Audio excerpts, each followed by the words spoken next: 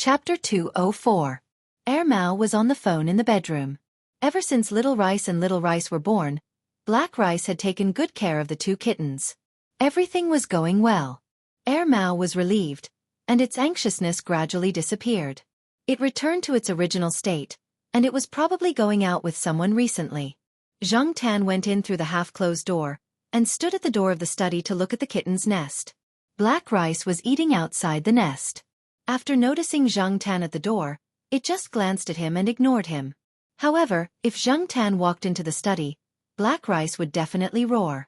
So every time Zhang Tan came, he just looked at the door out of curiosity and never went in. The kittens had been born for 2 weeks, and they had recently started to grow teeth. They had also become stronger and more coordinated. When Black Rice wasn't around, they would crawl around in the nest and sometimes out of the nest. Mao had asked someone to check. The black and white kitten with a mole at the corner of its mouth was male. Mao had even proudly posted in the pet forum that its daughter had given birth to a pair of twins.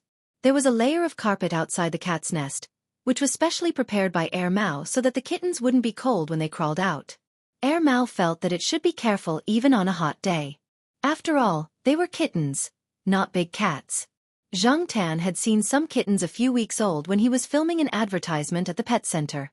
In comparison, the special genes of Monseigneur were probably too strong. These two kittens were about the same size as a 3-week-old kitten, and their fur was longer and thicker than 3-week-old short-haired domestic kittens. They were about the same size as their father, Peanut Candy. It was said that short-haired cats opened their eyes earlier than long-haired cats. Not only did these two kittens open their eyes earlier than other cats, but they were also bigger. They often crawled out of the cat's nest energetically and searched everywhere. However, they still couldn't stand straight, and their limbs trembled when they crawled. When Zhang Tan was looking at the two kittens, they had just woken up and realized that Black Rice wasn't there.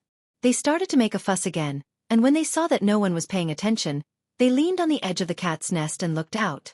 Then, with a push, they flipped out of the cat's nest and rolled on the carpet. Black Rice looked over and continued eating. He was probably used to these two messing around. When the two kittens were crawling on the carpet, Zhang Tan looked at them. Their ears were not fully erect, but they would still move because of the sounds outside. After Black Rice brought the two kittens back to their nest, Zhang Tan left and went upstairs. Tomorrow, Zhao Ma would leave Chuhua City with Little Pomelo, Zhao Yuan, and Zhang Tan to spend the summer vacation in Zhao Ma's hometown. Before he left, Zhang Tan came over to check on the two kittens. When he came back, the two kittens would probably be throwing a tantrum in the house. He just didn't know if they would be like their father. If these two kittens were to stay in the compound in the future, it would be difficult for the compound to be peaceful. However, he heard that once the kittens grew up, the mother cat would chase them away. When he heard Celestine and Mao's conversation that day, Zhang Tan thought that Candy Peanut would often patrol this area. If it wasn't for Zhang Tan's mediation, Candy Peanut would probably fight with the sheriff and Depang every time she came to the compound. Then, when the two kittens grew up, would the father and daughter start a war? Cats were very territorial. Monseigneur and Candy Peanut were very territorial. Kittens that inherited Monseigneur's bloodline were very likely to not be kind cats. It was said that there was no father-son relationship on the battlefield. He didn't know if the rule of wild cats in nature would be played out here. Maybe when the time came, Mao would have to send these two out. After summer vacation, Little Pomelo and Zhao Yuan stayed at home all day to do their homework. The sooner they finished, the sooner they could go out to play. They didn't want to bring their homework with them. That way, they wouldn't be able to have fun. For Little Pomelo, at most, she would leave some space in her homework for writing essays and diaries. She would make up for it when the time came. Right now, they were almost done with their homework. Zhao Ma didn't have much to do, so she called Old Master Gu and told him that she would be coming over.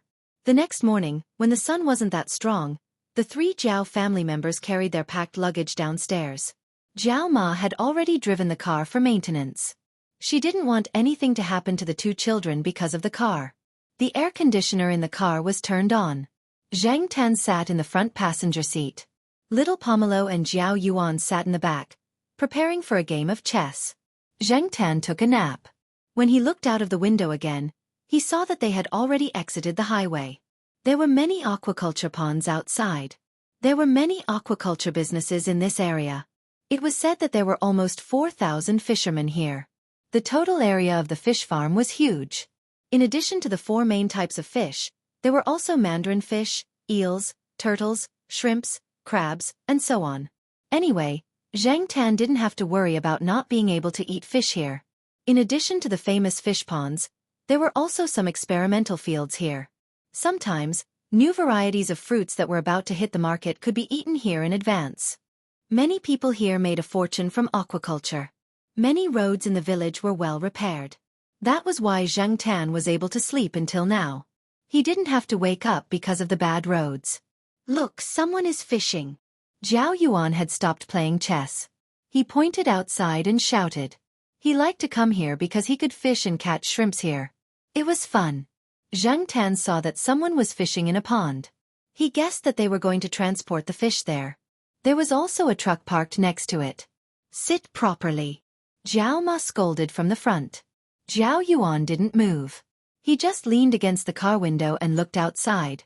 There were some children in the village helping around. Zhao Yuan didn't know what they were doing. Little Pomelo was also very curious. Although she didn't say anything, it was obvious from the look in her eyes. Old Master Gu and Old Madam Gu had been waiting at the door for a long time. When they saw the car, they smiled so widely that their eyes narrowed. Zhang Tan looked around. There was a dog with a tail wagging happily beside the 2 elders.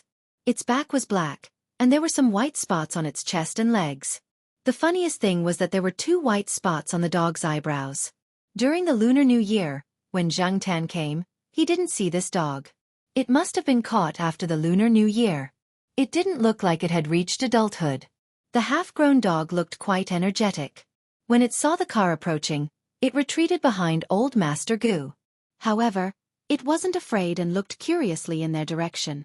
When they saw Zhao Ma and Zhao Yuan, they were very happy, especially Little Pomelo. When Old Master Gu saw Little Pomelo get out of the car, he went up to Little Pomelo despite his old age. You've gained weight. Our Little Pomelo has grown again.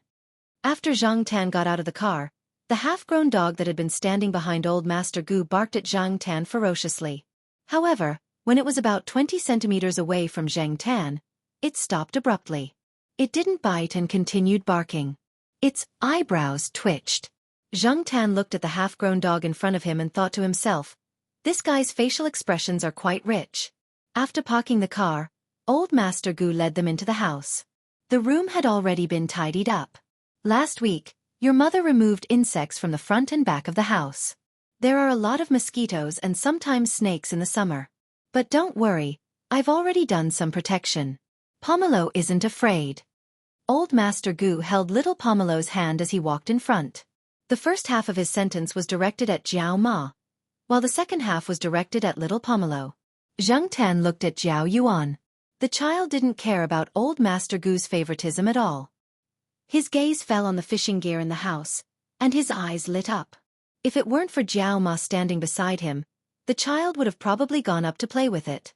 Old Master Gu's dog was called Artong. Old Madam Gu said that she had thought that the dog's eyebrows were very interesting, just like Artong in Mahjong, so she named it that way. Hearing the name Artong, Zhang Tan couldn't help but wonder if it wasn't a combination of Artong and rice bucket. At this time, Artong wasn't just staring at Zhang Tan. 3 strangers had come. It was also very smart. After barking twice at the beginning and being scolded by Old Master Gu, it stopped barking. It probably knew that the 3 people weren't bad people and should be treated with friendliness. Then it followed them around, wagging its curled tail happily. Old Madam Gu washed some grapes and brought them over. Someone had sent them over 2 days ago. The 2 elders couldn't bear to eat them, so they left them for Zhao Ma and the others today. There were also some fruits from the experimental field that had just entered the market this year. They washed them and put them in the fruit basket. Old Master Gu used to be a cadre in the village. After retirement, he still had some prestige in the village and was quite popular. Old Master Gu often said, "What's the use of bank cards these days? Sometimes you still have to show your face." Therefore, Old Master Gu valued his reputation and often boasted in front of his daughter. He had 2 daughters, but he didn't have the face to talk about what his younger daughter had done in the village. The villagers only knew that Old Master Gu's younger daughter was earning a lot of money overseas. His granddaughter had the same surname as him, So old Master Gu directly called her granddaughter. He kept asking little Pomelo to call him grandfather. People who didn't know the truth would think that old Master Gu had married a son-in-law who had moved in with his family. After arriving here and resting for a day, Zhao Yuan couldn't wait any longer and wanted to go out to play. Old Master Gu gave them 2 small shovels and a small plastic bucket to dig for earthworms in the backyard. Zhang Tan stayed by the side and watched them dig for earthworms. Little Pomelo was a little scared at first, but gradually, she let go. After a few shovels, she directly grabbed the earthworms with her hands and threw them into the small plastic bucket. When the earthworms were almost done, old Master Gu gave the 2 children a straw hat each and found a few wooden poles of suitable length. He also found a cotton thread that he hadn't used at home. It wasn't too long, so he tied one end of the thread to the pole and went to a wild pond. The wild pond wasn't big. It used to be a fish pond, but it was filled in later. No one cared about it, but there were more prawns here. Some of the children in the village liked to come here to fish for prawns in the summer. There were some trees beside the wild pond to provide shade, so old Master Gu tied earthworms to them. This was the method that the children in the village often used to fish for prawns. It wasn't very particular, as long as they could catch it. It cost almost nothing. Zhao Yuan was experienced, so he didn't need old Master Gu to say much. He took the wooden pole and started, so old Master Gu taught little Pomelo alone. He also prepared a small fishing net at the side. People often said that prawns were stupid, and Zheng Tan felt that it was true. Zhao Yuan didn't place the pole very deep. After all, the pole was only about 1 meter long, and the cotton thread wasn't long either. Zheng Tan could see the earthworms that were tied to the end of the rope moving under the water. Then not long after, a prawn came close. Zheng Tan saw the prawn's action of catching the earthworms. When Zhao Yuan lifted the pole, the prawn didn't let go. Zheng Tan came to the metal bucket and looked at the prawn that Zhao Yuan had just shaken off. The prawn was waving its small pincers at Zheng Tan. Zheng Tan snorted disdainfully. How stupid. Just wait to be eaten. Of course, not all prawns were like that. There were some that were smarter, especially the older ones. Zheng Tan squatted at the side and watched them fish for a while. He started to feel bored again. He couldn't do it himself, so he could only watch from the side. Looking around, Zheng Tan prepared to walk around. Don't go too far, little Pomelo reminded him. After a pause she added, don't cause trouble. Chapter 205. Zheng Tan leisurely walked around the wild pond. There were some trees at the edge. Although they weren't very big, they could provide some shade under the sun at this time. There were many wild plants nearby. Zheng Tan found them familiar, but he could not name them. Some frogs or toads were standing on some floating branches in the wild pond and croaking. When they noticed Zheng Tan approaching, they immediately jumped into the water. Sometimes, some small fish could be seen swimming under the water. It was indeed a place of aquaculture. Fish could be seen everywhere. It was not necessarily someone who had deliberately thrown them here. It could also be that they had encountered some coincidental situations during the flood season. The cicadas in the trees were also arguing. They seemed to be competing to see who was louder. If it were in other places, there would definitely be some children fishing and shrimp around the wild pond during the summer vacation. However, the children here had probably played a lot since they were young. They did not care for it. They preferred to go to the big fish ponds to watch the fun. Occasionally, they could pick up a few big fish for free. It was said that recently, some college students with related majors had come to a nearby aquaculture base for internships. Some of them were doing scientific research and experiments. That was even more lively. Some children who were good at killing fish were also invited to help. The adults did not have the time. Even if they did, they would not care about the little reward. However, the children were different. For them, indoor work was not only rewarded, but also free air conditioning. Therefore, when Zheng Tan and the others came to the wild pond, they did not see any children in the village. As he was thinking, Zheng Tan's ears twitched. He heard a sudden movement in front of him. Someone was there? In Zheng Tan's impression, even if the children did not shout loudly, they would occasionally talk and laugh in low voices. Sometimes, they would even be in groups of 3 or 5. They would never be so quiet. There was no reason for them to suddenly make a noise now. Zheng Tan walked over quietly. The movement there suddenly became louder. There were some plants growing on the edge of the wild pond, blocking Zhang Tan's sight. At the same time, it also acted as a cover. The people on the other side of the wild pond would not easily notice Zhang Tan. The further they went, the narrower the wild pond became. They were almost at the end. On the other side was a little girl about the same age as little Pomelo. Not only were her clothes old, they were also crudely patched. Although the child looked about the same age as little Pomelo, the difference between her and little Pomelo was that this little girl looked rather thin. Her face wasn't yellow because she was already tanned, but she was really thin. Her little face didn't look like it had any flesh, unlike little Pomelo's fair and tender baby fat. The small arms and legs that were exposed outside also seemed to be wrapped in a layer of skin. There was no flesh to be felt. Her shoulder-length hair was probably cut by herself, as it didn't look very coordinated. When Zhang Tan looked over, the kid was in the middle of retracting his pole. No wonder there was a sudden commotion. Otherwise, Zhang Tan wouldn't have noticed that there was someone here so quickly. The kid was also fishing for prawns. There was a can of earthworms beside her. Zhang Tan could clearly see the earthworms wriggling inside. She was probably experienced. The child set up 3 poles at 3 places not far from each other. One of the earthworms on the pole probably couldn't take it anymore. After catching a prawn, the little girl grabbed a few more from the canned food bottle and replaced them with new ones. Earthworms weren't the most ideal bait for prawns, but the advantage was that they were easy to catch. It was just that they had to be replaced with live earthworms every now and then. Otherwise, if the earthworms died or were soaked for too long, the effect would be reduced, and they wouldn't be able to fool those old prawns. After replacing the earthworms with fresh ones, the little girl sat on the side and rested for 2 minutes. She got up and walked between the 3 poles lightly to see which one had the most movement. Zhang Tan walked over to take a look. There was a cracked plastic bucket fixed with a rope. There were already some crayfish in the bucket. It seemed that the kid had a good harvest. There were also some green prawns. There were many farmers in this place, and there were also green prawns.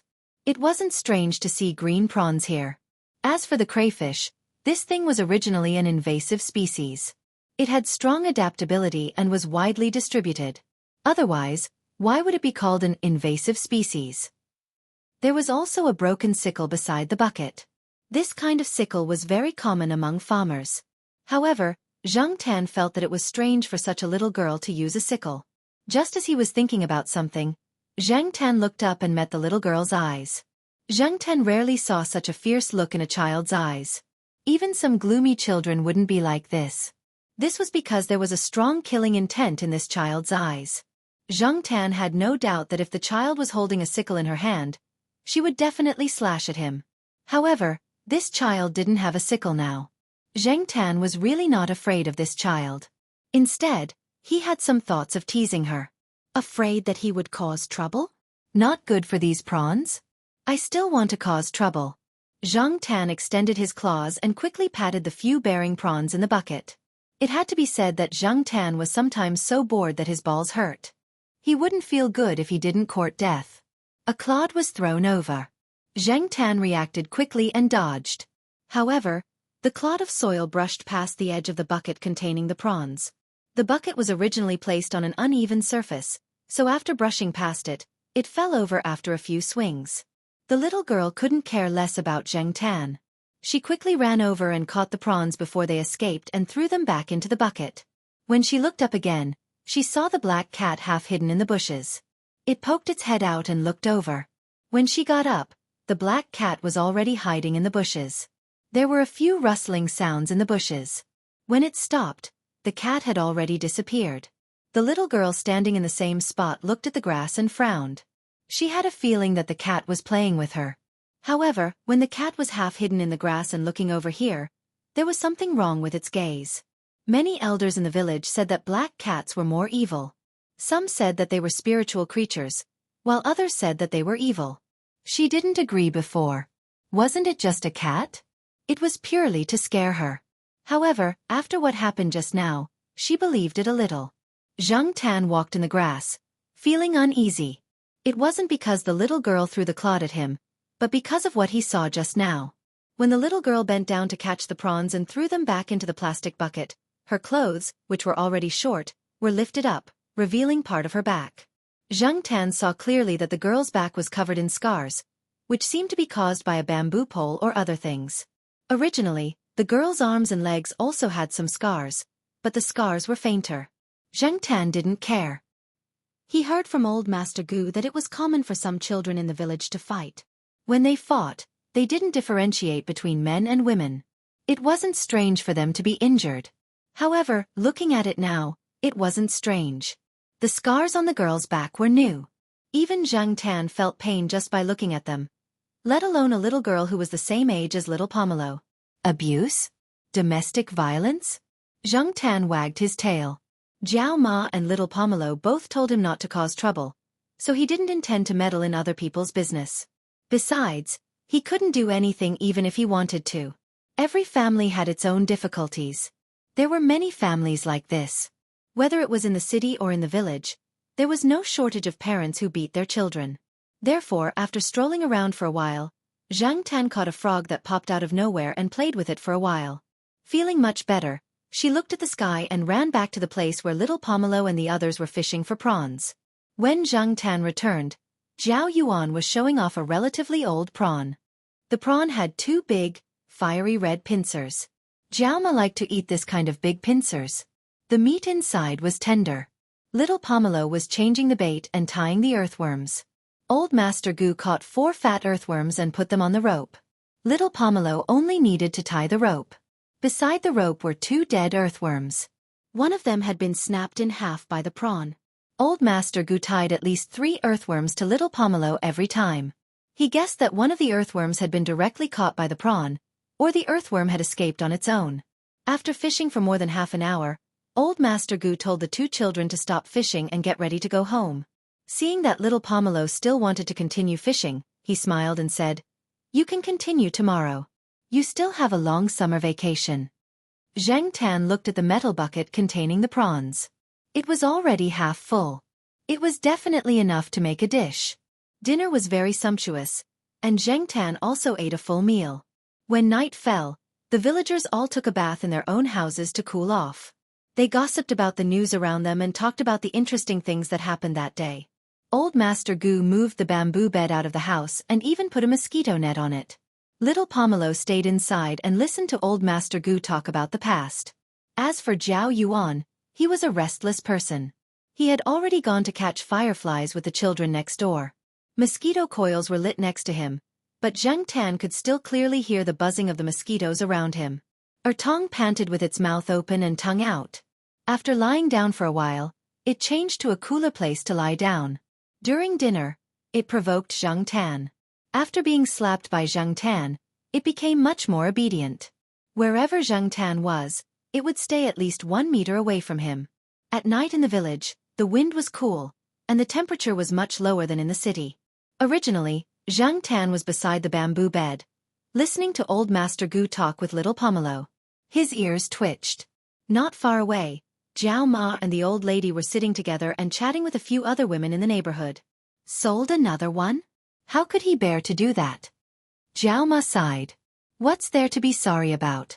He has already sold 5 before. 1 more won't make a difference. I think the remaining 3 will be sold sooner or later, the old lady next door said. If they stay at home, they will be beaten to death by him sooner or later, the old lady sighed. Zhang Tan listened to their conversation. They were talking about a family in the neighboring village. The man wanted a son, but in the end, he gave birth to 9 daughters in a row. In addition, this man was addicted to gambling and felt that there was no use in keeping his daughters. One after another, he sold his daughters and often beat them at home. Now that he finally gave birth to a son, the remaining 3 daughters no longer needed to eat or drink. Although birth control was the same for boys and girls, thousands of years of thinking could not be changed in a short 20 to 30 years. Moreover, many people were scoundrels. It was useless to talk to them about the law. The people around them did not have the heart to care about this kind of thing. They had probably seen too much and were numb to it. Listening to these women chatting, Zhang Tan suddenly thought of the little girl he saw today. He wondered if that child was one of them. Zhang Tan sighed in his heart. He lay on a bamboo chair and looked at the road not far away. There were some vegetable gardens on the other side of the road, and further away were the fields. Originally, he was watching the Jiao Yuan and the others catch fireflies on the other side of the road. Suddenly, Zhang Tan noticed a few people passing by. One of them sounded very familiar. Chapter 206. Zhang Tan stared at them nervously until they were far away. What were they doing here? Zhang Tan still remembered the phone call that person made at Tsinghua University. It didn't sound like anything good. Other people couldn't hear what they were talking about, but Zhang Tan could. However, they were only talking about unimportant things, and Zhang Tan couldn't make any meaningful conclusions from their conversation. Well, if it was really important, they wouldn't be talking about it here. There were so many people around. Regardless, Zhang Tan's nerves were tense again. Even if those people were far away, Zhang Tan was still worried. He decided to follow little Pomelo and the others closely for the next few days. Even if those people's target wasn't little Pomelo, Zhang Tan didn't dare to let his guard down. There were many perverts in this world, and it was always better to be on guard. Who knew if these people would suddenly come up with some perverted idea? Thus, Zhang Tan couldn't sleep that night. Even if Jiao Yuan caught some fireflies, they couldn't divert Zhang Tan's attention. Looking at the ignorant children, Zhang Tan felt depressed. It wasn't good to know too much. Early the next morning, Jiao Yuan and little Pomelo were still sleeping in. Jiao Ma didn't disturb them. It wasn't easy to get a good night's sleep in summer. Zhang Tan jumped onto the roof and looked into the distance. Most of the people in the village woke up early to do more work before the temperature rose. The Gu family's house was still a tiled house with a pointed roof, but the residents next door had built a 3-story building. It looked pretty good. There was a kitten on the second-floor balcony next door. It was about 2 months old and was happily playing with a walnut. Zhang Tan jumped onto the railing of the second-floor balcony next door. The kitten was startled, but soon began to play with itself again. The window of the room on the second floor near the balcony was open. Zhang Tan could see the situation in the room from the railing. It seemed to be a boy's room. There were some toys like robots and artillery. There was also a 5th-grade language homework on the table. "Big sister, what do you slap on your face every day?"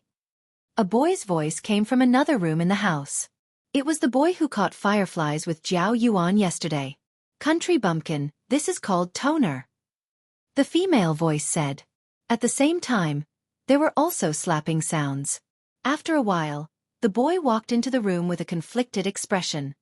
He didn't have much of a reaction when he saw the black cat standing on the railing.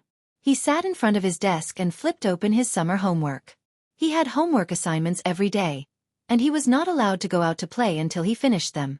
Therefore, every morning after breakfast, he would immediately stay in his room to do his homework. In less than 5 minutes, the boy farted and ran out of the room holding his stomach. He probably went to the toilet. Zhang Tan was rather curious about what these children wrote in their diary and essays in their homework. Whenever he had nothing to do, he would flip through the diary and essays in front of little Pomelo. After all, it was not something private, and they were all about their daily lives. Jumping in through the window, Zhang Tan saw the place where the homework was opened. The boy was writing in the diary at the end of the day's homework. There, he wrote today's diary with a crooked pen. "Every morning when I wake up, I can see my big sister slapping herself in the mirror." Zhang Tan couldn't help but laugh. This child was really funny. He raised his paw and flipped through the diary in front of him. If he hadn't flipped through it, he wouldn't have known that this naughty boy was quite diligent in writing his diary. He even recorded some of his past misdeeds.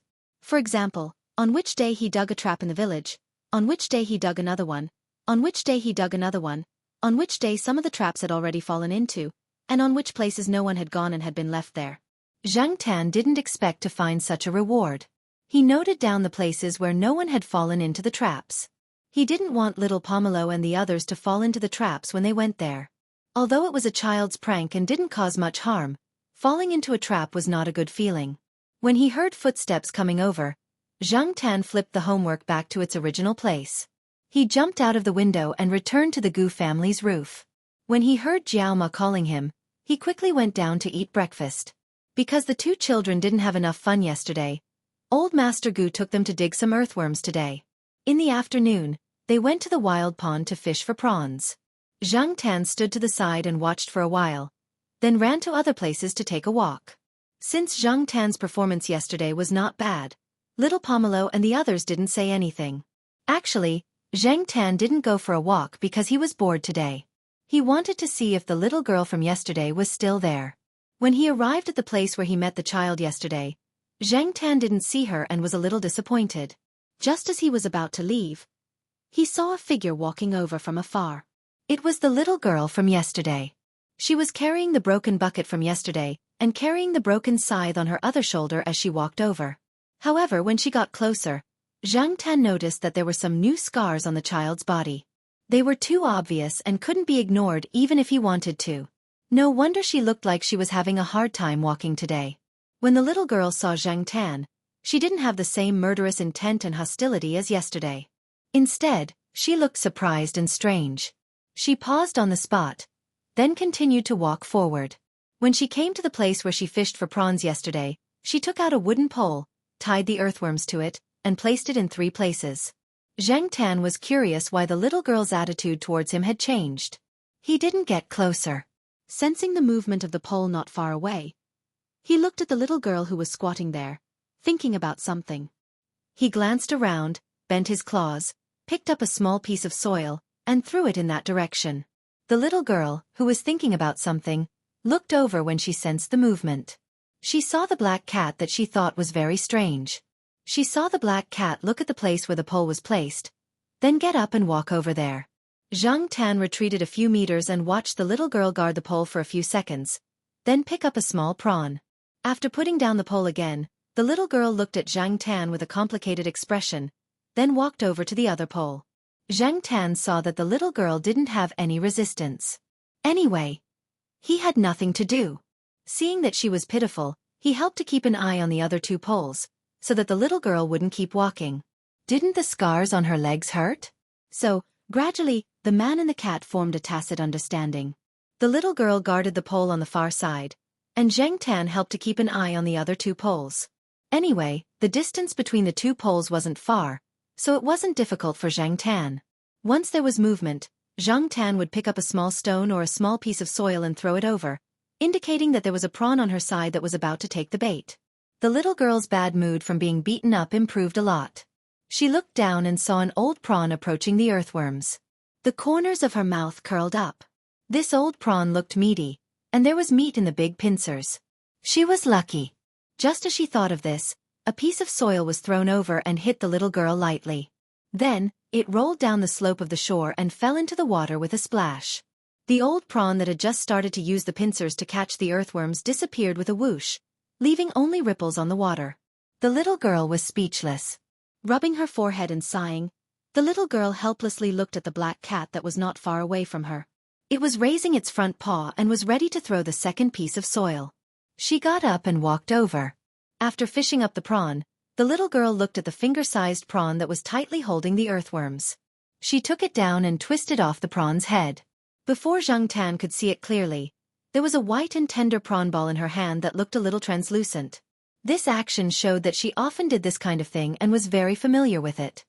After peeling the prawn, the little girl threw it over to Zhang Tan. Zhang Tan looked at it with disdain, then walked to the pole and continued to stare at it. The little girl was puzzled. Why didn't this cat eat it? She remembered that the big tabby cat next door ate it, and the cat at the village entrance also ate it. But this cat just now, its eyes were filled with disdain, right? Did it think that this one was too small? But that shouldn't be the case. Usually, when she cooked the prawns, if a cat came over, it would pick the small ones for her. She couldn't bear to part with the big ones. No matter if it was raw or cooked, the cat would eat it. Why was this black one different? Shaking her head, the little girl decided not to dwell on this problem. If it didn't want to eat it, then so be it. At least it could save some food. Black charcoal. Little Pomelo's voice came from the other side. Zhang Tan didn't guard the pole anymore and ran back. Little Pomelo didn't sound like she was in danger. She was just asking Zhang Tan to go back. Black charcoal? What a terrible name. It's not even as good as Big Black in the village, the little girl whispered as she watched the black cat disappear. Looking at the other 2 poles, he sighed and got up to look at the poles. Running back to little Pomelo's side, Zhang Tan heard the Jiao Yuan bragging to old Master Gu. How was it? I told you that black charcoal would definitely come back immediately. Little Pomelo turned on the kettle and took out the lid to pour Zhang Tan some water. She was afraid that Zhang Tan would be thirsty on such a hot day.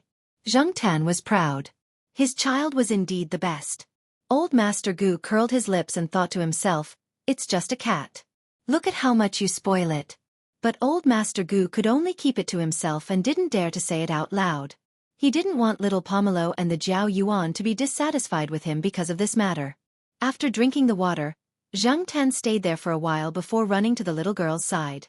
She was also drinking water, but she wasn't using a kettle. Instead, she was using a mineral water bottle. It seemed that she had been using it for a while. In the following days, little Pomelo and the others went out to fish for prawns, and Zhang Tan took some time to help the little girl keep an eye on the poles. The little girl seemed to go to the wild pond to fish for prawns every day. However, when little Pomelo and the others didn't go out, Zhang Tan also stayed in the house. One day, Old Master Gu took little Pomelo and the Jiao Yuan to watch others fish. On the way back from the fish pond, they passed by a fork in the road and Zhang Tan saw the little girl. They hadn't seen each other for a few days. The child's old injuries hadn't healed, and now she had new ones. Even if her bones couldn't be healed, this kind of physical pain was too much for a 10-year-old child. Little Pomelo saw that Zhang Tan seemed to be familiar with the little girl. She looked at the little girl's clothes and the injuries on her body. She took out a few milk candies from her pocket and gave them to him. Because of Zhao Lu, the Zhao family never lacked snacks. They didn't even need Zhao Ma to buy them. Every once in a while, Zhao Lu would have someone send food over. They couldn't even finish eating. Before the summer break, Zhao Lu had sent over a few big boxes of milk candies, and they were all high-end goods. The Jiao Yuan had already brought them over. Because the weather was too hot, they only brought a few with them when they went out. Little Pomelo only ate one today and gave the rest to the little girl. She felt that the person Zhang Tan knew should be a good person. The little girl looked at little Pomelo and the black cat standing next to little Pomelo with a complicated expression. She said, "Thank you," and left. Zhang Tan looked at Old Master Gu's expression and knew that he probably knew something. However, when little Pomelo and the Jiao Yuan asked about it, Old Master Gu didn't say anything.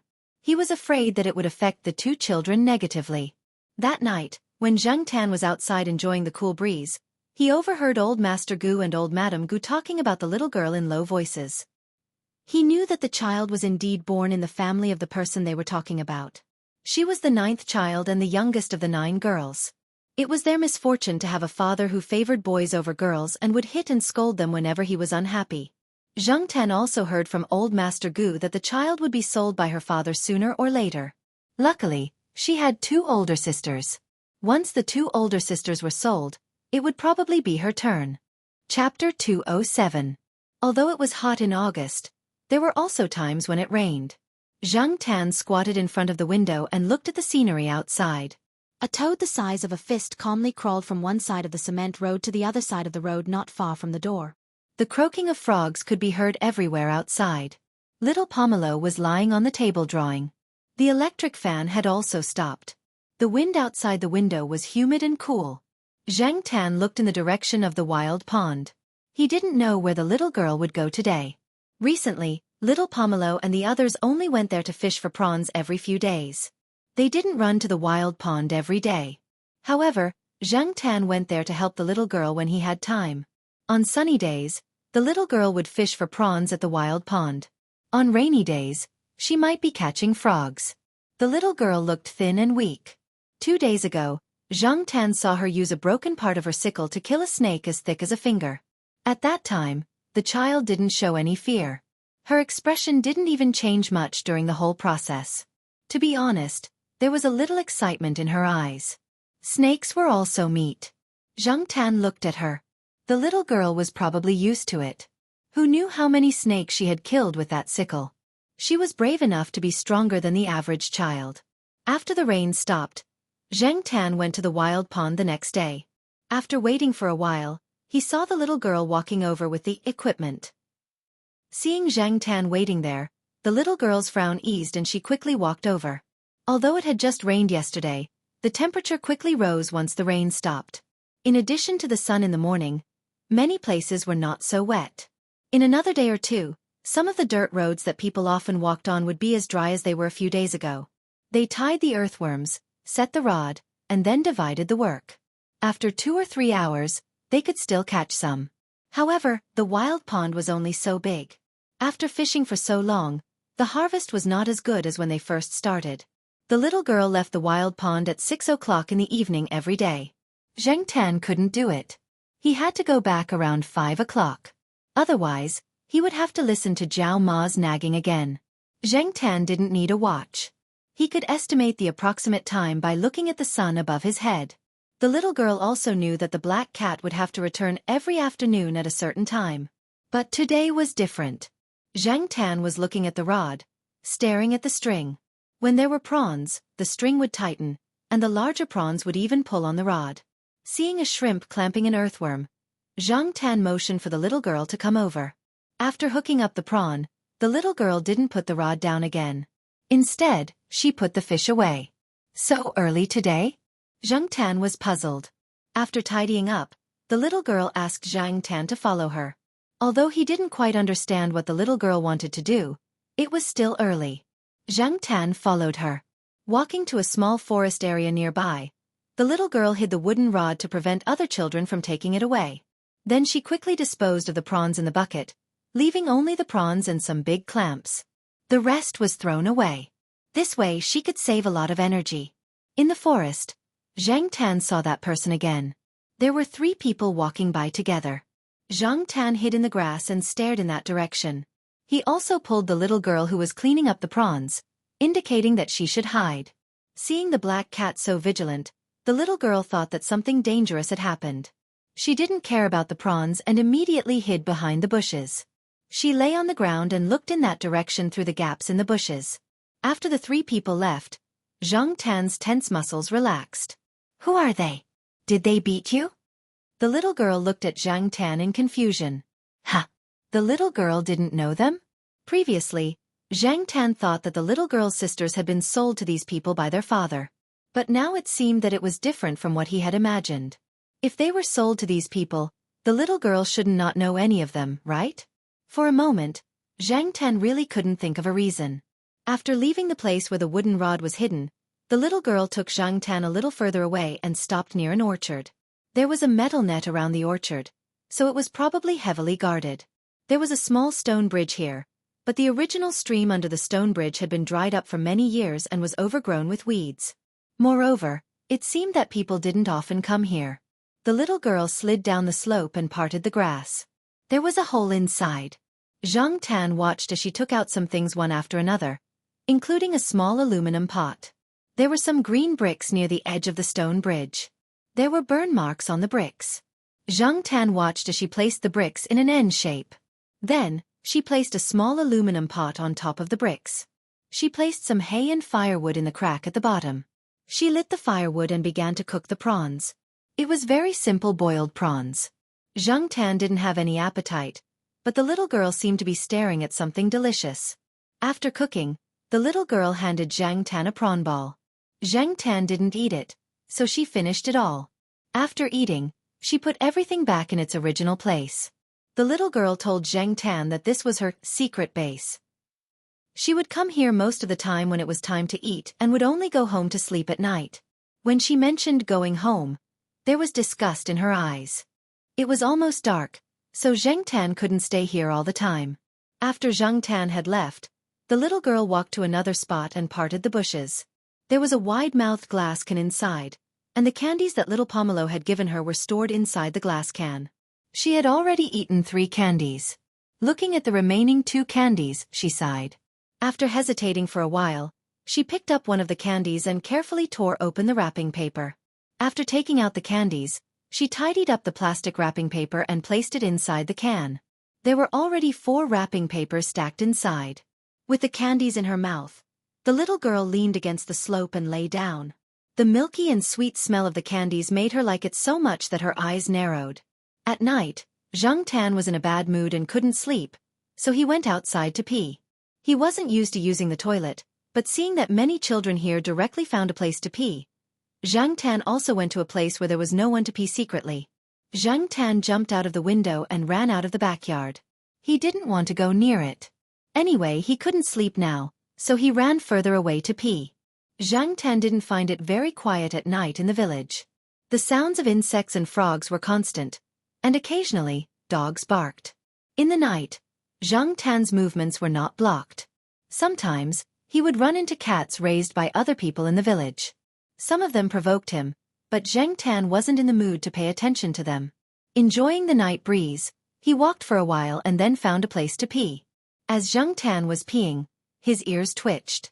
Someone was coming this way. Originally, he didn't want to pay attention to it and go back after peeing, but the sound made Zheng Tan stop in his tracks. It was really fate. He met this guy once during the day, and now he met this guy again at night. Zheng Tan hid in a corner and waited for the people to come closer. Only 2 people came over. One was the person Zheng Tan knew who he had pushed into the artificial lake, and the other was probably a villager here, with an accent. The 2 people reeked of alcohol, and their conversation was all about the gossip in the village, with some dirty jokes. However, Zheng Tan noticed that the villager called the person next to him, Snake Head. Zheng Tan didn't hear them talk about some of the core issues, and he was a little disappointed. However, it was rare to run into someone who was drunk. Zheng Tan was in the right place at the right time at the right time. If he didn't teach Zheng Tan a lesson, he wouldn't be able to feel at ease. Thinking about it, Zheng Tan suddenly remembered something written in the diary of the guy who lived next door. According to the description, there should be a trap around here. Zheng Tan quietly ran in front of them from the side. Following the dirt road, there was a fork in the road. According to the guy's diary, behind the house of the 4th last house, there was a hole in the backyard between the fence and the dirt road. They didn't dare to blatantly dig a hole on this dirt road. They would be beaten. Digging not far from the roadside, some villagers turned a blind eye. Anyway, they only walked on the dirt road. As for the side, it was obvious that there was a hole there, and even weeds didn't grow. However, in the middle of the night, especially after drinking, their consciousness was not so clear, and they couldn't see or remember the obvious trap. Zheng Tan easily found the trap. It was about 3 or 4 meters away from the dirt road, and there were a lot of weeds around. It could be seen that very few people came here. The trap dug by the children was very simple. They dug a square pit about half a meter long, and then put a few thin wooden sticks on it, and covered it with some grass. Zheng Tan also smelled the stench coming from inside. He guessed that the children would pee here from time to time. Otherwise, if it was just a hole, it would be too simple, and they would have dug it in vain. Zheng Tan tested the carrying capacity of the thin wooden stick. If he stood on it, he would definitely fall, let alone an adult. The 2 people were getting closer and closer. Zheng Tan hid on the other side of the dirt road, which was different from the trap. Although he had drunk, Snake Head still had his vigilance. He kept feeling that someone was watching him. He held the flashlight and shone it around. Other than a few jumping insects, there was nothing else. Could it be that he drank too much? What's wrong? The villager who was talking excitedly saw Snake Head stop and asked. Nothing. Snake Head shook his head and continued to walk forward. The villager didn't mind and continued with what he was about to say. However, Snake Head still had a strange feeling. Ka! A soft sound came from the side. Who? Snake Head looked in the direction of the sound. However, when he shone his flashlight over, he only saw the wooden fence of the vegetable garden in the backyard of the family. The villager was about to say something when Snake Head raised his hand to stop him. The hand that wasn't holding the flashlight pulled out a dagger from his waist. He first looked in the direction opposite the wooden fence to make sure that no one would sneak an attack from behind. There was no place to hide. Only then did he turn around and walk towards the vegetable garden. There were many places to hide there, such as the outhouse and a simple wooden shed. Zheng Tan hid in the grass. The grass at this height indeed couldn't hide a person, but it was just enough to hide a cat. At the same time, Zheng Tan sighed in his heart. This person's vigilance was indeed very high. Last time, he had been able to push him into the lake mostly because of luck. However, this was just right. He had only thrown a piece of dirt in that direction, and he had gone over. At the same time, from another perspective, did this mean that this guy had done something wrong so he had to be more careful? When the villager saw this, he swallowed his saliva and looked around. It was pitch black. He couldn't even see a meter away from him. Only the area illuminated by the flashlight could be seen more clearly. He didn't bring a flashlight. He followed Snake Head, but he didn't dare get too close to him. What if he hurt himself? Zheng Tan watched as Snake Head approached the trap. However, Snake Head's path was slightly off from where the trap was. If he walked straight, he would probably be able to walk right past the edge of the trap. Snakehead felt that there was definitely someone hiding around. The feeling of being watched wasn't an illusion. No matter what, it was better to be vigilant. Pooh! There was a slight sound from the wooden shed. Snakehead tightened his grip on the dagger in his hand and walked a few steps in that direction. He deviated from his original path and said to the wooden shed, "Come out. I see you." Before he could finish the word "you," Snakehead felt a strong force coming from the back of his waist. This time, Snakehead wasn't directly pushed down. He only moved 2 steps to the side to dodge out of reflex. Under normal circumstances, he would have been able to stand firm. Unfortunately, the place where his feet landed made a few cracking sounds. His feet sank, and his entire body fell to the side. Snakehead knew that the villager was standing not far behind him. He had also confirmed that there was no one else in the area behind him, so Snakehead didn't pay too much attention to his back. However, such a situation still happened. When he fell, Snakehead was still cursing in his heart. F***ck. This is the second time. Other than that time when he was pushed into the lake for no reason at Tsinghua University, this is the second time he's been hit for no reason at all. What the hell is going on? Chapter 208. Snakehead had sprained his ankle. Because it was summer, he was wearing cropped underwear. When his foot sank in, it was cut by a few broken tree branches. The trap was not deep. Snakehead had only sunk up to his knees, but there were all kinds of filth inside. There was rotten melon pulp, other household trash, and the smell of urine. Snakehead's anger soared, but now was not the time to flip out. He did not care about the injury on his foot. He held the flashlight steady and held the dagger, trying to find out who was going against him. The villager standing not far behind Snakehead felt that something had brushed past him. Goosebumps rose on his body, especially when he heard Snakehead say that he was possessed. He felt a chill run down his back. "I really didn't see anything just now. I just felt a little cold." The villager shivered. He actually believed in ghosts and gods, and he had done some bad things for Snakehead. Now that he thought about it, he felt guilty. He felt that he had been targeted by some dirty thing. Snakehead had made a lot of noise when he stepped into the trap. This family had a dog at home, and it was barking. Zhang Tan decided to add fuel to the fire. After he pushed Snakehead, he quickly ran into the vegetable garden. The distance between the fence was just enough for him to cross, so he did not need to jump. He found a stone from the surroundings, and before Snakehead noticed him, he threw it fiercely at the family's window. Pa! The sound of glass shattering rang out.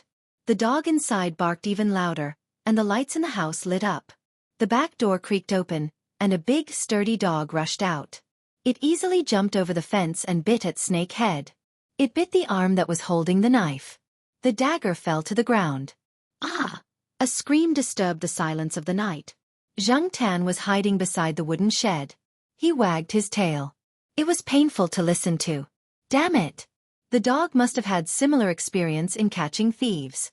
It was too fast when it charged over. There was no hesitation when it jumped over the fence to bite the man. It was unclear whether it had bitten the man's arm that was holding the knife by accident or on purpose. In any case, Zhang Tan thought that the dog's bite was a good one. The owner of the house who had rushed out with a hoe was murderous. He thought that a thief had come, but after taking a closer look, he recognized the villager with Snakehead. After listening to him explain for a long time, he realized that it was a misunderstanding. However, the dog had bitten. As for the trap, it was dug by the children in the village. Many people knew that it had nothing to do with him. The owner of the house was also a tough character. After seeing Snakehead's dagger on the ground, his expression became worse. How could he take responsibility? In the end, Snakehead could only blame himself for being unlucky. Zhang Tan took the opportunity to slip away while they were arguing. The dog barked at Snakehead and did not look anywhere else. With the cover of the night, no one noticed Zhang Tan, so it was easy to slip away. The next day, Old Master Gu took the 2 children to a friend's place to see turtles. He planned to buy a few turtles for the children to play with. When the time came, they could bring them back to Tsinghua City to raise. Anyway, these little turtles did not take up much space. Before leaving, someone came to look for Old Master Gu. Thus, the plan to go out in the morning was pushed to the afternoon. There was nothing to do in the morning, so little Pomelo was drawing. Zhang Tan looked at it. It was a drawing of the little girl carrying a broken bucket and a sickle. I heard that she is often beaten. She is so thin. Will she get sick? Little Pomelo said to Zhang Tan, who was lying on the table, as she drew. After drawing, little Pomelo thought of something and asked Zhang Tan, "Do you know where she is?" Zhang Tan thought for a moment and nodded. Although he did not know where the girl was now, it was enough to know where she would go. Zhang Tan rarely played dumb when he was alone with little Pomelo.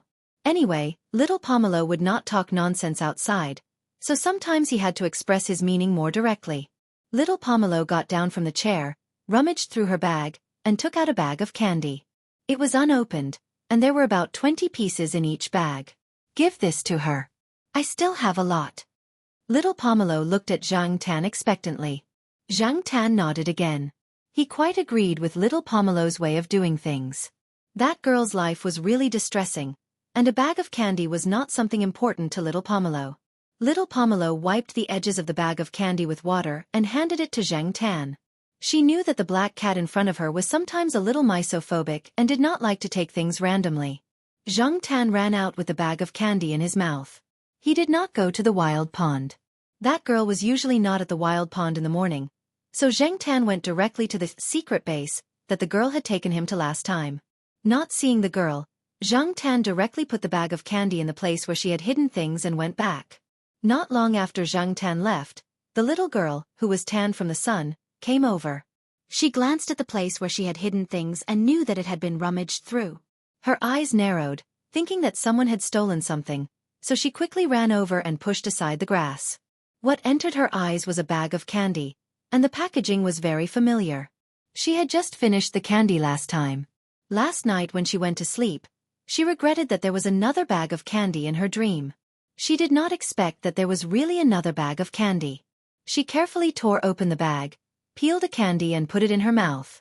Then she hid the rest of the candy and looked around carefully. Finally, she found a place where the cat's footprints were shallow. After a while, when the wind blew the dust away, the footprints would not be seen. In a good mood, the little girl decided to go home to see if there were any leftovers. At this time, the family should have finished eating. Then in the afternoon, she would go to the wild pond to fish for prawns. Just as she stepped into the house, the little girl found that there were guests in the house. She had seen these 3 guests before in the forest. The black cat was wary of these people, so they were definitely not good people. "This is my family's little Joe." Sitting on a chair and smoking a cigarette with a flattering smile, the man said as he pointed at the little girl who had just entered the house. He was the head of the household. Sensing that something was wrong, the little girl turned and prepared to run away. But before she could run out of the door, she was firmly held in place. On the other side, Old Master Goo took the 2 children to see the turtles. This farmer mainly raised turtles and turtles. Seeing that the 2 children liked them, the man planned to give a few Brazilian turtle seedlings to little Pomelo and the others. Old Master Goo waved his hand. He only wanted 2. He could not raise more. After all, they were children. The man also gave them a glass fish tank. Old Master Goo did not like to owe people. The 2 of them pushed back and forth. In the end, Old Master Goo stuffed 20 yuan to the man.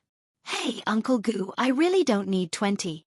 The man was about to continue, but after being glared at by Old Master Goo, he stopped talking. He shook his head and went into the house with a smile.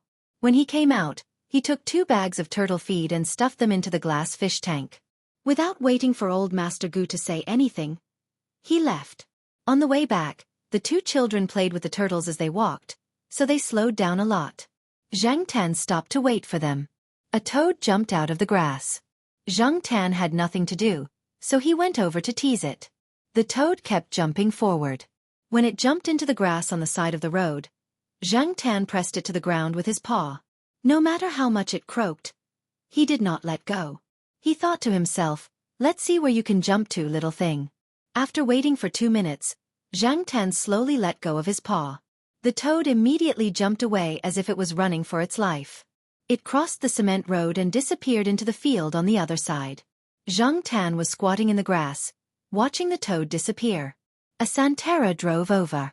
It was likely that a truck had been hauling stones in the morning. There were some small stones scattered on the road. When the Santana pulled over, It slowed down to avoid the stones on the side and continued to drive. When the Santera bypassed the stones, Zhang Tan saw the person leaning against the window of the back seat. He also saw the person sitting in the driver's seat. The person in the driver's seat was smoking, and the window was all open. Zhang Tan saw the driver. Last time, this person was with the smuggler, so they should be in cahoots. The window of the back seat was half open because it was tinted. Only half of the person's face was exposed, but Zhang Tan still recognized him easily. The other party had also seen Zhang Tan squatting in the bushes. Why was the girl in the car?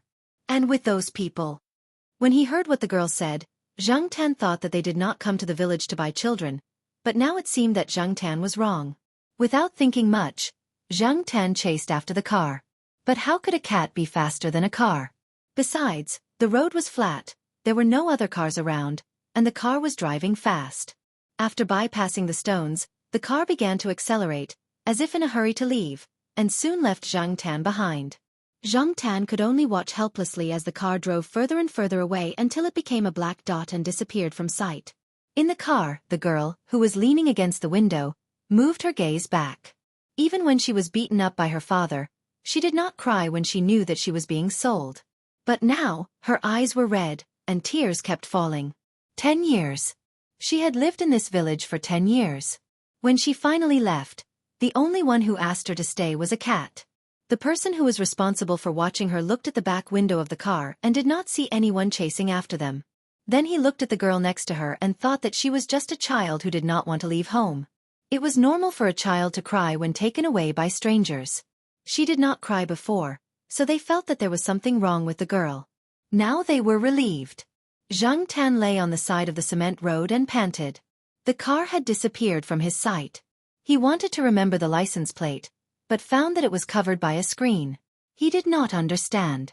Even if they wanted to buy children, didn't the girl have 2 older sisters? How could it be her turn so soon? When he returned listlessly, little Pomelo was calling Zhang Tan's cat name. From her voice, he could tell that she was very anxious. Seeing that Zhang Tan had returned, little Pomelo was about to say something, but she found that Zhang Tan's condition was not right, so she did not scold him. In the next few days, everyone noticed that something was wrong with Zhang Tan. He was usually so energetic, but now he was listless, as if he was not interested in anything. After going out once, he became even more listless and his appetite decreased. Old Master Gu said that he must have missed the female cats. He even specially borrowed 2 strong female cats from someone else's house. In the end, when the 2 cats saw Zhang Tan, they stayed far away from her. No matter what, they wouldn't get close to her. Even if they got a female cat in heat, they wouldn't get close to Zhang Tan. Jiao Ma wanted to take him to the vet, but Zhang Tan did not go. In order to reassure Jiao Ma and the others, Zhang Tan's appetite returned to normal, but he did not look as energetic as before. These few days, after Zhang Tan returned, he went to the girl's secret base a few times to make sure that she did not return. One night, when he was outside enjoying the cool breeze, he heard people talking about it. They sold another one so soon? I heard that they sold Little 9 this time. Little 7 and Little 8 are still around. Why did they choose Little 9? Who knows? Maybe they saw that Little 9 was the youngest and decided to buy it. Sigh, that child didn't even finish 1st grade, but I heard that her grades were good in school. That Little 9's temper is very fierce. She is completely different from her sisters. How could they sell her? A young voice sounded. What nonsense are you talking about? If you don't know, then shut up. An old man next to him scolded. Sigh, what a sin. Zhang Tan went to the neighboring village to find the girl's house, but he heard that her father had fallen into a fish pond the night before when he was drunk. He was rescued and sent to the hospital in town. His life was not in danger, but he had to stay in the hospital for a while. Zhang Tan did not hear any other useful information. The people in the village, including the girl's family, only knew that Little 9 had been sold. As for why she was sold to those people, they did not know. Chapter 209. Before returning to Chuhua City, Jiao Ma took the 2 children to the county town. Grandpa Jiao and Grandma Yang were living in the county town. She couldn't bring the children out during the summer vacation and not visit them, right? Zhang Tan was familiar with the house in the county town because he had been there on the National Day last year. Grandma Yang and Grandma Yang were very happy to see Zhao Yuan and little Pomelo. Grandma Yang had prepared the dishes in advance and insisted that the two children stay here for a few more days. Anyway, as long as they could make it in time for the registration, there was no need to go back so early. Zhao Yuan and little Pomelo didn't want to go out in the summer. Unlike Grandma Yang and Grandma Yang, Zhao Yuan was afraid of the heat. He spent most of his time in the air-conditioned room. He couldn't stand the heat with only an electric fan because the wind was hot. It was also good to stay in the air-conditioned room and play chess with little Pomelo. Zhang Tan didn't stay in the house. He felt bored and suddenly missed the feeling of running around in the countryside. The sun was a little low in the afternoon. Zhang Tan went out along the shady side of the road for a walk. Jiao Ma didn't force Zhang Tan to stay at home because she saw that Zhang Tan's mental state was not very good. Seeing Zhang Tan go out, Jiao Ma thought to herself, it's good to go out for a walk. As long as he recovers, he can do whatever he wants. Zhang Tan looked at the scenery and buildings on the side of the road. He remembered this place. He had been here once last year, but he didn't walk too far. There was a small stall selling cold dishes on the side of the road. There were quite a lot of people here. When Zhang Tan passed by, he heard a few people talking at the cold dish stall. They were talking about a burglary that happened in a newly built community not far away. Zhang Tan walked over to take a look. The neighborhood wasn't big. It was newly built, and the greenery wasn't particularly good. However, there were quite a lot of onlookers on this hot day. Some people who couldn't squeeze into the shade were holding umbrellas or using fans to cover their heads as they gathered there to discuss something. However, Zhang Tan did not plan to go in. There were two men in police uniforms squatting in the shade beside the guardhouse. Zhang Tan could hear their conversation. We finally caught this guy. We didn't waste our time coming here under the sun. Brother Huang, do you think thieves nowadays can commit crimes in broad daylight? They are really bold. One of the young men who looked to be in his early 20s said. The weather is hot, and no one goes out during the day. Everyone stays at home. This is a newly built neighborhood, and the neighbors are not familiar with each other. As long as there is no one in the house, a thief can just break in. No one will say anything if he moves a big color TV out. But I didn't expect that family to bring back a dog last night. Another middle-aged man in a police uniform took a sip from a mineral water bottle and replied. I didn't expect such a small puppy to be so lethal. When I entered the living room and saw so much blood on the floor, I was shocked. I heard that the owner's friend asked them to take care of the dog. Now the family treats the dog as a hero and sent it to the pet hospital. If it weren't for the fact that they couldn't leave here, they would have followed the dog to the pet hospital. Listening to the two policemen, Zhang Tan could roughly guess what happened. When there was a thief in the courtyard, Niu Zhuangzhuang was also fierce. But today, the hero dog that caught the thief was a Pekingese. Compared to the delicate Pekingese in the courtyard, this one was simply domineering. The topic of the two policemen gradually changed. Zhang Tan didn't plan to continue listening. He was ready to leave and continue walking, but he didn't expect them to talk about the Jiao Ma's town. When he heard the words selling daughter, Zhang Tan stopped and pricked up his ears. Hey, Brother Huang, didn't you work there before you transferred here? Do you know about this? The family that gave birth to 9 daughters in a row and then sold them one after another? Of course I know. Zhang Tan inched closer to her. Really? No one cares? The young man's face was full of disbelief. Care. The middle-aged policeman wiped the sweat on his forehead. Yes, but it's a pity that one of them is willing to be beaten and the other is willing to be beaten. If you insist on taking care of it, you will be beaten back. Who is willing to be sold? The young man didn't believe it. Being sold is actually better. Why wouldn't they want to be free from the cage? For them, even if they were sold to other people as wives, they would be starved and beaten at home. They might even have a good life. The man sighed and shook his head. Beating children is very common in the village, but selling children is different. I was also a hot-blooded person. After listening to the gossip of the villagers, I went to take care of it. At that time, I thought that as long as the child admitted that she was sold, I would go all out and investigate to the end. Unfortunately, they didn't say anything. Even at the trial, they would still have the same story. Instead, I would be accused of something bad. Didn't you see that the villagers didn't care? Do you really think that it's just a threat from a hooligan like their father? Many people in the village don't care about hooligans at all. It's purely out of helplessness. What about the last one? I heard that the child has a stubborn temper. I heard from my uncle that the child will not be sold obediently. Then it's probably because the buyer is different. The man thought of something and his face turned serious. He said to the young policeman, "Don't ask about it in the future." Seeing that the young man obviously didn't take it seriously, the middle-aged man said, "I don't want to hear the news that you have been dragged to be fed to the shrimps." The young man's face changed, then he smiled and said, "Don't worry, I don't have that much free time." They had previously handled a murder case. The victim was thrown into a wild pond. When he was found, he was already eaten by shrimps. There was no progress in the investigation until now. In the end, it became a case with no leads. The topic of the two men quickly changed. Zhang Tan didn't need to continue listening. The middle-aged policeman obviously didn't work for nothing all these years.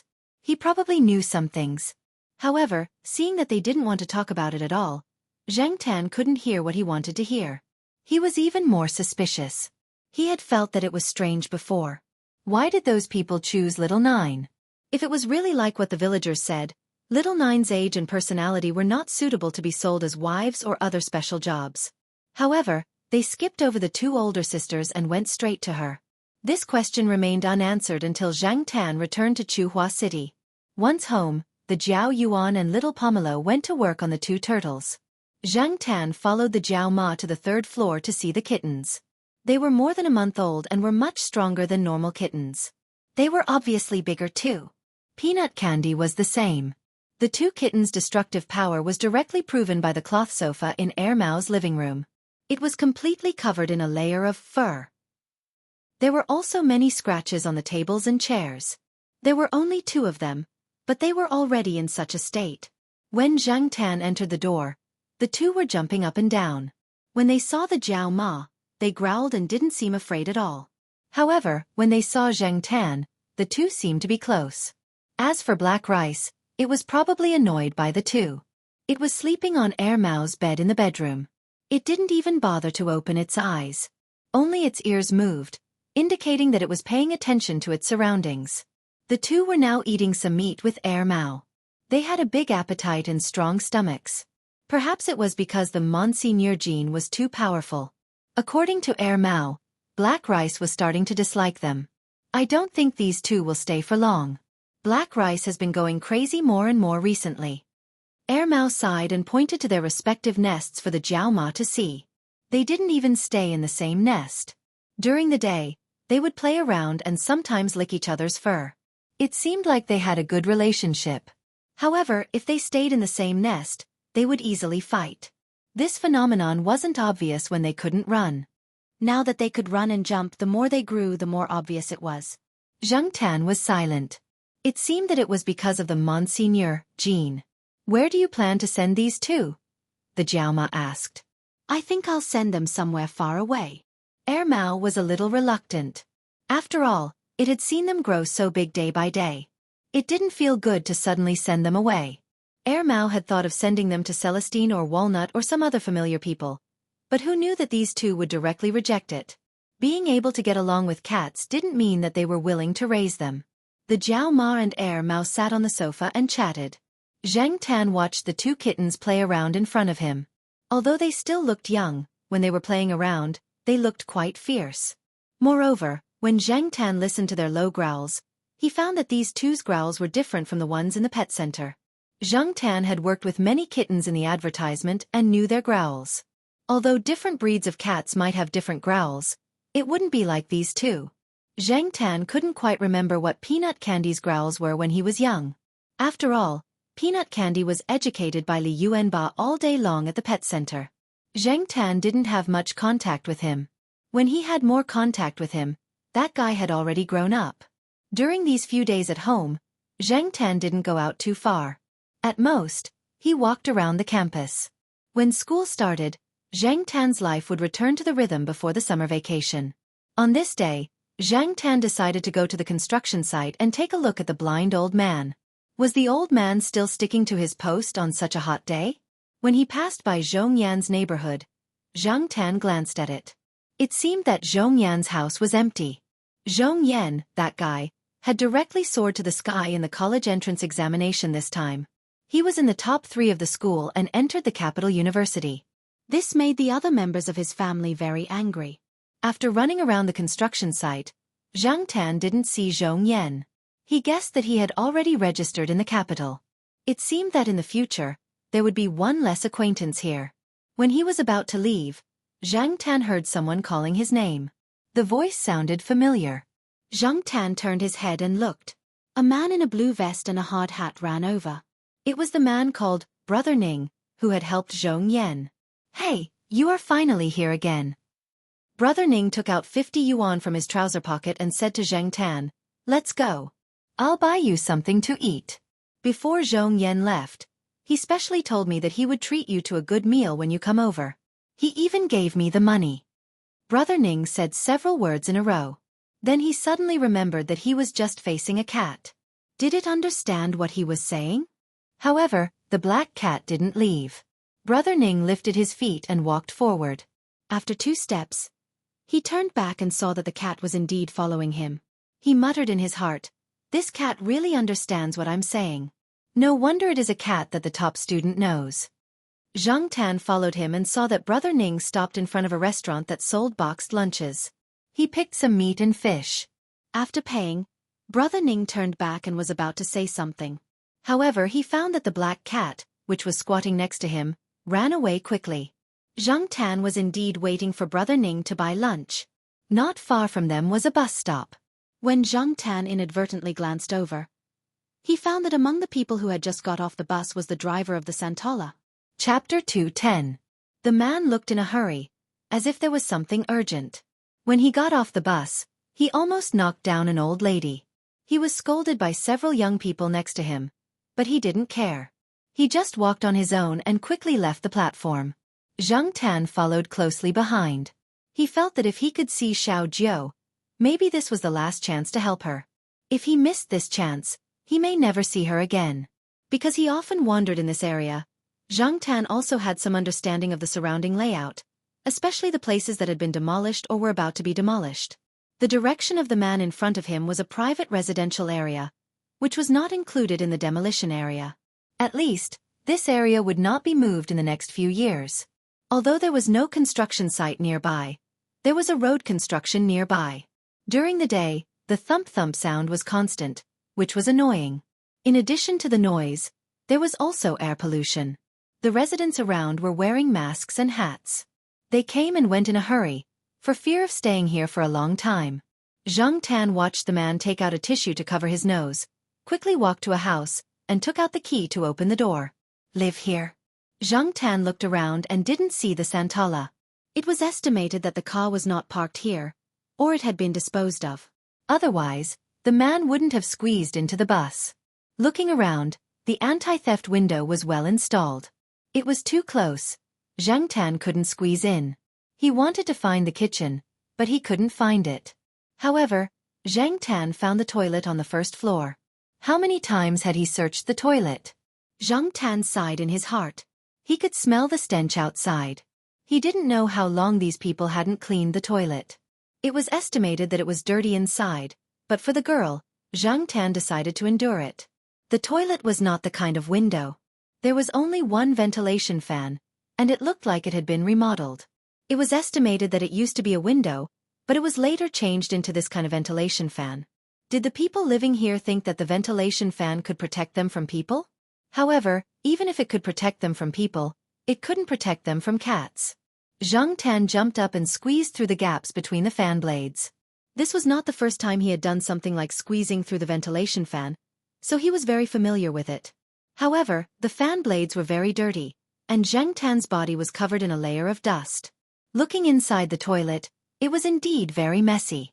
Some of the tiles on the floor were already bald, and there were also some unknown yellow marks, which made Zhang Tan, who was a little bit of a clean freak, pull its ears unhappily. "Forget it. I'll bear with it for now." After shaking off the dust on his body, Zhang Tan walked to the bathroom door. The toilet door was only half closed. Zhang Tan listened to the movements outside the toilet. There were 3 people chatting, but the toilet was too smelly. Zhang Tan felt uncomfortable staying here. He looked around and saw that there was no one outside the toilet door, so he walked out quietly. There was a staircase between the toilet and the living room. Behind the staircase was a pile of junk. Zheng Tan was hiding behind the staircase. He was already dark, and the staircase was not well lit. It was full of junk. Even if someone walked by, it would not be easy to find.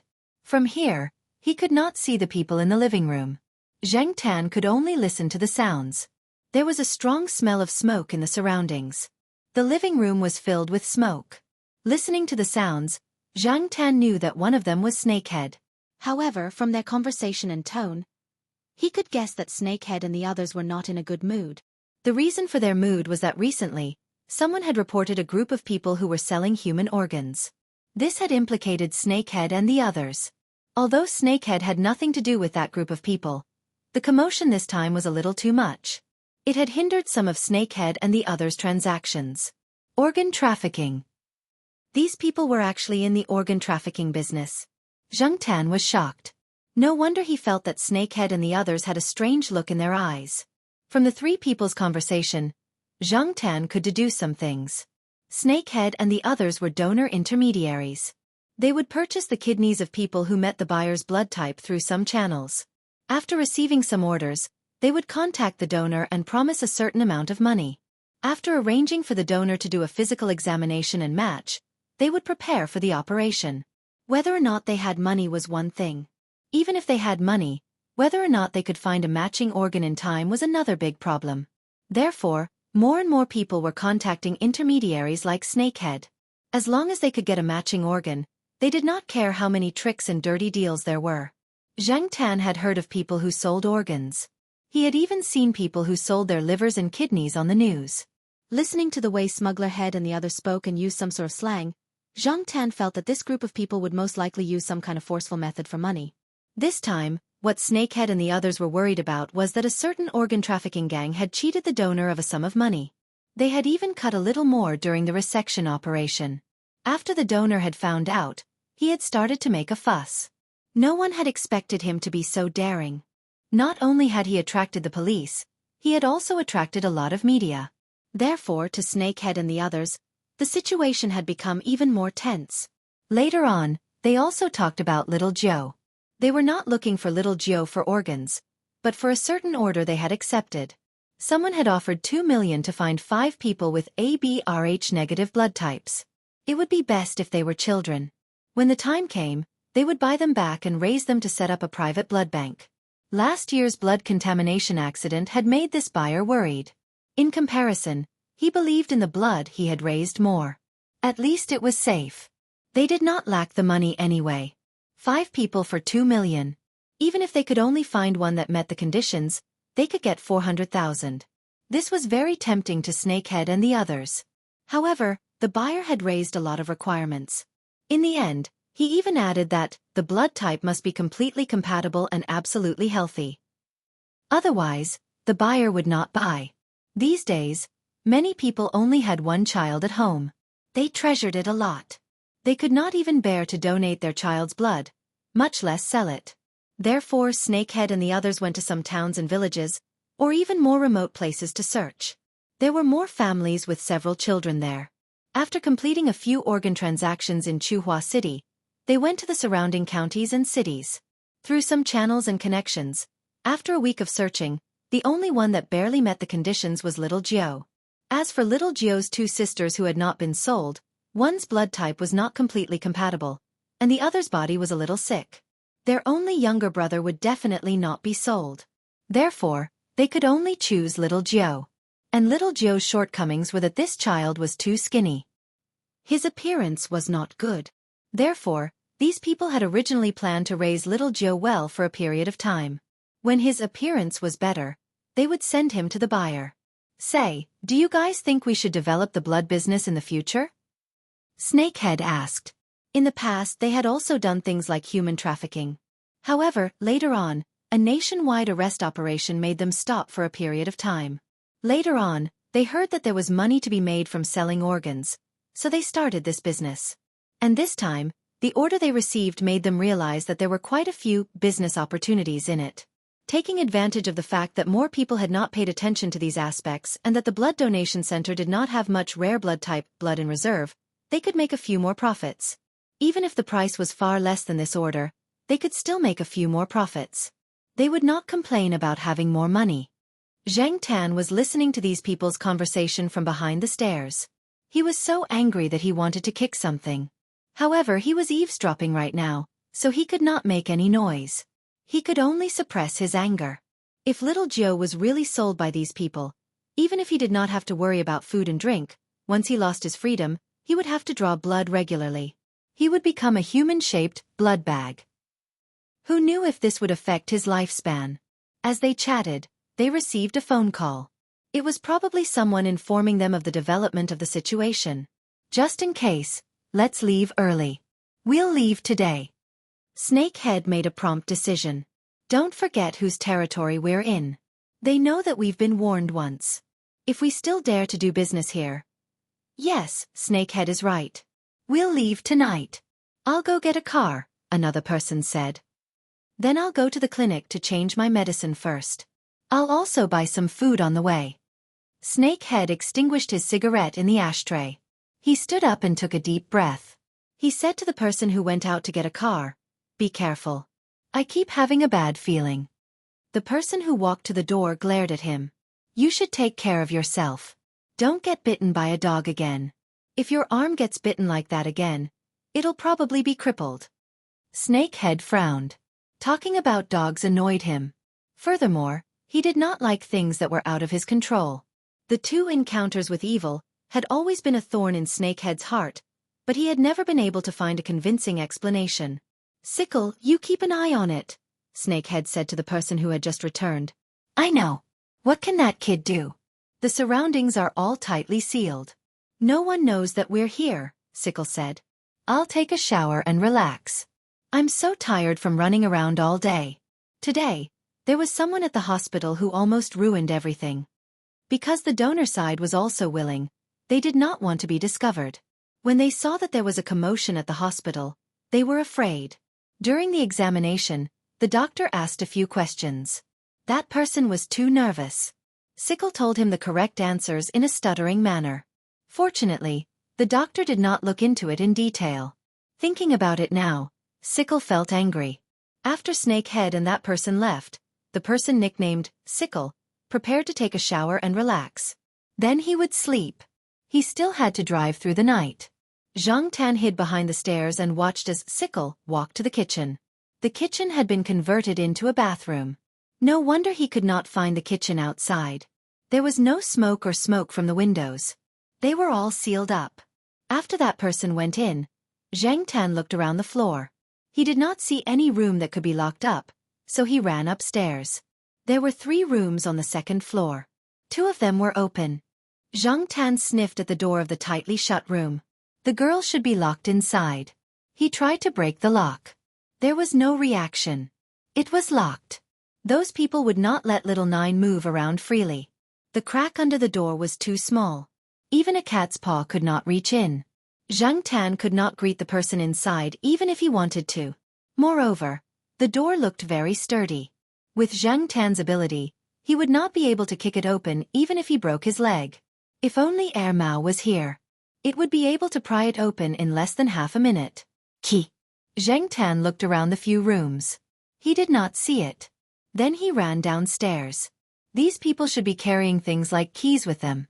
When Sickle went in to take a shower, he left his jacket in the room. Zhang Tan searched Sickle's suit that looked worth some money and found a bunch of keys. Clearly, Sickle did not think that anyone would come in to steal the keys. If it was Snakehead, with his caution, he would probably take the keys directly into the bathroom. Suddenly thinking of something, he looked around. He did not see anything like a camera. Then Zhang Tan used his 2 front paws to hold the keys so that they would not make a sound when he ran. Then, Zhang Tan ran upstairs on his 2 legs. Chapter 2:11. Zhang Tan felt that it must have been because he had been in low spirits recently. Climbing the stairs made him feel tired. After using both legs to jump up the stairs, the muscles on his legs still hurt. It was probably because he used too much strength. Fortunately, there were no cramps, or else he would have rolled down the stairs. Without any time to rest, Zhang Tan ran to the door where little Nine was locked. She looked at the keyhole of the door lock and then looked at the key. Fortunately, there was only one key that seemed to match the keyhole. She didn't have to try a few keys, which saved her a lot of effort. He picked out the key and held it with one paw. The cat that had just jumped down the stairs exerted strength again and jumped up. The paw that wasn't holding the key hooked onto the doorknob. The key was more complicated than the wooden key of the Jiao family. Zhang Tan inserted it a few times before he could get it in. Inside the room, little Jiao was lying on the metal bed in the room. She looked at the light coming in through the window in a daze. The windows were sealed with anti-theft nets, and the windows were also sealed. It was impossible to open them. Even if she shouted for help, the people outside the house might not be able to hear her. Instead, it would attract the people outside the house. Little Jiao had seen many people in the village. She could feel the dangerous aura coming from them. So she had been very obedient all the way here. When she first arrived, these people took a tube of blood from her arm. It seemed like they were sending it to the buyer to check the goods. These days, every time they came in, they would send food. They were afraid that she would starve and lose weight. Sometimes, little Jiao felt like she was a pig. Once she was fat, they would sell her for a good price. Although she was only in the first grade and didn't know much about books, she wasn't as naive as the other children in the village. Her hearing was actually better than many of the other children in the village. Perhaps it was because she often went out to find food. So, even though there was a door between them, she could vaguely hear some of the things they said. She didn't know anything about blood types. She only knew that she was going to be sold because of it. Every time she woke up, little Jiao would think of the house in the village. The sisters were distant and indifferent, the parents had different attitudes towards their children, and coupled with her own personality, it created an accumulation of contradictions. But even so, even if she was often beaten until she was covered in wounds, even if the family didn't even let her sleep on a proper bed, little Nine would still go home. Kinship was a very strange thing. But this time, the conflict had intensified. Little Nine's previous hope had completely vanished. There was an old lady in the village who had once told her that people must have faith in order to support themselves through difficult times. Little Nine didn't think so in the past, but now that she was locked up in this 10-square-meter room, she wished she had faith. However, what exactly was faith? She was still very vague about the concept of this word. Little Nine looked around and her gaze landed on the bag of sweets on the table. This was a request she made to those people after she was locked up here. Seeing that she was still quite cooperative, or perhaps it was to fill in a sweet date with a stick, one of them went out to buy a bag of candy and threw it to her. However, little Nine felt that this candy was not as delicious as the milk candy she ate a few days ago. Looking at the production date on the bag, it was more than a year ago. It must be the cheap goods that the child in the village who often wore beautiful dresses and showed off everywhere was talking about. Little Nine counted his own wishes with his fingers. If he could get out, he would work hard to earn money to buy candy. If he could get out, he would earn a lot of money to buy his own house. And raising a cat was not bad either. If he could get out, he would never go home again. Just as she was thinking about what other wishes she had, little Nine heard the door lock ring. She thought that those people had come and didn't get up. After the door lock rang, there was no more movement. However, little Nine didn't care. After a while, the door lock started to ring again. This time, it was the sound of the key opening the door. Creak. The subtle sound of the door opening was very clear in the quiet room. Little Nine frowned and turned to look at the door, ready to see what these people were up to. At the door, there was no one. As if sensing something, he looked down. A black cat. Little Nine. Seeing the black cat's first reaction, little Nine rubbed her eyes, her face full of disbelief. She really didn't expect to see this cat at this time. Why was it here? Where were those people? Why did it have a key? How did it open the door? However, Zhang Tan didn't wait for little Nine to think too much. He saw little Nine in the room and this girl didn't seem to have any problems, so he ran out. After running for 2 steps, he turned back to look at little Nine, indicating that she should leave quickly. She didn't have time to think too much and didn't care about taking the key from the door. Little Nine quickly followed. She just wanted to leave this place immediately. Moreover, she didn't know why, but she felt that if she followed this cat, she would definitely be safe. She didn't even think about the possibility that this black cat in front of her was in cahoots with those people. Zheng Tan went downstairs. When he reached the staircase, he looked around vigilantly, his ears twitching. That person called Sickle was still bathing inside, but he should be done soon. Snakehead and the other person hadn't come back either. He didn't hear any other movements on the first floor. Seeing the black cat's vigilant look, Little Nine followed behind and went downstairs quietly. When she was in the village, she would sometimes eavesdrop in the corners for fun. Moreover, she was still wearing the pair of cloth shoes that she wore in the village, so she wasn't used to it. Therefore, it wasn't difficult for Little Nine to move quietly and quickly. Zheng Tan looked around this floor. If they wanted to leave, they could only go through the main door. The main door was a thick security door. When Little Nine opened it, it made a caw-caw-caw sound. Hearing this sound, Zheng Tan quickly rushed out. Little Nine quickly closed the door and ran out with Zheng Tan. Sickle, who was bathing, heard movement at the main door and shouted a few words. He thought that Snakehead or the other person had come back, but after waiting for a few seconds, he didn't hear any movement outside. He suddenly had a bad feeling. He opened the door and looked outside. He shouted a few more times, but there was still no response. He didn't bother to wipe off the water on his body. Sickle ran and looked around a few rooms. At the same time, he put on his clothes. When he ran upstairs to look, he found that the door to Little Nine's room was open, and his key was in the door lock. On the other side, Zheng Tan and Little Nine hadn't gone far when they bumped into Snakehead, who had just come back from buying things. So unlucky! Zheng Tan cursed in his heart. Snakehead didn't notice Zheng Tan. All his attention was on Little Nine. Once he saw Little Nine, Snakehead knew that something had happened to Sickle. He threw the big bag of things on the ground and immediately chased after them. Previously, Zheng Tan was prepared to bring Little Nine back to Tsinghua University. When they returned to their own territory, they would have help. But now, Zheng Tan could only bring Little Nine in another direction. But if they went from here, where could they hide? Could they take the long way back to Tsinghua University? They would probably be caught before that. It was better to find a place to hide. No matter what, they had to run first. They met some pedestrians on the way, but Little Nine didn't call for help. She didn't know if it would be useful. She didn't know if anyone would help. Also, she was afraid of attracting more enemies. Find a random passerby? She didn't know if those passersby would wallow in the mire with those people. She was now in an unfamiliar environment. She was very cautious of her surroundings. She didn't trust the strangers around her at all. Also, the cat in front didn't stop. She just had to follow closely.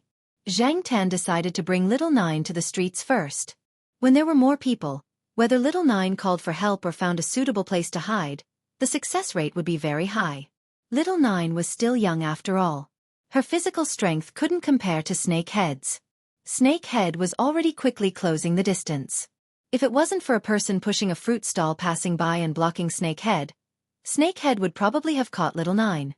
But if that happened, Zheng Tan would definitely jump up and kick Snakehead without hesitation. Zheng Tan slowed down. If Little Nine, who was running behind her, left her too far behind, she would not be able to react quickly if she was caught by the Snakehead. When he looked back, Zheng Tan noticed that Sickle behind Snakehead was also chasing after them. Although Sickle wasn't as cautious as Snakehead sometimes, his movements were definitely fast enough. While he slowed down and ran to wait for Little Nine to catch up, Zheng Tan also paid attention to the surrounding situation, looking for places to hide. After running past a narrow alley, Zheng Tan suddenly came to an abrupt stop. She quickly retreated, looked into the alley, and then ran in. It was that blind old man. Just now, he had only taken a quick glance and was quite far away. Zheng Tan had only been suspicious. Now it seemed that it really was him. Zheng Tan really wanted to shout out loud at this moment. Blind man, I really king love you to death. Zheng Tan knew that Elder Kuan's place was quite a distance from here. Also, when he followed Elder Kuan in the past, this old man didn't pass by here. But no matter what, seeing this old man, Zheng Tan was confident that he could escape. Yi Hao and the others had said before that this blind old man actually had people following him. It was just that no one usually noticed. Also, the people who followed this old man to protect him were all experts.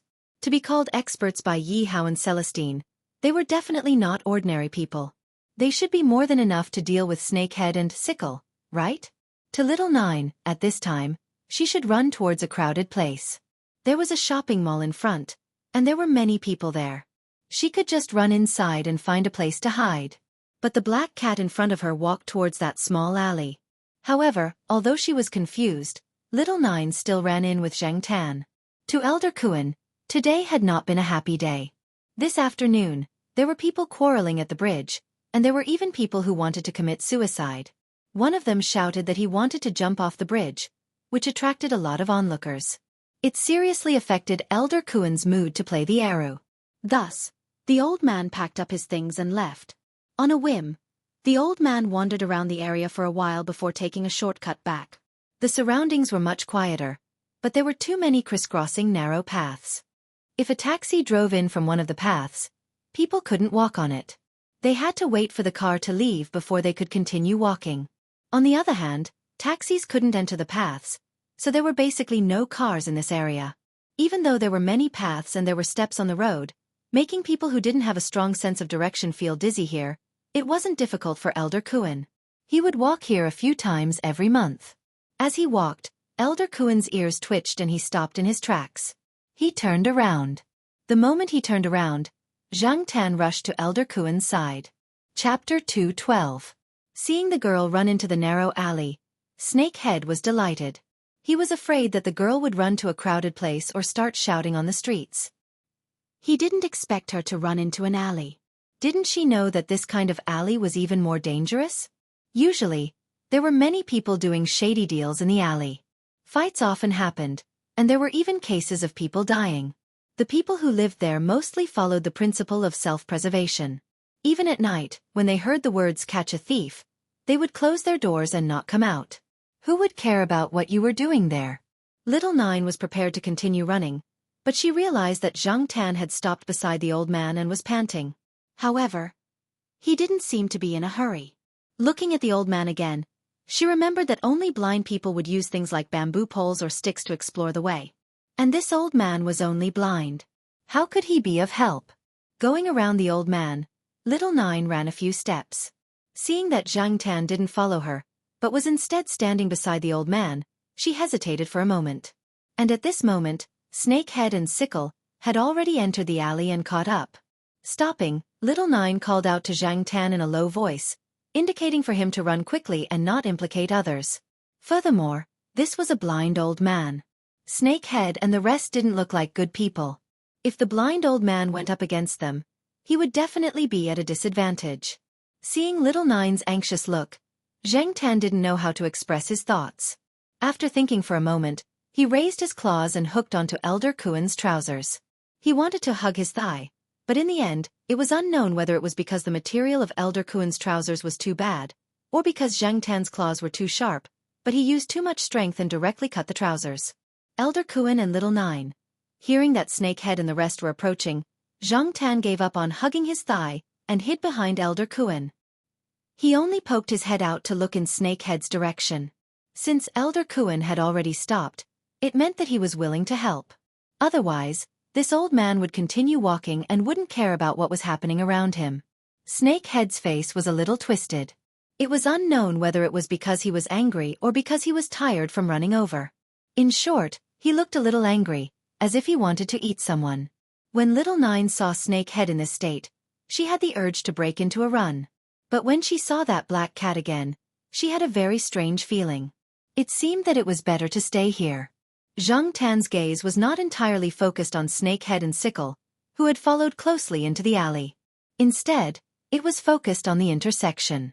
At the same time, he pricked up his ears and paid attention to the direction behind him. At the intersection, after Sickle came in, another person came in. That person did not seem to have anything special about him. He really looked like a passerby, but Sickle did not notice that there was someone behind him. Snakehead had only heard of Lord Kuan's name but had never seen him before.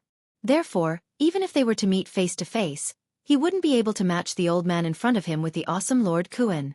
Although he had his doubts for a moment, looking at the equipment on the old man in front of him, he really couldn't imagine how this blind man in front of him could be a threat. Moreover, Snakehead was currently in a rage. After his doubts, he didn't think too much. What he wanted the most now was to catch little Nine. This was 400,000 yuan.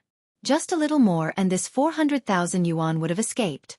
Snakehead angrily ran over and looked in little Nine's direction. Run. Run again. Let's see where you can hide. Then he roared at Lord Kuan. Scram, old thing. Just as he reached out to grab the old man's collar and fling him to the side, Snakehead's arm that wasn't bitten by the dog was bent into a twisted angle in the next moment. He didn't even have time to scream before he fainted. The scythe behind Snakehead had been taken down a few seconds before Snakehead's misfortune.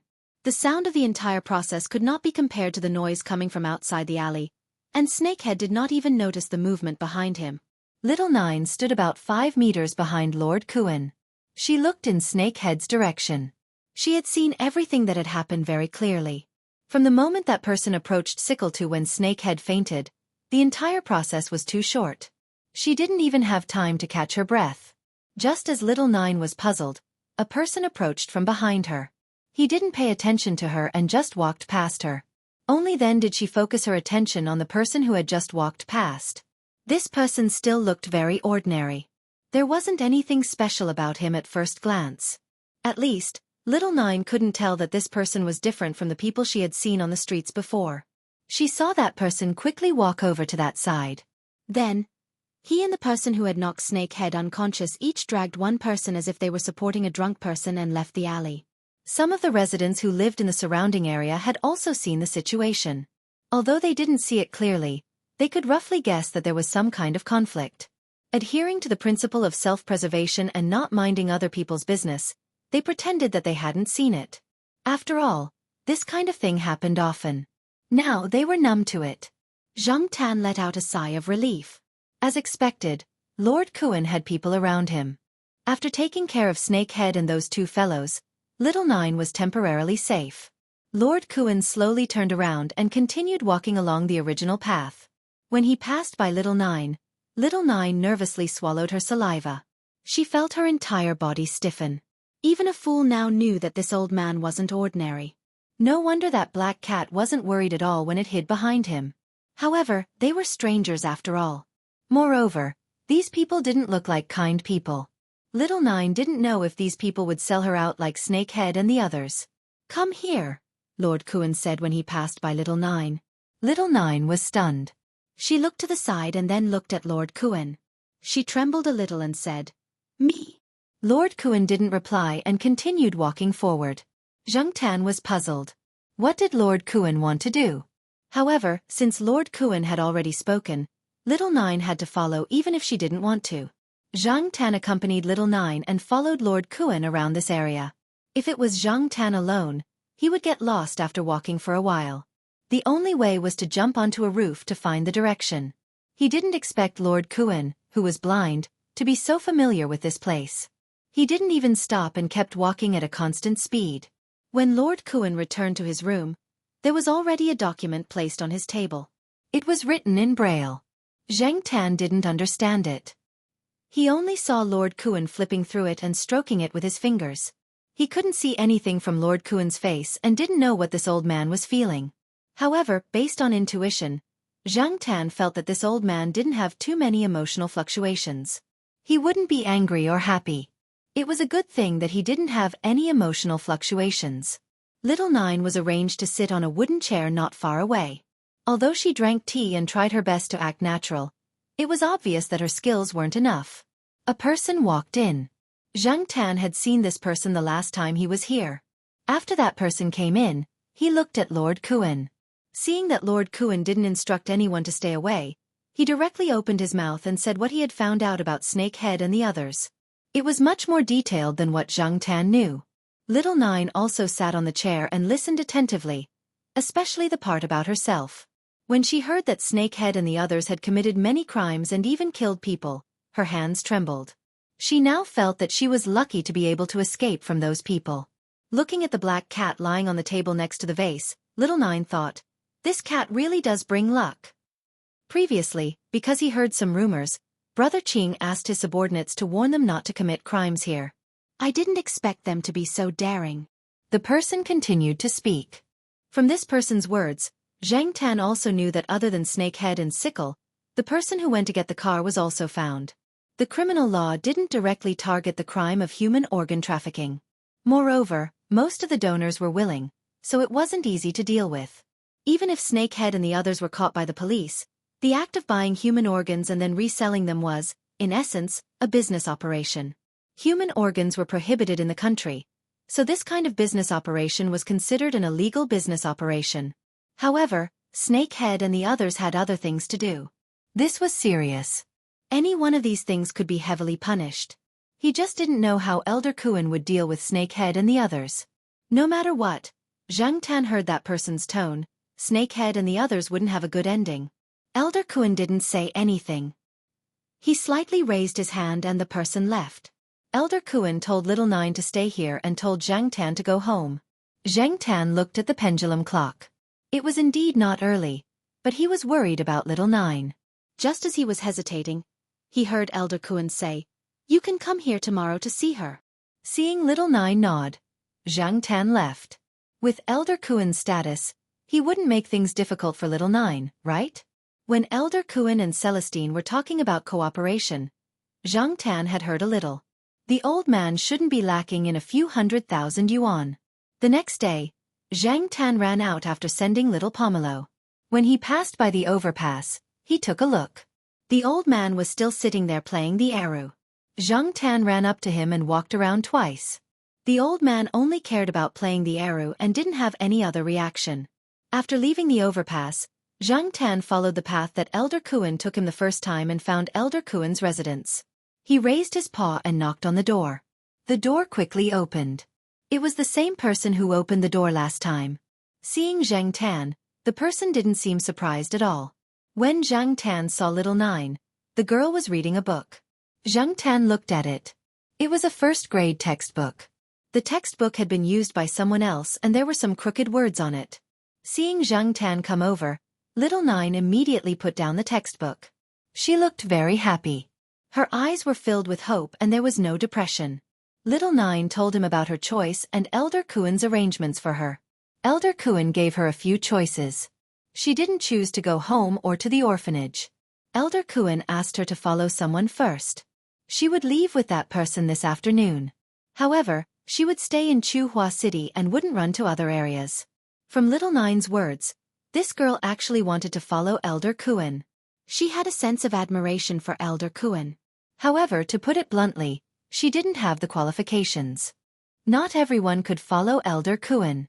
Ability was one thing. It hadn't even been a day since they met. Elder Kuan didn't know Little Nine well and he didn't lack people. He wouldn't make a decision so easily. Moreover, Elder Kuan didn't specialize in charity. He wouldn't help you just because you were pitiful. Zhang Tan felt that Elder Kuan had other plans. Unfortunately, Zhang Tan couldn't get an answer from Elder Kuan. From Elder Kuan's attitude today, Zhang Tan didn't think that Elder Kuan didn't notice his existence. Although he didn't quite understand Elder Kuan's plan, at least for now, Little Nine was safe. She hadn't been sold or sent to a bad place. She still had a chance to receive an education. Even if she didn't want to study, she still had to go to primary and middle school. Zhang Tan raised his hand to look at Little Nine. This girl's eyes had a glow that he hadn't seen before. Was it because she could study or because of something else? Zhang Tan couldn't see clearly. Little Nine had made her own choice. He didn't know if it was an immature idea or after careful consideration. With such a young child, even if she made up her mind, how long could she last? When she left, Little Nine said that she would look for Zhang Tan if she had the chance. Zhang Tan didn't take it to heart. What Little Nine could do was still up to Elder Kuan. Thinking about this, Zhang Tan didn't pay attention to his surroundings when he returned to the eastern courtyard. When he was called, he realized that Feng Xiaokong, who he hadn't seen in a long time, was here. "I'm not here to look for you today," Feng Xiaokong said. Zhang Tan looked at the security guard. Mao was already waiting there. Why was Feng Xiaokong here? Zhang Tan followed them to the third floor. "Third uncle, have some tea first." Mao served the tea obsequiously. Feng Xiaokong took the tea and didn't say much. He looked in the direction of the cat nests. "Are the two cats asleep?" "Yes, they've been messing around all morning. They've been sleeping in the afternoon until now." Before Air Mao finished speaking, Zhang Tan saw two cat heads poke out from the two cat nests. They looked at Feng Xiaokong warily. Yo, they're really alert. Feng Xiaokong was obviously very satisfied. Chapter 213. Feng Xiaokong took some time out today to visit the kittens. In fact, he had heard about Air Mao's cats giving birth a month ago. Air Mao's brother Wang Bin had also mentioned this to Feng Xiaokong when they were chatting. At that time, Feng Xiaokong did not take it seriously. Later, when Feng Xiaokong's family in Beijing called, Feng Xiaokong found out that his daughter had always wanted to raise a cat, but had not found a suitable one. What was suitable? The family did not quite understand Feng Mengming's requirements for cats. After all, for many people, cats were cats. If it was purely about raising pets, those who had the means and status would be more inclined towards some precious breeds. But Feng Mengming always looked down on them. The family thought that the child was just thinking about raising a cat on a whim. But when it came to choosing, she was hesitant. After knowing this, Third Master Feng, who had been busy with his career and did not have much time to spend with his wife and children, inevitably felt a little guilty about his children, and decided to come and take a look. Zhang Tan watched Feng Xiaokong take out a 10-centimeter tall device from the bag he was carrying. There was a camera on the front. After adjusting it, Feng Xiaokong put the device aside and teased the two kittens with some cat toys that Air Mao handed over. However, what interested Feng Xiaokong was that when he was teasing the two kittens, they were vigilant at first, then slowly walked out of the nest and approached Feng Xiaokong. Then they moved their paws perfunctorily, squatted one step away from Feng Xiaokong, and stopped moving. However, as long as Air Mao came over with the same cat toys, the two kittens would jump left and right as if they were possessed by a lunatic, playing very excitedly. They were still wary of Feng Xiaokong, a stranger. Are they trying to see who it is? Feng Xiaokong was not annoyed. He dragged a small stool and sat by the side, watching Air Mao tease the cats while carefully observing the two kittens. Zhang Tan also squatted by the side and watched. He didn't expect these two kittens to have such personalities. It made sense. After inheriting the special genes of the Monseigneur, it would not be the kind of cat that only had a head but not a brain. Its IQ should be higher than the average cat's. At noon, Zhang Tan picked up little Pomelo and went to Zhao Wei's restaurant for lunch. When he came back, he found that Feng Xiaokong was still there. Who knew which one he had chosen, or was he going to take both? Curious, Zhang Tan pushed open the half-closed door and walked in. In the living room, Feng Xiaokong was fiddling with the small machine. He then chose a place and adjusted the angle, pointing the camera at the two kittens while talking to someone on the phone. Okay, you can see it this time, right? Okay, then take a good look. Daddy will bring back whichever one you like this weekend. Two won't do. These two will fight when they are together. Have you heard that two tigers cannot live on the same mountain? Hey, that's the situation in other people's homes. Your brother Air Mao's situation is special. You see, these two cats are different from other cats, right? While Feng Xiaokong was talking nonsense, Zhang Tan didn't think that Feng Xiaokong knew the difference between the two cats. He guessed that Feng Xiaokong was purely trying to dissuade Feng Mengmeng from raising two cats at the same time. Air Mao was trying to play with the two cats. Then, Feng Mengmeng, who was in Beijing, would observe the two kittens through the video sent over here and decide which one to raise. Some people thought that raising a cat depended on fate. Perhaps Feng Mengmeng was such a person. She liked the two cats at first sight. Although it was just a video, it felt different. She had seen several cats in the past few days, and none of them could compare to these two. Otherwise, she wouldn't have proposed the decision to raise both. Feng Xiaokong was overjoyed when he heard that his daughter liked it. As a father, he had finally found something to please his daughter. However, he only wanted to take one of them away. Judging from their temperament, one was enough to cause trouble. Two of them would definitely cause a ruckus. It was a joke for children to take care of cats, but if Feng Mengmeng couldn't take care of them all, there were others to help. Pleasing his daughter was one of the reasons.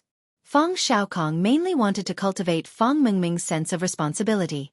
Feng Xiaokong actually didn't have much expectation for Demi. After all, there were very few cats like the black cat next to him, and relatively few were smart. How is it? Have you thought about it? Which one do you want? Feng Xiaokong asked. Feng Mengmeng still couldn't decide. She felt that both of them were good. In order to let Feng Mengmeng observe the two cats better, Feng Xiaokong controlled the small machine to move towards the cat's nest. At the same time, he wanted to see the reactions of the two cats. After waiting for half an hour, Feng Mengmeng still couldn't make a decision.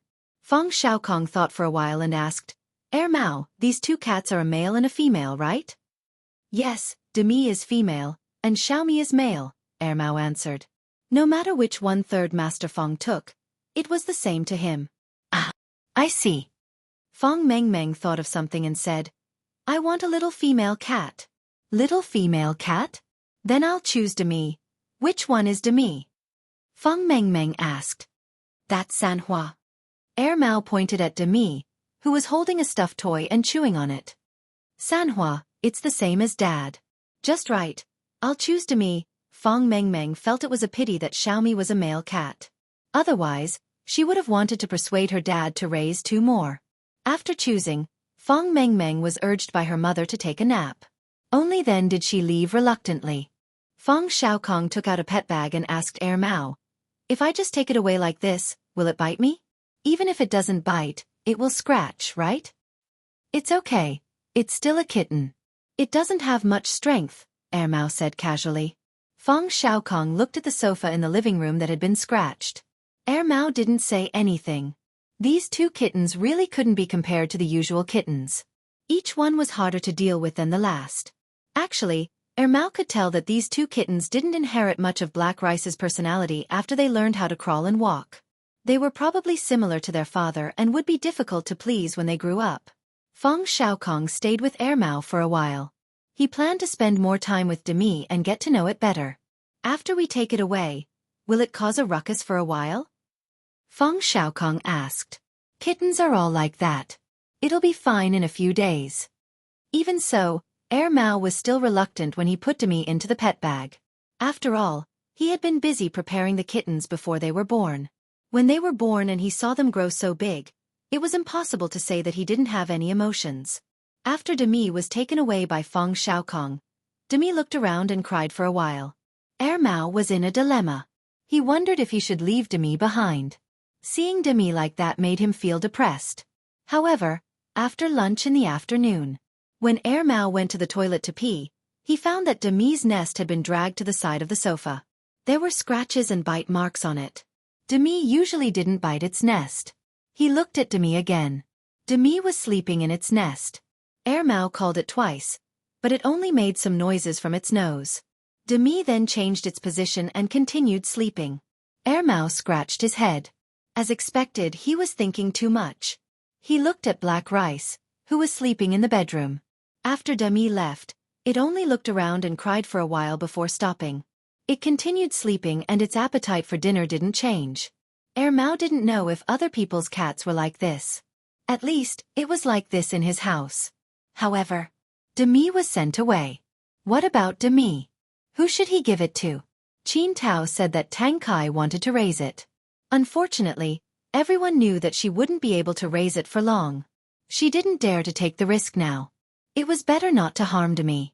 The next day, Zhang Tan was secretly playing online at home when he heard a knock on the door. Zhang Tan was shocked. He quickly turned off the computer and moved the mouse back to its original position. He also erased any suspicious traces. When Zhang Tan turned off the computer, he heard a voice outside the door. Black Charcoal, are you home? It was Zhao Lu. What was Zhao Lu doing here at this time? It wasn't the weekend. Moreover, Zhao Lu had graduated a long time ago. Every time she came over, it was on weekends or holidays. Most of the time, she didn't have time. He had to ask for her help to send things over. How did Zhao Lu have time to come over today? Zhang Tan was puzzled. He walked quickly to the door and opened it. Zhao Lu was at the door wearing a business suit. Looking at her formal attire, she probably came directly from the company. As usual, Zhao Lu would bring a lot of food and cosmetics for Zhao Ma every time she came over. To her, these things were really nothing. After placing the items on the sofa, Zhao Lu grabbed a disposable paper cup and filled it with water from the water dispenser. After catching his breath, he told Zhang Tan, I've already sent a message to your mother. I'll leave the items here for now. However, I have another purpose for coming today. Zhao Lu carried her bag and walked to the door. Black Charcoal, let's go and see Mao's kittens. She came for the kittens too? Zhang Tan followed Zhao Lu to the third floor. Zhao Lu should have already contacted Air Mao. When Air Mao opened the door, it didn't show any surprise. It was still in a daze and probably didn't sleep well. It probably stayed up late playing games last night. Hey, Xiaomi is sleeping in the nest. You can go and see for yourself. But be careful. Although this guy is still young, he has a bad temper. Air Mao pointed at Xiaomi's nest. Xiaomi ignored Zhao Lu at first, just like how it treated Feng Xiaokong yesterday. However, there was some curiosity in its eyes. Perhaps to it, the cat teaser was not as interesting as the person in front of it. After looking for a while, Xiaomi slowly yawned and walked back to the nest to continue sleeping. Unfortunately, it was dragged out by Air Mao. After putting Xiaomi into the pet bag, Air Mao thought for a while and put Xiaomi's nest in a bag and passed it to Zhao Lu. At the beginning, let it sleep in its own nest. It probably won't be able to adapt to an unfamiliar environment. Third uncle said that he made a lot of noise last night. In the afternoon, he will send someone to take away some of Xiaomi's things. He said that this will reduce its anxiety. Otherwise, it will continue to make noise tonight. Zhao Lu nodded. Other than Xiaomi's nest, he also took a few plush toys. Although these plush toys were already listed by Air Mao as items to be thrown away, Zhao Lu decided to take a few back just in case. Chapter 214. After Demi and Demi left, Air Mao's life returned to its original carefree state. However, recently, Air Mao had been running around outside during the day. Black Rice was quite quiet. Zhang Tan didn't hear it barking. It had probably adapted to life without its cub. Zhang Tan had seen it once recently. Black Rice seemed to be in good spirits. After stretching, Zhang Tan came down from the tall parasol tree. The afternoon was suitable for sleeping, but he couldn't sleep today. Zhang Tan decided to go out for a walk. It had been a while since he went to the bridge. He was going to see the blind old man. The cars honked incessantly, but Zhang Tan could still hear the sound of the arrow. The old man should be in a good mood today. However, when Zhang Tan walked to the bridge, he saw an unexpected acquaintance. In the shade under the bridge, Xiao Jiu was leaning there, reading a book. When Zhang Tan walked over, Xiao Jiu just happened to look around. After seeing Zhang Tan, Xiao Jiu's eyes were filled with surprise. I have half a day off today, so I came over to try my luck and see if I can meet you. If I don't, I'll just sit here and read for half a day. Xiao Jiu said happily. This place was close to Elder Kuan, so there must be Elder Kuan's people around.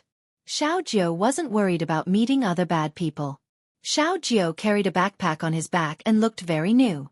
After putting the book in his backpack, Xiao Jiu called Zhang Tan to a quieter place and briefly explained the situation. I have a new life. The household register is under the name of the big sister who brought me here. My name is now Huang Jiu. Xiao Jiu said. Yellow wine? I'm still red wine. Zhang Tan cursed in his heart. Xiao Jiu took out a cup from his backpack and poured some water on the stone slab by the side of the flower bed. He dipped his finger in the water and then wrote his name on the ground. Probably because he hadn't practiced writing for a long time, his handwriting wasn't good, but Zhang Tan could see clearly which two words it was. In the past, Little Nine was directly called Little Nine at home. Zhang Tan wasn't too sure about the household registration, but he saw that Little Nine was quite satisfied with her new household registration and liked the name. After talking for a while, Xiao Jiu told Zhang Tan to wait here while she quickly ran into the nearest supermarket. 10 minutes later, Xiao Jiu ran back with her bag. Luckily, it's not the weekend today, so there aren't many people around. The drawer over there is empty too. I went to a supermarket last Saturday, and there were so many people. Zhang Tan felt that this girl had become a lot more talkative now. She liked to talk about every little thing. Perhaps to Little Nine, these were happy things that she wanted to share with others. Xiao Jiu came to the side of the flower bed and sat down. She opened the zipper of her bag and took out a bag of candy. Here, help me bring this to your little master. I want to thank him for the candy he gave me. It's a pity that I didn't eat much of that bag of candy. What a waste. Xiao Jiu handed the bag of candy to Zhang Tan. The bag wasn't big and wasn't a challenge for Zhang Tan. However, this bag wasn't wiped with paper. Under the influence of his little misophobia, Zhang Tan hesitated. I have pocket money every month, but it's not much. This month, I only have 10 yuan. I can only buy this. It can't compare to the candy your little master gave me. When I have money in the future, I'll treat you to better food. Xiao Jiu looked at Zhang Tan with anticipation. If Zhang Tan didn't catch it, Xiao Jiu would probably think that he was disgusted with the candy. Forget it. Zhang Tan opened his mouth and caught the bag of candy. Only then did Little Nine smile and begin to speak again. I can't come every weekend. I'll be busier in the future and have to rush for classes. After all, I'm much older than the first graders. I can't be looked down upon by them. I haven't been to school for a long time. I've forgotten some of the pinyin and Chinese characters that I learned in the first grade. That sister said that she hopes that I can directly enter the third grade. I think so too. I can't be with those brats who are 2 or 3 years younger than me. How embarrassing would that be, right? After talking for a while, Xiao Jiu had to leave. She had to go back and study. However, even if he didn't hear Xiao Jiu say all this, Zhang Tan could see that this girl's life was not bad recently. Her eyes didn't have too many worries that didn't belong to a child her age. This was a good sign. Seeing Zhang Tan walk back with the bag of candy in his mouth, Xiao Jiu worriedly added, "Don't lose it." So long-winded. Swinging his tail, Zhang Tan still stopped and turned back to look at Xiao Jiu helplessly. Seeing Zhang Tan like this, Xiao Jiu laughed and waved her hand. Carrying her bag, she ran in the opposite direction from Zhang Tan. Probably because she was in a good mood, she jumped a few times as she ran. Zhang Tan walked back with the bag of candy in his mouth. On the way back, he directly waited for little Pomelo at the entrance of Fu Elementary. Black charcoal, who bought this? Little Pomelo walked out of school and took the bag of candy. She looked at it and asked Zhang Tan. She also looked around but didn't see anyone who could have sent the candy. Zhang Tan couldn't answer right now. After returning home, when little Pomelo was preparing to do her homework, Zhang Tan pulled out little Pomelo's drawing book. This was little Pomelo's own drawing book. When she had nothing to do, she would draw in it for fun. It wasn't an art class exercise book. Zhang Tan flipped through it and found a drawing that little Pomelo had drawn during the summer vacation. The drawing was of Xiao Jiu carrying a small bucket and a sickle. It's her. Little Pomelo was surprised. Why is she here? Zhang Tan didn't know how to answer this question. On Friday night, Celestine came over with an invitation for his wedding during the National Day holiday. Although he had told Auntie Zhao about it before, Auntie Zhao had also said that there was no need to send another notice as it was too troublesome. However, in order to appear more formal, Wei Ling still specially sent an invitation card over. Zhao Ma liked to talk about this topic. She chatted with Celestine for about 10 minutes. She didn't even say anything about Celestine taking Zhang Tan out to play and possibly not coming home for the night. Zhao Ma saw that Zhang Tan's spirit had improved a lot. He had gotten rid of his previous depression, so she only gave Zhang Tan a few words of advice. As long as he was in good spirits, she didn't ask for too much for the time being. At the door of the 3rd floor, Mao was already waiting. Walnut was also on his way to the night building. Today, they had a good gathering. The next time they got together would be at Celestine's wedding. Moreover, there would be some elders present, so they definitely wouldn't be so comfortable. On the way, Mao didn't stop talking. He was even more talkative than Celestine. From teasing Celestine to lamenting about raising a cat, he still hadn't finished talking by the time they arrived at the night building. Yi Hao was also at the night building today, but he wouldn't disturb Celestine and the other two. However, he had something to say to Zhang Tan. Celestine went upstairs to the private room first, leaving Yi Hao to talk to Zhang Tan. Exclusive private room? Zhang Tan listened to Yi Hao's words and nodded to himself. Not bad. It seemed that Yi Hao still remembered this. When Zhang Tan came to the night building, he didn't hear Celestine mention it. He thought that Yi Hao's promise of a private room had been left unsettled. He didn't expect that it would really be settled. Yi Hao still had things to do, so he couldn't stay here for long. He signaled Tiger Liang, the person in charge of the night building, to take Zhang Tan to have a look. Although Tiger Liang didn't have much contact with Zhang Tan, he knew some of the cat's legendary stories from the conversations between Leopard and Ron Chi. Otherwise, his boss wouldn't have specially opened a private room for a cat, so he knew that he had to treat it seriously. Zhang Tan followed Tiger Liang to the 3rd floor. The room that Yi Hao had arranged for Zhang Tan was right next to Celestine's. Some time ago, Yi Hao had renovated some of the private rooms on the third floor, and he had also arranged a private room for Zheng Tan. Just like Celestine's door, this one also used a card, but it wasn't a card inserting type. Yi Hao had specially arranged for someone to install a card swiping device similar to the one in Tsinghua University's East Courtyard, but with much higher privacy and security. It was obvious that Yi Hao had put in a lot of effort. Zheng Tan looked at the small round card in Tiger Liang's hand. It was similar to the cat tag he had in the East Courtyard. In other words, this was an imitation of Zheng Tan's cat tag. This private room was a little smaller than Celestine's, but a lot of effort had been put into the renovation, especially the walls and ceiling. There were corridors for cats to crawl and walk on, and the corridors for cats hanging from the ceiling didn't look messy. Zheng Tan walked up diagonally from the wooden planks on the wall, and jumped onto the suspension bridge that led to the ceiling from a fork in the corridor. After playing around for a while, he felt that it wasn't bad. The patterns were basically cat paw prints, cat head portraits, and so on. There wasn't any other style. What made Zheng Tan blush with shame were the scratching boards and the hanging plush toys. If Zheng Tan was really a cat and not a cat with a human heart, he would definitely like these settings. For a real cat, this place was like a mini playground. In addition to these, there was also a karaoke set, which made Zheng Tan feel very satisfied. He didn't know if Yi Hao and the others were thinking that if Zheng Tan was depressed and wanted to howl in the future, there would be a special place for him to do so, instead of tormenting everyone's ears at Yi Hao's or Celestine's place. This place wasn't bad. In the future, he would bring his friends here to play, Zheng Tan thought. But Zheng Tan lay on the soft sofa and counted with his paws. It seemed that there weren't many people he could bring over. The sheriff and Huang wouldn't come, and Depang was always guarding his grandmother. Peanuts? To be decided. Monseigneur? They weren't familiar, and Monseigneur wouldn't care about it. It had come here many times when it was with Yi Hao, but now that it was with Master Tang VII, it probably didn't care about this kind of place anymore. It seemed that it still didn't have enough friends. Tiger Liang had been observing the black cat in the room the whole time. He secretly sighed. It was indeed a very special cat. No wonder Ronqi always wore a pendant to ward off evil spirits. After looking around the room for a while, Zheng Tan went to Celestine's private room.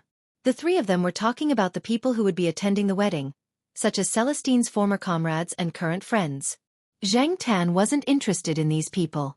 What made Zheng Tan curious was the master that the three of them were talking about.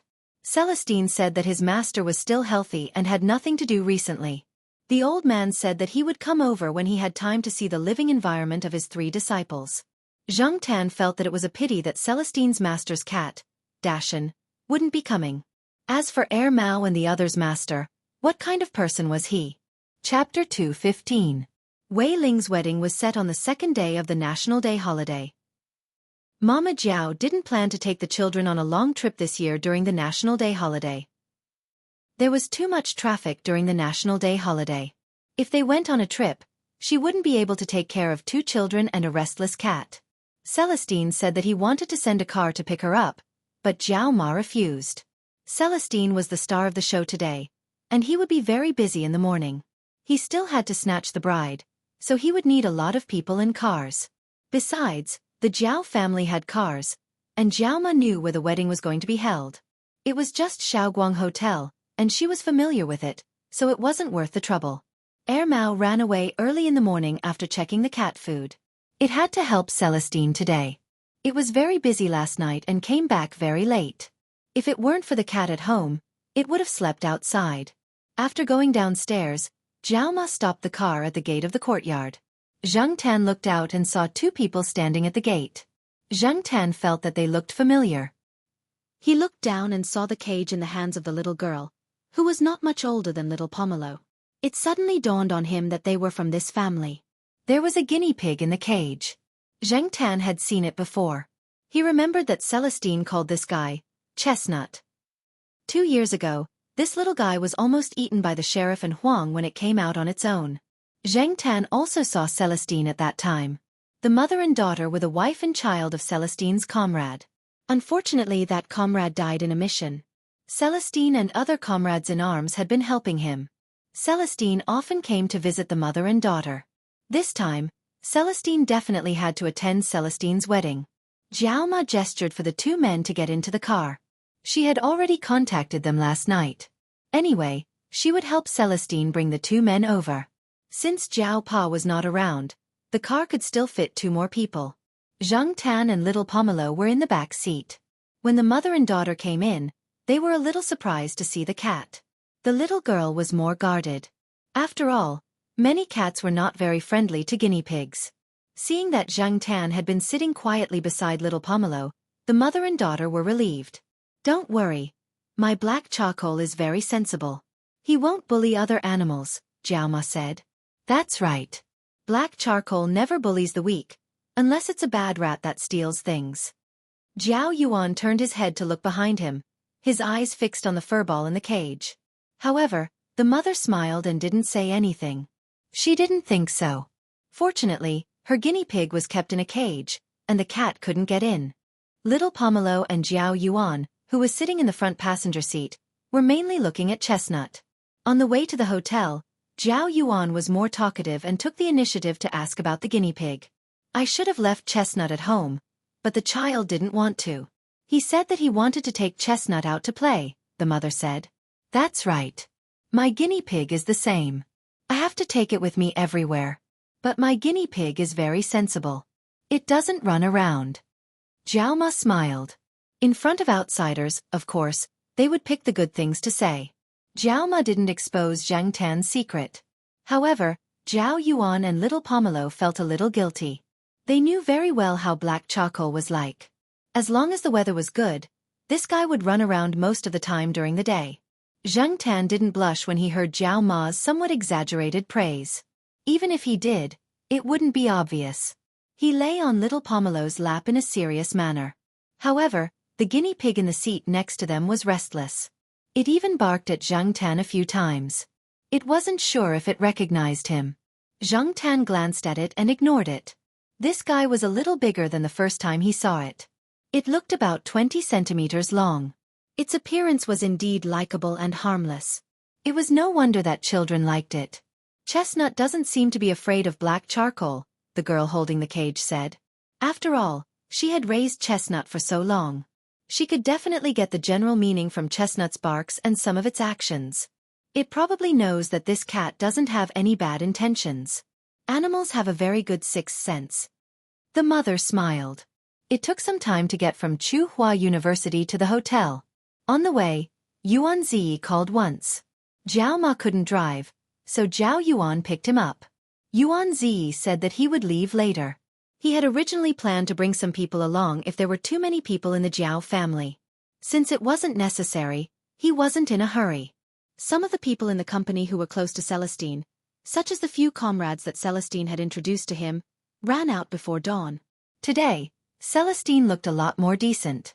During the wedding ceremony, everyone's attention was on the newlyweds. Zhang Tan squatted on the stool and couldn't see anything. He had his back against the wall, so he didn't have to worry about people behind him. Both sides were well covered by little Pomelo and Jiao Yuan. If he wanted to look out, Zhang Tan could only see half of his head peeking out from under the table. He had to cover his ears to prevent others from seeing him. Although the people at this table didn't care, there was no guarantee that the people at other tables wouldn't mind. He had to save some face for Celestine. As for Chestnut, it had been hidden in a special bag.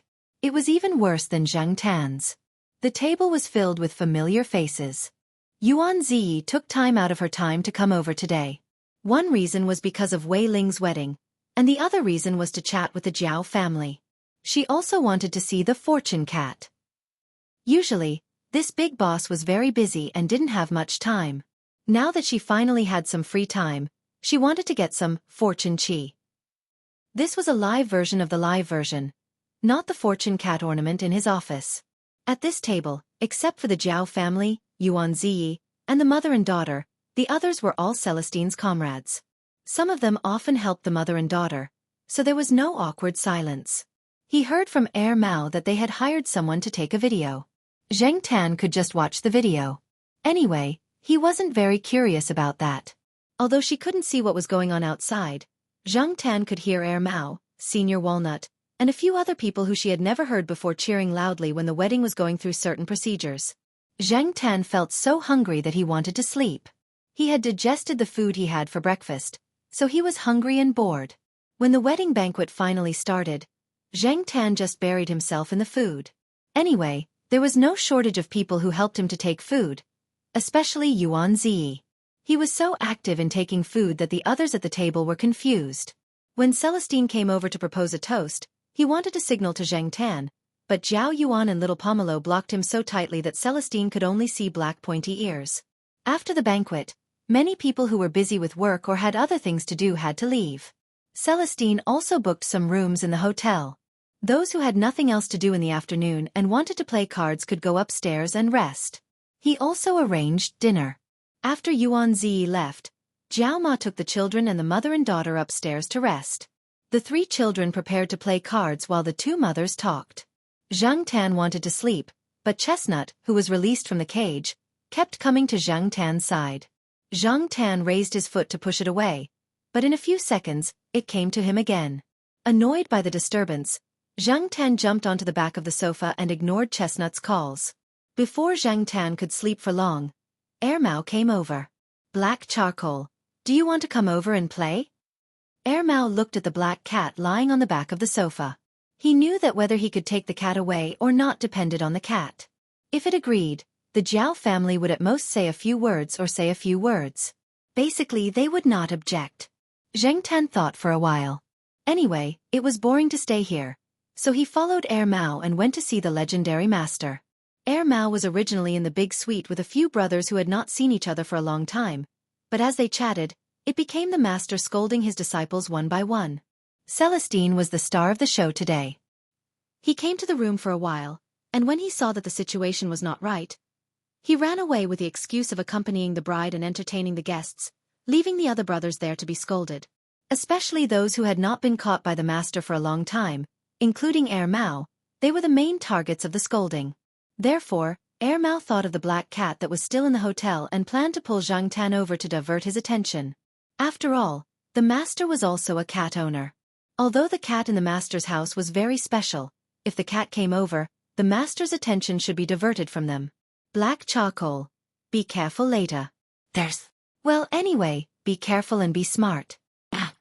Mao could not help but say one more sentence before opening the door. Mao did not finish his sentence. Zhang Tan did not know what Mao was trying to say. Was there any danger in there? Probably not. When Mao opened the door, Zhang Tan followed behind him and went in. There was no smell of smoke inside. It was rare that a group of men did not smoke. Or was it because of the master that they did not smoke? However, there was no smell of smoke. There were other smells.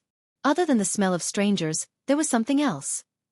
Other than Mao and Senior Walnut, Zhang Tan did not recognize any of the people sitting in the room. Mao was the youngest. In terms of age, other than the only old man, there were a few middle-aged men who looked about the same age as Senior Walnut. In the past, when he heard Celestine and the others talk about it, it seemed that there were older people counting up. It was just that they had important positions and were entangled with work. They were so free that they could not leave. The big red packet must have been in Celestine's hands. That bastard Celestine was probably counting the money now.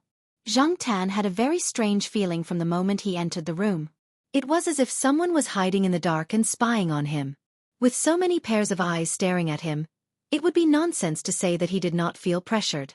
However, Zhang Tan felt that these people did not have any ill intentions, so he relaxed a little. They were mostly sizing him up, especially the old man who looked to be in good spirits.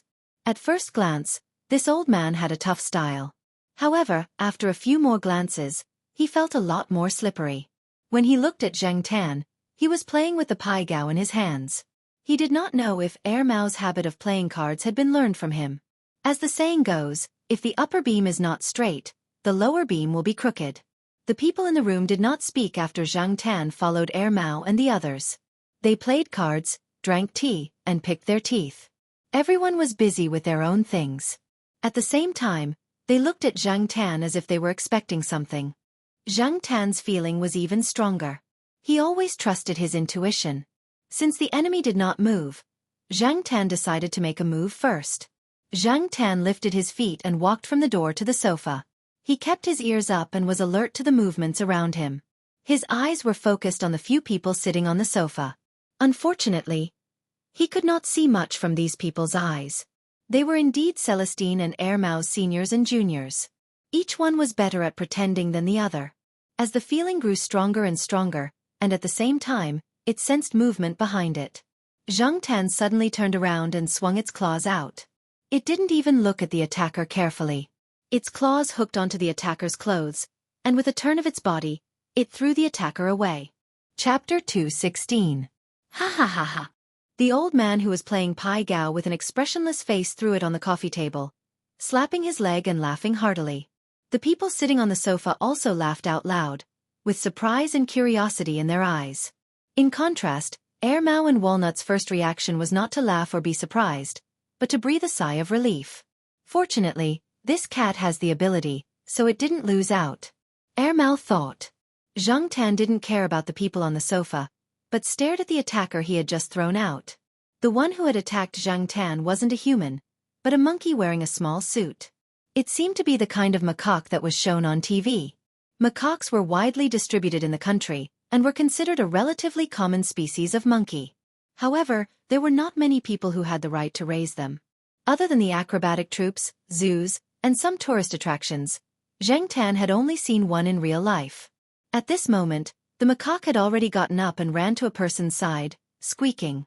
Zhang Tan didn't know what it was saying, but from the way the monkey pointed at Zhang Tan and then at the small suit on its body, it was probably complaining. F***ck, you dared to complain when you took the initiative to attack. The atmosphere in the room began to liven up again.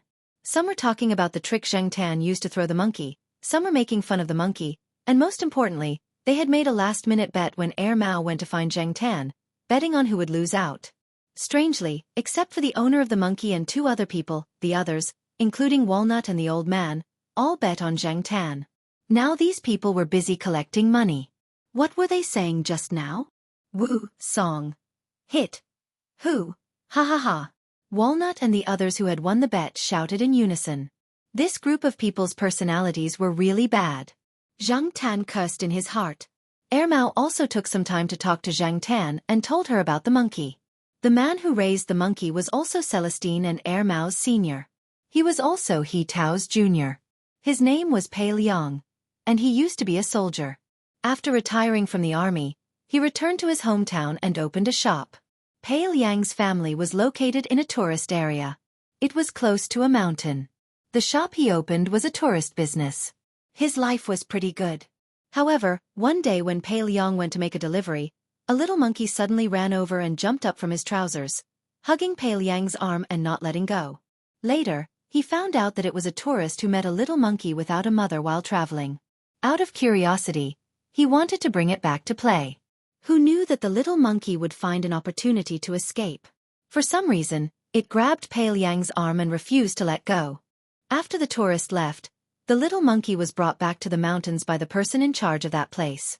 However, after a period of time, the little monkey somehow found Pei Liang's house and ran to his house every few days. The people living nearby would sometimes encounter monkeys, but after all, it was not often. Sometimes, in order to prevent the monkeys from going down the mountain to steal things, they would take some protective measures. There were not many incidents like Pei Liang's house that always had monkeys visiting. The monkey that Pei Liang encountered at his house was an exception. Gradually, it became familiar with Pei Liang's youngest son and did a lot of catching fish and birds. It helped pass the shovel to the children at home when they dug traps. It also followed the children at home when they went to join in the fun. However, it could not be like this all the time. Under his son's strong request, Pei Liang went to find someone to go through some procedures. After all, without the approval of the relevant Forestry Administrative Department, the practice of privately raising nationally protected animals was illegal transportation and breeding. When he was naming it, Pei Liang wanted to just call it the Great Sage, Heaven's Equal.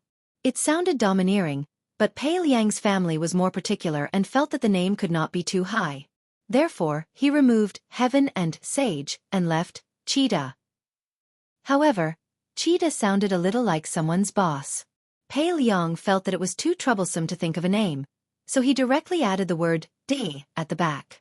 Therefore, Cheetah, the name that Zhang Tan felt was very awkward, hung on the macaque's head and would accompany it for the rest of its life. Chi-da's status in the family was not low. The children protected it, and the elders doted on it. Pale Yang's old mother even wore reading glasses and personally sewed a set of great sage, heaven's equal clothes. In Air Mao's words, it looked like it was singing an opera. The monkey's IQ was higher than some animals. After interacting with humans for a long time, it naturally learned some things. In the past 5 years, it became even more clever and strange. Therefore, Pale Yang did not dare to let it out at Celestine's wedding.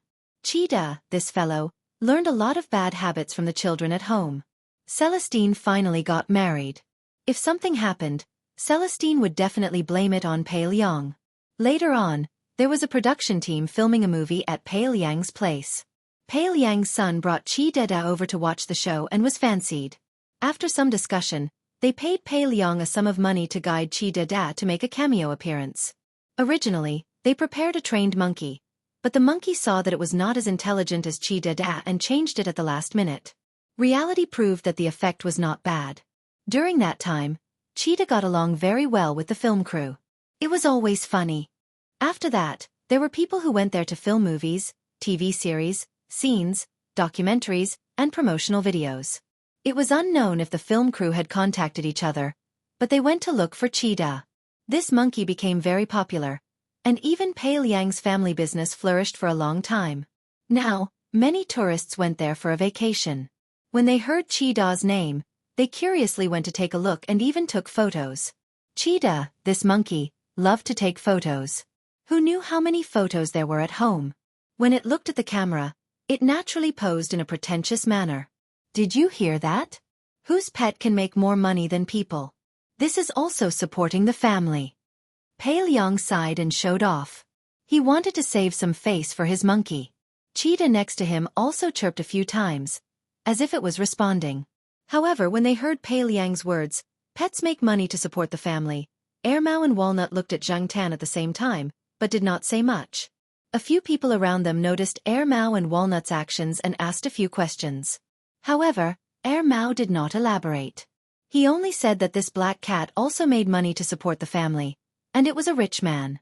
It turns out that this mongrel cat is more powerful than Chi-da. This is too low-key. We haven't seen any news about this cat, someone said. That's because its father doesn't allow it to be high-profile, Air Mao answered. That's right. The old master slammed the coffee table. Several people looked at the coffee table at the same time. After making sure that the coffee table was not broken, they continued to talk and laugh. They were all muttering in their hearts. When would the master change his bad habit of slamming the table? Fortunately, the old master knew not to destroy things in the hotel. The old man didn't feel that he had done anything inappropriate, so he continued, "This is to protect the cat." Nowadays, some people are blinded by greed and will do anything. Besides, animals don't enjoy some protection like people do, especially those that are not listed in the national protection level. They can only accept it if they suffer, so it's better to protect them. Pale Yang, you should learn from this. Yes, yes, yes. Pale Yang nodded. It's not because my home is in the mountains, unlike the big cities where there are many people. I'm not the only one raising monkeys there. Are other people's monkeys as popular as yours? The old master glared. No. Pale Yang withered. I will definitely pay attention. Cough, speaking of which, this cat is really strong. Someone received Pale Yang's pleading look and changed the topic. Sure enough, once the topic changed to cats, the old master stopped talking about Pale Yang. What's so strange about that? Cats can't be judged by common sense. My cat has caught prey several times bigger than this one, the old man said in a matter-of-fact tone. The person who spoke just now curled his lips slightly and did not say anything. Anyway, the old master had his reasons and was not allowed to refute. As for the cat in the master's house, looking at the black cat not far away and thinking about the cat in the master's house, how could they be the same? Apart from the problem of strength, this cat's reaction was also very fast. When the black cat attacked, Chi-da had just jumped out. Its reaction was really fast. One person said, Air Mao, did you leak the secret? Did you tell the cat that there was a monkey in the house? Another person asked. No, definitely not. I only told it to be more alert. Air Mao denied. The old master nodded. This cat was alert from the moment it entered the door. When its ears moved, I knew that the cat had noticed Chi Dada. It must have known that the monkey would attack from behind, so it was prepared. Zhang Tan. You flatter me. I really do not have the ability to find that stupid monkey. Also, from the perspective of human psychology, Zhang Tan did not want to be compared to other animals. It felt like he was bullying the weak. You guys. The old man raised his hand and pointed at Mao and the others one by one. You guys are not even as good as a cat. Mao and the other disciples all looked like they were choking at the same time, but no one refuted. Well, no matter what topic they were talking about, they had to be scolded. Zhang Tan listened to this group of people chatting, and noticed that the old man was either scolding them or praising his cat.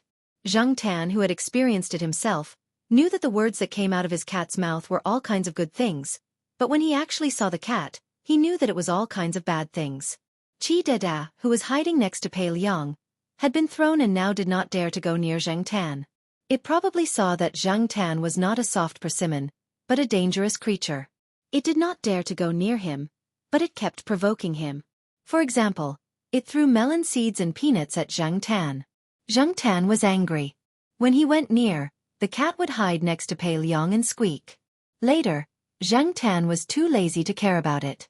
He changed places and jumped onto the back of Walnut's sofa. The cat did not dare to throw things. If it accidentally threw things at Walnut's level, both the monkey and the people would be scolded. After eating in the afternoon, they went back home. Mao and the others went to the bridal room to make a scene. Zhang Tan was not in the mood to follow them. He was a cat, so why should he join in? Originally, Zhang Tan thought that after Celestine's wedding, he would not see that monkey again. But a week later, Mao asked Zhang Tan if he wanted to go out and play. It said that Chi Dada missed him. It turned out that Pei Liang had brought this cat to Chuhua City this time. First, it was to attend Celestine's wedding. Second, it was to film a movie in a city near Chuhua City. Chi Dada was going to make a cameo appearance. It was said that the pay was quite high. He went to film the day after the wedding and only came back yesterday. 2 weeks later, there was an animal show in Beijing. During this time, Pei Liang stayed at Walnut's house. Mao drove Zhang Tan to Walnut's house. That monkey is probably holding a grudge. It's probably thinking about how to take revenge this time. Black Coal, you have to be more careful. Don't get beaten up. Beaten up? How is that possible? Just because of that monkey.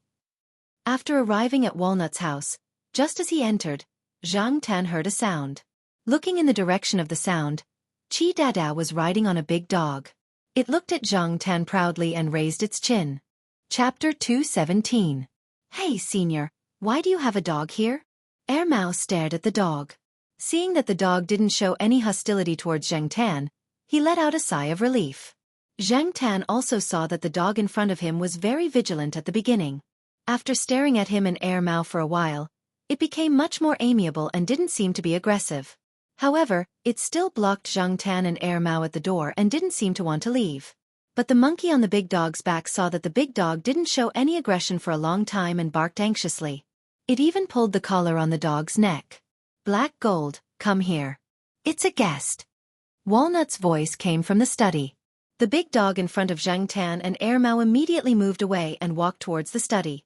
This made Chi Dada even more anxious. It seemed to feel embarrassed and pulled the collar on the dog's neck a few more times to make the big dog turn around. Unfortunately, not only did it not make the big dog change direction, it was also thrown off the big dog's back. Rolling on the ground, Chi Dada got up and looked at Zhang Tan. Seeing that Zhang Tan's eyes weren't good, it quickly ran to the study to find a backer. It didn't want to be beaten again. When Zhang Tan walked into the study, he saw that the big dog was lying next to Walnut, ignoring everyone else. Chi Dada jumped to Pei Liang, probably to complain. Another tattletale. Zhang Tan felt disdain in his heart. This is a Kunming dog, right? It looks like it has served in the army. Mao's eyes lit up as it looked at Black Gold. Most men would prefer to have a dog. Just like when Zhang Tan first met Walnut, Walnut had said, "I'd rather have a dog than a cat." Yes. Walnut was very proud when he heard Mao's words. Black Gold is a military dog that retired early due to injury. It belongs to a friend's company. Although a dog's status can't be compared to a person's, It's still a soldier, isn't it? People say that every carrot is a pit. It's also a weapon in the military. Even if you want it, you don't necessarily have it. I spent a lot of effort to get it here. After it came here, I still had to break it in. Fortunately, everything went smoothly. 2 days ago, he even helped me catch a drug dealer. This dog is really awesome. But I don't dare to take him to the police station. This kind of dog usually doesn't bite people casually. If it really bites, it's even more vicious than a wolf. You raised it without a word. That day at the hotel, when everyone was bragging about their pets, I didn't hear you say anything about dogs. But then again, don't you have police dogs? If you wanted to raise a dog, you wouldn't have waited until now. Ermao asked. Isn't that right? Furthermore, after bringing it back, it took some time for it to get used to this place. If it was someone else with a strong temper, I wouldn't have been able to invite it back at all. Hey Jean might be able to help. He could help catch criminals when he was outside, guard against thieves when he was at home, and even help collect shoes when it rained. According to my friend, when he was in the company, Black Gold was often ordered by those people to steal other people's shoes so that he could make a fool of himself during an emergency assembly. Once, he even stole from his company commander. Lying on the ground, He Jin's ears twitched from time to time as he paid attention to his surroundings. Occasionally, he would hear a few familiar words and raise his head to look at Walnut. When Walnut talked about his friend and the company, He Jin whimpered from the ground. Walnut leaned over and patted He Jin's head. You miss them, right? Zhang Tan suddenly felt that the atmosphere had become sad. Even Chi Dada didn't move. His eyes were wide open and he didn't know what he was thinking. Hey, Ermao, let me show you some photos of Chi Dada from a while ago. Pei Liang spoke to break the sad atmosphere. Look, there's also a popular female celebrity. I also have her autograph. I can sell it for a lot of money. Zhang Tan was speechless. So he was trying to get her autograph so that he could sell it for money? These photos can be used to show off on shows and increase popularity. Pei Liang treasured these photos and specially bought a few albums to store them. When the time came, he would use them to show off. They're filming a period drama and they're wearing costumes. Senior Pei, aren't you afraid of being investigated for showing off their photos? Ermao pointed at the photos in the album. It's okay. I've already asked for permission. They're happy to do it. This is also a kind of publicity that can increase their popularity. Obviously, this wasn't the first time Pei Liang had encountered this kind of situation. He was very familiar with it and had considered many aspects. While Ermao was looking at the photos, Pei Liang took out his digital camera and said to Zhang Tan, Come, 3 friends. Let's take a photo to commemorate this. You can take a photo, but don't let it leak out, Walnut said. I know what to do. Pei Liang waved his hand and motioned for Zhang Tan to go over. Hey Jean. Black charcoal. They're both from the He family. It's fate. Who knows when these two will work together? After all, they both have experience in solving cases, Walnut said jokingly. To take a photo, Zhang Tan looked at Chi Dada who was flirting and then looked at He Jin who was obediently squatting there as if he was carrying out a mission. Zhang Tan thought for a while and jumped onto a small chair. If he was short, he had to stand taller. Otherwise, if Chi Dada and He Jin came over, Zhang Tan would look thin and small. Chi Dada didn't dare to stand close to Zhang Tan. He let He Jin stand in the middle while Zhang Tan and Chi Dada stood on both sides. Zhang Tan didn't care if he stood in the middle or on both sides. He just needed to take a photo. After returning home, Zhang Tan thought he wouldn't see that monkey again. However, a few days later, Pei Liang brought Chi Dada to visit him. Actually, Ermao didn't allow them to enter the house. They had to come to the Jiao family. As soon as Chi Dada entered Ermao's house, He Jin started to roar. Ermao didn't care about anything else. His cat was more important. As for the monkey, it was better for him to stand outside the door. Ermao cared about his cat, but Pei Liang cared about his monkey even more. After sitting at Ermao's house for a while, Pei Liang discussed with Ermao and asked Ermao to bring them upstairs. After all, Jiao Ma didn't know Pei Liang. It was Saturday. Little Pomelo and Jiao Yuan were both doing homework in their room. They didn't want to bother when they heard that there were guests. However, when they heard that there was a monkey, they immediately put down their pens and ran to the living room. Chi Dada was wearing a thin windbreaker today. It was wearing a hat just now. I didn't look carefully just now. I thought it was a kid. After hearing Mao's introduction, Jiao Ma welcomed Pei Liang and Chi Dada warmly. It's a pity that we don't have bananas at home. We don't have much food left either. Don't bother. Just give it a glass of water. Pei Liang quickly stopped Jiao Ma, who was about to go out to buy food. Auntie Jiao still washed some fruits and brought them out. There were also some snacks. Pei Liang selectively let Chi Dada eat some. It was easy to get a stomachache if he ate anything. After all, this foodie was not human. When Chi Dada followed Jiao Yuan to play with toys in his room, there were only a few adults left in the living room. Today, Pei Liang came to visit. He wanted to see what kind of family raised Zhang Tan's special cat. Secondly, he wanted to take a picture of his 3 friends and talk about some things. Pei Liang took out a cigarette and was about to smoke. However, he remembered that there was only a woman and 2 children in the house. He put the cigarette down again. It's okay. Go ahead. No. If I take out the cigarette, Chi Dada will waste another one of my cigarettes. Oh, it even smokes. Jiao Ma was surprised. Yeah. Pei Liang began to complain. From smoking to drinking, now it even knew how to play cards. This guy even has its own wardrobe made by its family. There are also some souvenir clothes from the crew. Chi Dada is so arrogant. Even if its clothes are torn, we won't throw them away unless it dislikes them. It's been spoiled by its family. This triggered Mama Jiao's response. My family's too. It's been spoiled. Its temper is bigger than a human's. Zhang Tan, who was listening in the room, was speechless. Chi Dada got along well with the children. Maybe it was because it had more contact with children since it was young. It wasn't like other cats and dogs that ran away when they saw naughty children. Now, Chi Dada was bullying the 2 little Brazilian turtles in the tank. When the little turtles stuck their heads out, Chi Dada would poke them with its paws. When they stuck their heads out again, Chi Dada would poke them again. It looked like it was asking for trouble. Jiao Yuan and little Pomelo were laughing at the side. Participating in a show in Beijing? In the living room, Jiao Ma was surprised. Yes, the invitation was sent out 2 months ago. Because of this, my family has been preparing with it. My mother even bought good cloth and made a new Monkey King costume for it. It was sewn according to the appearance of Sun Wukong in the old version of Journey to the West on TV. She's waiting to shock everyone. I think your cat can participate too. Many of the animals participating in the show are very smart. Many of them have been on TV series, and movies before. They're half a star. I heard that your cat has also acted in commercials. It's definitely qualified. You can call and sign up. Did you sign up like this too? Jiao Ma asked. No.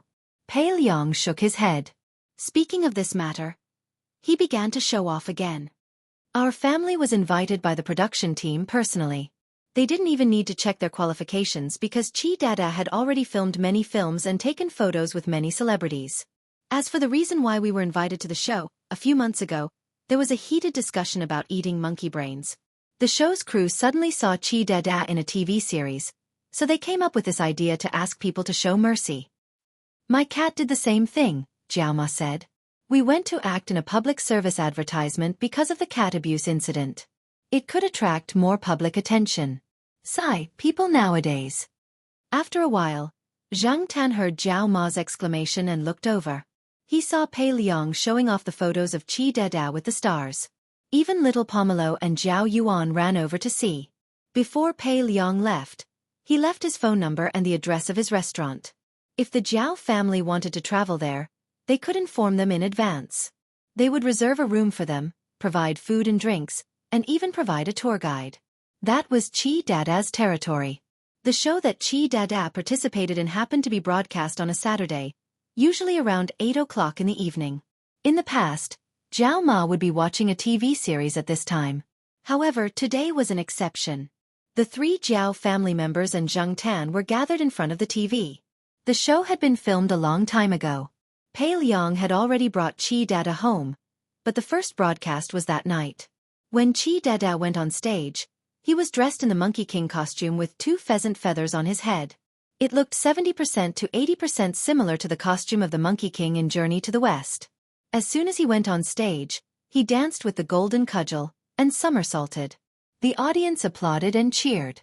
After the performance, he bowed to show that he was not only talented but also polite.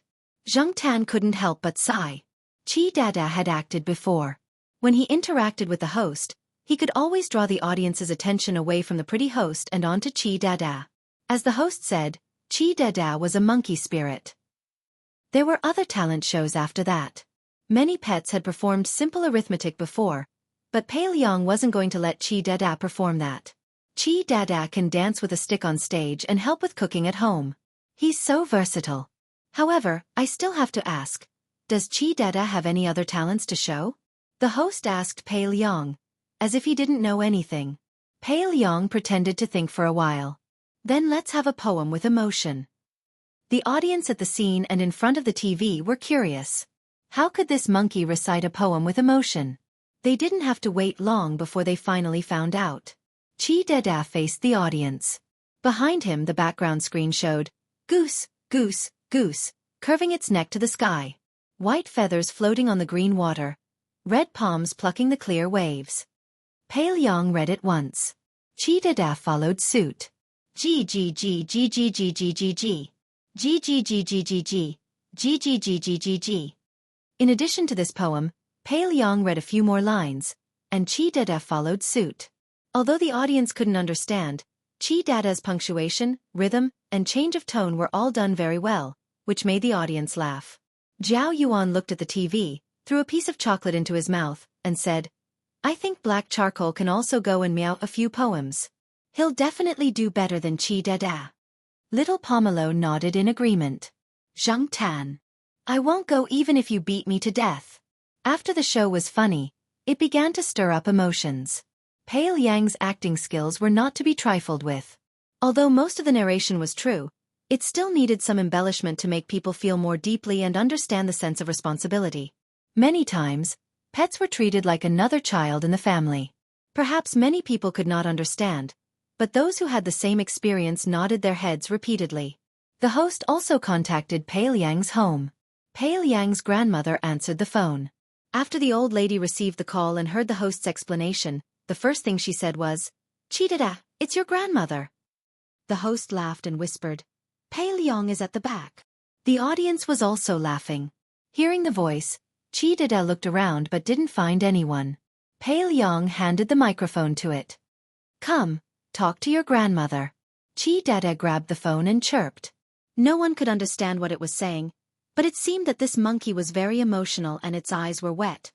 Come back early after the show. Be careful on the road. Before the call ended, Pei Liang's mother said this to end the call. After the call, Chi Dada jumped into Pei Liang's arms. Pei Liang patted its back as if comforting a child. You must be homesick. Let's go straight home after the show. After that, there wasn't much to talk about Pei Liang and Chi Dada. The show was coming to an end, and the theme had to be introduced. The background screen showed some pictures of monkeys in cages, and the uneasiness and fear in their eyes. This was the popular topic of eating monkey brains during that period of time. Chapter 218. Zhang Tan opened one of the compartments in the hidden drawer of the cat tree. This compartment was specially cleared by Zhang Tan to store business cards and other things. He had never thought about business cards before. After all, who would give a cat a business card? But now that he knew more people, there were bound to be some special people with different ideas. For example, on the day of Celestine's wedding, Zhang Tan had received a lot of business cards in the suite of Air Mao's brothers. At that time, Air Mao had helped to keep them, and later gave them to Zhang Tan when they returned to the villa complex. Those who had business cards gave business cards. Those who didn't had business cards cut a piece of paper about the size of a business card and wrote down some addresses. For example, Air Mao's master did the same. He asked Zhang Tan to visit him when he had time and get to know Dashan. He didn't know whether the paper was for Zhang Tan or for Zhang Tan's Jiao family. The latter was more likely. In these people's eyes, a cat could understand everything. It was already very capable to receive business cards. Pei Liang's business cards were quite professional. They were exquisitely made. Pei Liang often went out and interacted with many people, so he was more particular about business cards. Pei Liang also allowed Zhang Tan to travel there with the Jiao family when she had time. They could go sightseeing. Zhang Tan really wanted to travel, but he couldn't travel alone in his current cat form. The 3 Jiao family members couldn't leave either. Even if it was the holidays, Jiao Ma didn't dare to take the 2 children far. If they wanted to travel, they had to wait for the Jiao Pa to come back. Zhang Tan counted the days. It had only been half a year since the Jiao Pa left. He had to wait. Celestine was now married and had a wife. Recently, he was busy making babies. He quit smoking and drinking and didn't go to the nightclub. He was very well behaved. Mao, on the other hand, often went out. He didn't know where to go with Qin Tao and the others. Thinking about it carefully, the only people who acted as Zhang Tan's transportation vehicle and drivers were these 2. Now that the 2 of them were busy with their own things, it was impossible for Zhang Tan to go out and have fun. As for Feng Xiaokong, he was busy and had a big family business. Zhang Tan didn't count on him. After looking at the business card, Zhang Tan sighed. He locked the drawer again and hid the key. He stretched and decided to go out for a walk. Huang and the sheriff were staring at the sparrow under the trees in the courtyard. De Pang was lying on the grass, basking in the sun, looking lazy. Zhang Tan walked out of the courtyard and decided to walk around the campus. There weren't many people at this time, and there weren't many cars coming and going. Zhang Tan casually walked on the main road. Suddenly, he heard a scolding behind him. He turned around and saw a modified 3-wheeled bicycle. It was more like a heavy-duty bicycle used to pull goods. However, the back of the bicycle was smaller and didn't need to be stepped on. It could be used as an electric bicycle. There was also a basket in front of the bicycle. The person riding the bicycle was an old man. Behind the old man's bicycle was a border collie. It was the target of the old man's scolding. At the moment, it was running with the bicycle. Before it was scolded, it smelled something and ran into the grass. Looking at its size, this border collie should be underage, but it was full of energy. When the old man scolded it, it immediately rushed out of the grass and continued to run with the bicycle. The old man controlled the speed of the bicycle. It wasn't fast, but because the border collie was distracted, it fell a little far away. After the old man rode past Zhang Tan, the border collie ran past Zhang Tan like a gust of wind. Zhang Tan walked on the sidewalk. The old man rode his bicycle on the driveway. He didn't pay attention to Zhang Tan on the sidewalk. After the border collie ran past Zhang Tan, it suddenly stopped and looked at Zhang Tan. It wagged its tail and ran towards Zhang Tan. It seemed to be very curious about Zhang Tan's cat, but it didn't show any malice. If it were an ordinary cat, regardless of whether it had any malice, when it saw a big dog running towards it, its first reaction would be to run. If it didn't run, it would bow and growl. However, Zhang Tan didn't intend to pay attention to the dog. It would soon be called away by the old man anyway. Sure enough, before the border collie could get close to Zhang Tan, it was called away by the old man riding in front of him. It seemed to be quite obedient. If it were the Sahara, it would pretend not to hear you even if you called it a few times. It might even run away. After climbing up the hill, Zhang Tan saw the border collie jump onto the old man's bicycle and squat in the loading area. It put its chin on the edge and looked around curiously. Zhang Tan thought about it and was sure that he had never seen the dog before. Perhaps it was because he hadn't walked around campus for a few months. In June, in order to avoid people who knew him putting the title of mythical beast on his head, he rarely ran around campus. He went out for walks more often. Then he stayed outside during the summer vacation. In September, although he walked around, there were still many places he didn't go. Maybe there were new members, so it was normal that he hadn't seen it before. He shook his head and stopped thinking about what had just happened. Whether there were new members or not, it didn't have much to do with him. He then walked slowly along the main road. When he passed by the School of Physics building, Zhang Tan glanced over there and saw the 3-wheeled electric car parked not far from the door. The border collie near the car was sniffing around on the grass. As for the old man, there were 3 people standing at the door of the building. One was the old man riding the bicycle, one he didn't know, and the third one Zhang Tan was familiar with. Speaking of which, he hadn't seen Lord Zheng for a while. Thinking about it, Lord Zheng was also a busy man. Lord Zheng was still the same as usual. There was always a sense of seriousness on his face, and he stood there with a strong aura. However, the other 2 people obviously had some status. Looking at the way they spoke, they were not so restrained and were very casual. It seemed that these three people were acquaintances. Zhang Tan was still some distance away from the gate of the School of Physics. Originally, he didn't intend to get close. He just passed by when he was taking a stroll. However, when Zhang Tan was about to leave, the border collie sniffing the wildflowers on the grass saw Zhang Tan. It immediately wagged its tail and ran towards Zhang Tan, looking very excited. Zhang Tan was speechless. F***ck. It's just a cat. Why is this dog so excited? Ignoring the over-energetic dog that was blindly jumping in front of him, Zhang Tan walked along the original route. The old man riding the bicycle was talking to two friends, but he was also paying attention to his dog. When he caught a glimpse of his dog rushing out, he looked over there. It seems to be the black cat I saw on the road, said the old man. The other two people also looked over there, especially Lord Zheng. Black charcoal. What? Yi-hee, do you know that cat? Whose family is it? Asked the old man. Yi-hee is Lord Zheng's real name. The students gave her such a name because Lord Zheng's name was similar to Yehenera's, and the aura of the official was enough, while the teachers all called her Dean Yi, Professor Yi, Teacher Yi, and those who were familiar with her status would call her Yi-hee. Tan Fong. Hurry up and call your dog over. Don't bite the cat, Lord Zheng said to the old man. It's okay. Cola won't really bite. It just wants to find a friend to play with. It just came here not long ago and didn't know many friends. It's so excited because it saw a new friend. There used to be a black cat in my son's house. It had no companion at home, so it pestered the cat to play.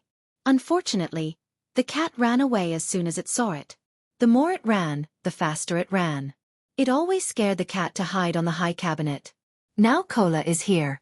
It's lonely at home. It can be seen on the road just now. It's estimated that it feels like a cat that looks like an old friend and has a sense of intimacy. The old man told Tan Fong about what had happened on the road. Tan Fong's first impression of Zhang Tan was that the cat was either too stupid or too brave. Otherwise, how could it be so calm in the face of a dog that was many times bigger than it? Yi-hee, do you think the cat has a problem with its IQ or something? Tan Fong asked Lord Zheng. Nonsense, the cat is smart, and it's not afraid of dogs.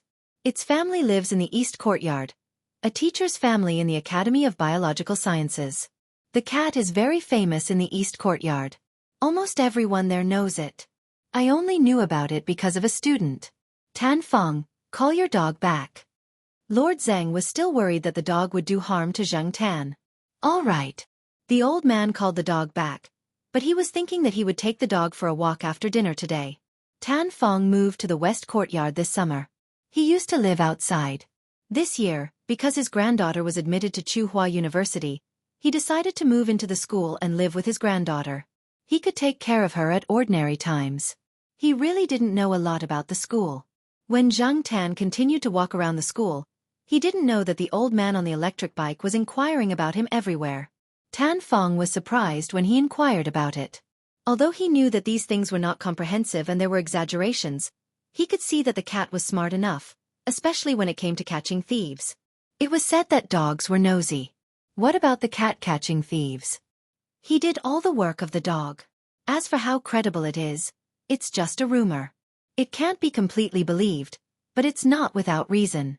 It's not easy for his dog to find a playmate in school. He's idle, so it's good to go and have a look. After dinner, Zhang Tan lay on the sofa and pulled his ears. He looked at the old man and the dog in the living room reluctantly. Next to the sofa, Zhao Yuan and little Pomelo were surrounding the border collie named Cola. Maybe it was because dogs were more likely to arouse children's enthusiasm, but Zhao Yuan and little Pomelo had a good attitude towards the border collie. Zhao Ma was chatting with the old man with the surname Tan with a warm smile. Tan Fong only said that he was a retired physics teacher, but Zhao Ma had good eyesight. When the old man in front of her said Lord Zheng's name casually, she knew that this person's identity was similar to Lord Zheng's. Zhao Ma was more or less nervous about a big name who was similar to Lord Zheng. Even if the person in front of her looked very easygoing, Zhao Ma didn't dare to be careless. It didn't matter if he was from Zhao Pa's school or not, it would be good for Zhao Pa when he came back. These old men were very capable. Therefore, Zhao Ma had been very polite. Most of the time, When people communicate with their pets, it's faster to get familiar with each other. The old man mainly talked about pets, but he also led Jiao Ma to talk about her own cat. Unknowingly, the pressure in Jiao Ma's heart lessened a lot. But soon, the smile on Jiao Ma's face froze. I take Cola out for a walk every week. Since your cat is so sensible and often goes out, I'll take your cat out for a walk when I take Cola out, Tanfeng said as if he was doing her a favor. Chapter 219. Jiao Ma regretted praising her cat too much. Now, she couldn't take back her words even if she wanted to. Deep down, she wanted to tell the man in front of her to give up on the idea. She knew very well that people like him were men of their words. If he said it today, he might just take her cat out tomorrow. Mr. Tan, my cat is actually a troublemaker. He has a bad temper and I can't control him. It's fine. Didn't you say it yourself? This isn't the first time I've taken him out to play. Besides, your cat is much stronger than Cola. I have to use a leash when I take him out. Otherwise, he might just jump off the leash if he sees any other cat or dog that catches his eye. But I don't have to use a leash on him at school. It's safer there. It's not as chaotic as outside. As soon as Tanfeng opened his mouth, he started rambling. Before Mama Jiao could reply, the old man looked at his watch and said, "It's getting late. I won't disturb you anymore. I'll go back first." Jiao Ma saw that Tanfeng was about to leave. She wanted to say something to stop the old man from taking her cat out, but before she could say anything, Tanfeng raised his hand and said, "You don't have to see me out. You're too kind, Ms. Gu." Jiao Ma. Tanfeng called Cola and hummed a little tune as he went downstairs. When he reached the 3rd floor, he saw Old Man Lon, who had just come out to throw out the trash. The two men knew each other and chatted on their way downstairs. Jiao Ma, who had wanted to explain more, retracted her foot. She didn't know how to deal with these two old men. Jiao Ma turned around and closed the door behind her. She sat on the sofa and sighed. Then she looked at Zheng Tan and said, "Black charcoal, why do you always know people like this?" Zheng Tan tugged at his ears. He really couldn't answer this question. He did want to go out for a walk. He had already walked around the surrounding areas of Tsinghua University. If he went further, he wouldn't have gone there as often. Only the road to Zhao Yuan School was a little further away. The other directions were basically unfamiliar. Of course, if Jiao Ma insisted on not agreeing, he would ignore the old man. Jiao Ma stared at Zheng Tan for a while before letting out a long sigh. She got up and walked to the bedroom. She decided to send an email to her husband, who was far away in the ocean, to tell him about it and let him make a decision. It wasn't just because of what happened today. Her cat was always running outside. In the past, when she was brought out by Wei Ling and Er Mao, she wasn't very happy. Now that there was another person, if this continued, would her cat become more and more wild and eventually run away from home? Jiao Ma's colleagues in the office all said that cats didn't love home as much as dogs, so she couldn't help but worry. If Zheng Tan knew what Jiao Ma was thinking, he would think that her worries were unnecessary. He really didn't want to leave the Jiao family. Although the Jiao family wasn't a rich family, the place they lived in was small, and the family members had no power or influence. Zheng Tan felt safe here. That was enough. If something happened to the Jiao family and they needed money, Zheng Tan could learn from Qi Dada and go out to earn money. If Qi Dada could earn money to support his family, how could he be any worse than it? Jiao Pa didn't know how to reply to Jiao Ma. 2 days later, Jiao Ma said to Zheng Tan, "If you want to go out to play, then go. But be careful. Bring the cat tag with you. Be careful." Tanfeng was a man of his word. The day before he went out, he told Jiao Ma that he was leaving. The next day, he rode his electric 3-wheeled motorcycle to the eastern courtyard. Zheng Tan had been waiting in a tree in the courtyard. The border collie named Cola was sitting on the 3-wheeled motorcycle. It was probably excited to see the other 3 cats in the courtyard. It wanted to come down, but it was scolded by Tanfeng and stopped. It still had a leash around its neck, so it couldn't jump down even if it wanted to. Zheng Tan looked at the basket in front of the motorcycle. There were things in it, so he could only squeeze with the dog. He jumped down from the tree and onto the back of the 3-wheeled motorcycle. Although the space wasn't big, it was enough to accommodate a dog and a cat. The 2 bottles of wine didn't take up much space, so Zheng Tan didn't feel crowded. However, the border collie next to him kept swinging its tail. Zheng Tan was annoyed, so he kicked it, but he didn't use much strength. Woof! Cola barked after being kicked, but it wasn't really angry. Be quiet, Cola. You're riding a bike. Tan Fong didn't turn around and shouted. Cola looked at Zhang Tan and moved to the side. However, its tail was still wagging happily. This guy seemed to be in a good mood and didn't care about Zhang Tan. It kept looking at the people and things on the side of the road. Sometimes, it would even bark at someone's dog. Zhang Tan didn't take the main road with a lot of traffic. After leaving the area around Tsinghua University, Zhang Tan was unfamiliar with the surroundings. He didn't care about Cola's wagging tail. He carefully looked at the surrounding buildings and road signs. It wasn't easy to walk around, so he had to remember the way. After turning a corner, they entered a small street. There were more people buying sundries and snacks on both sides. There were also people riding three-wheeled scooters like Tan Fong. However, they were carrying two children, while Tan Fong was carrying a cat and a dog. The scooter was driving slightly faster. When it caught up from behind, that person even talked to Tan Fong. He often came here, so he was familiar with him and they could chat for a while. That person was carrying his twin granddaughters. The two children were dressed exactly the same and had the same little braids. From their reactions when they saw Zhang Tan and Cola, it could be seen that although they looked the same, there were differences in their personalities. The two scooters were side by side for a few seconds. A cat and a dog on one side, and a pair of twins on the other, stared at each other. The child closer to the scooter had a more lively personality. She even wanted to reach out and pull Zhang Tan's beard, but Zhang Tan dodged her. However, Cola went up and licked the little girl's hand, causing the child to laugh so hard that her eyes disappeared. After all, the road wasn't wide, so it was impossible for the two scooters to stay side by side.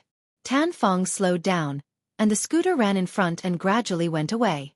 Tan Fong's destination was a normal university. This university wasn't bad, but it was slightly far from Tsinghua University. It would take too much time for Zhang Tan to walk here by himself, so he had never been here before. Just now, he was wondering why there were so many small shops on the street. It turned out that they were near the university. Tan Fong went through the side door. The guard here was very familiar with Tan Fong, and even took the initiative to greet Tan Fong. When the scooter stopped, Zhang Tan looked around. It should be the staff dormitory area of this university. The building was older, but it was newer than the building in the east courtyard. On the second floor, an old man was standing on the balcony and watching. When he saw Tan Fong, he went downstairs with a chessboard and a bag in his hands. Wait, I'll bring these 2 bottles of wine up for you first. Tan Fong turned around and took the wine. Just leave it there first. No one will take it anyway, said the old man. Other polite words like, why are you bringing wine when you're here, were not said. Before Tan Fong went upstairs, the old man's wife came downstairs. She waved her hand and asked the two of them to go play chess. She could still carry these 2 bottles of wine. It wasn't troublesome. Oh, why is there a cat this time? The old man asked curiously. Then, he immediately scolded. You brought the cat out of someone's house? You old man, why do you always do such unreliable things? How is it unreliable? This cat is smart. It was very well behaved along the way. It knows what's good for it, said Tan Fong. Aren't you afraid of losing it? No, I've asked around. This cat is always taken out by people. It's used to it. A few days ago, there was a cat that took the bus overseas, right? So don't underestimate the cat's IQ. Tan Fong's face was full of disdain. I'm not going to argue with you. Anyway, you won't listen to me. Anyway, keep an eye on it. Don't lose the cat. The old man looked at the black cat in the scooter and said, Oh, I know. Tan Fong said as he urged him to hurry up and win 2 rounds. If you lose, give me the pot of orchid on your balcony. I met a friend a few days ago. I'll give it to him as a gift. Hey, I don't know who will lose more. The place where the 2 old men played chess was in the forest next to the staff dormitory area. There were stone benches and stone tables there. For the old men, sitting on the stone benches at this time of the year was a little cold. However, the 2 old men didn't like to play chess in the house. They said that it wasn't enjoyable there. For this reason, they had specially prepared a tool, a cushion. The bag that the old man was carrying earlier had a thick cushion in it. Zhang Tan could tell that the old man's health wasn't as good as Tan Feng's. He could tell that there was something wrong with his legs when he walked too fast. Perhaps it was because of this that Tan Feng rode over himself instead of letting the old man go to Tsinghua University to play chess with Tan Feng. Woof, woof. Cola barked twice. Tan Feng heard the barking and waved his hand. Okay, go play by yourself. Don't run too far. After getting permission, Cola immediately ran into the grass, sniffing around and peeing at the trees to mark them. Zheng Tan was curious about this unfamiliar place. She planned to walk around, but soon, Cola caught up with her after the excitement had passed. Zheng Tan listened to the conversation between the two old men and found out that Cola couldn't run too far in the past. There were very few dogs and cats around here. Cola would lie by Tan Feng's feet and yawn in boredom. Tan Feng's old man was so enthusiastic that he got himself fixed up so that he could play with his dog. Zheng Tan wasn't in the mood to take care of Tan Feng's dog. Seeing that Cola was next to him, Zheng Tan tried to lift a branch by his feet. Cola immediately picked it up. Zheng Tan lifted it again, and Cola picked it up again. It seemed to be having a lot of fun. Zheng Tan used all his strength to lift the branch away. He saw Cola chasing after the branch and was about to take the opportunity to run away. Suddenly, he heard a wolf howl not far away. A woo, a woo! She turned off the nightlight and covered her shoulders, intertwined with sparks and settling. This phone's ringtone was really unique. Zheng Tan pulled his ear. Just as she thought of this, Zheng Tan heard a familiar voice. She walked towards the voice. Zheng Tan was on higher ground. When he looked down, he saw two people squatting down. They were Er Mao, who had been missing recently, and Qin Tao, who was nicknamed Beast. Er Mao sensed something and looked up. When he saw a familiar cat head, the corner of his eyes started twitching. Qin Tao didn't notice Er Mao's actions. He was busy answering a phone call. Hello. I'm at Beijing Normal University. I'm interested in a girl from Beijing Normal University. She's the prettiest girl in Beijing Normal University. Birthday party? Whose birthday? I don't know. Oh, her. It's been almost a month. Who still remembers what she looks like? I'm not going. I'm not in a good mood recently. I'm not going to work. You don't have to go to the company to find me. You don't have to go to the apartment either. That's all. After hanging up, Qin Tao started to complain to Er Mao again. When he saw Er Mao's actions, he also looked up. It's that cat. That look as if it was looking at an idiot. It must be that cat. Qin Tao didn't need to look at the cat tag. He was quite sure just by looking at the cat's eyes. When Zheng Tan saw these two people, his thoughts were, why are these two idiots here? Chapter 220. Why is it here? Qin Tao nudged Er Mao with his elbow and asked. How would I know? This cat always comes and goes like a ghost. Er Mao was also depressed. How could a cat be so troublesome?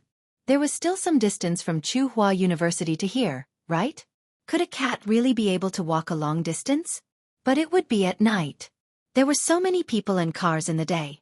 It didn't make sense. Just as he was thinking about the reason, Er Mao's phone rang. Looking at the caller ID, Er Mao's eyes narrowed and he immediately picked up. Seeing Er Mao like this, Zheng Tan and Qin Tao thought something big had happened. They didn't make a fuss and quietly waited for Er Mao to finish the call. It's really here? Er Mao's voice went up a notch when he heard the voice. He felt that he was too excited and calmed down. Okay, I'll go back right away. Thank you. I'll treat you to a drink next time. After hanging up, Er Mao's face was gloomy. Damn it! It's really her. That cat actually dares to come over. Which cat? That little bastard that only shows its teeth when it sees me. Er Mao said angrily. How long has it been since Black Rice gave birth? I finally had a few days to relax, and this bastard came over again. If they relapse and give birth to another litter of kittens, I'll be tortured to death. When Er Mao said this, Zheng Tan knew that peanut candy must have run to the courtyard again. Qin Tao laughed gloatingly. Speaking of which, it's been 4 months since your Black Rice gave birth. She can definitely give birth to another litter. I've seen a mother cat get pregnant again before her kittens left. Shut up. Er Mao raised his leg and kicked Qin Tao. You're asking for a beating. Qin Tao jumped up to avoid the kick and made an orchid gesture. Come on, hit me. Zhang Tan and Air Mao were speechless. They suddenly felt that this person was getting more and more despicable. Air Mao didn't have time to play with Qin Tao. I'll go first. Go find your goddess yourself. If you catch her, I'll treat you to a meal. Got it. Cat slave Mao. Hurry up and go home. I heard that cats are hard to keep. Even if it's on the 3rd floor, it can probably escape. There are many ways that you can't think of. Before Qin Tao could finish, Air Mao ran away like the wind. TSK, look at him. He's just a cat slave. Qin Tao looked at Air Mao's back with disdain. He probably felt too bored and wanted to talk but couldn't find anyone.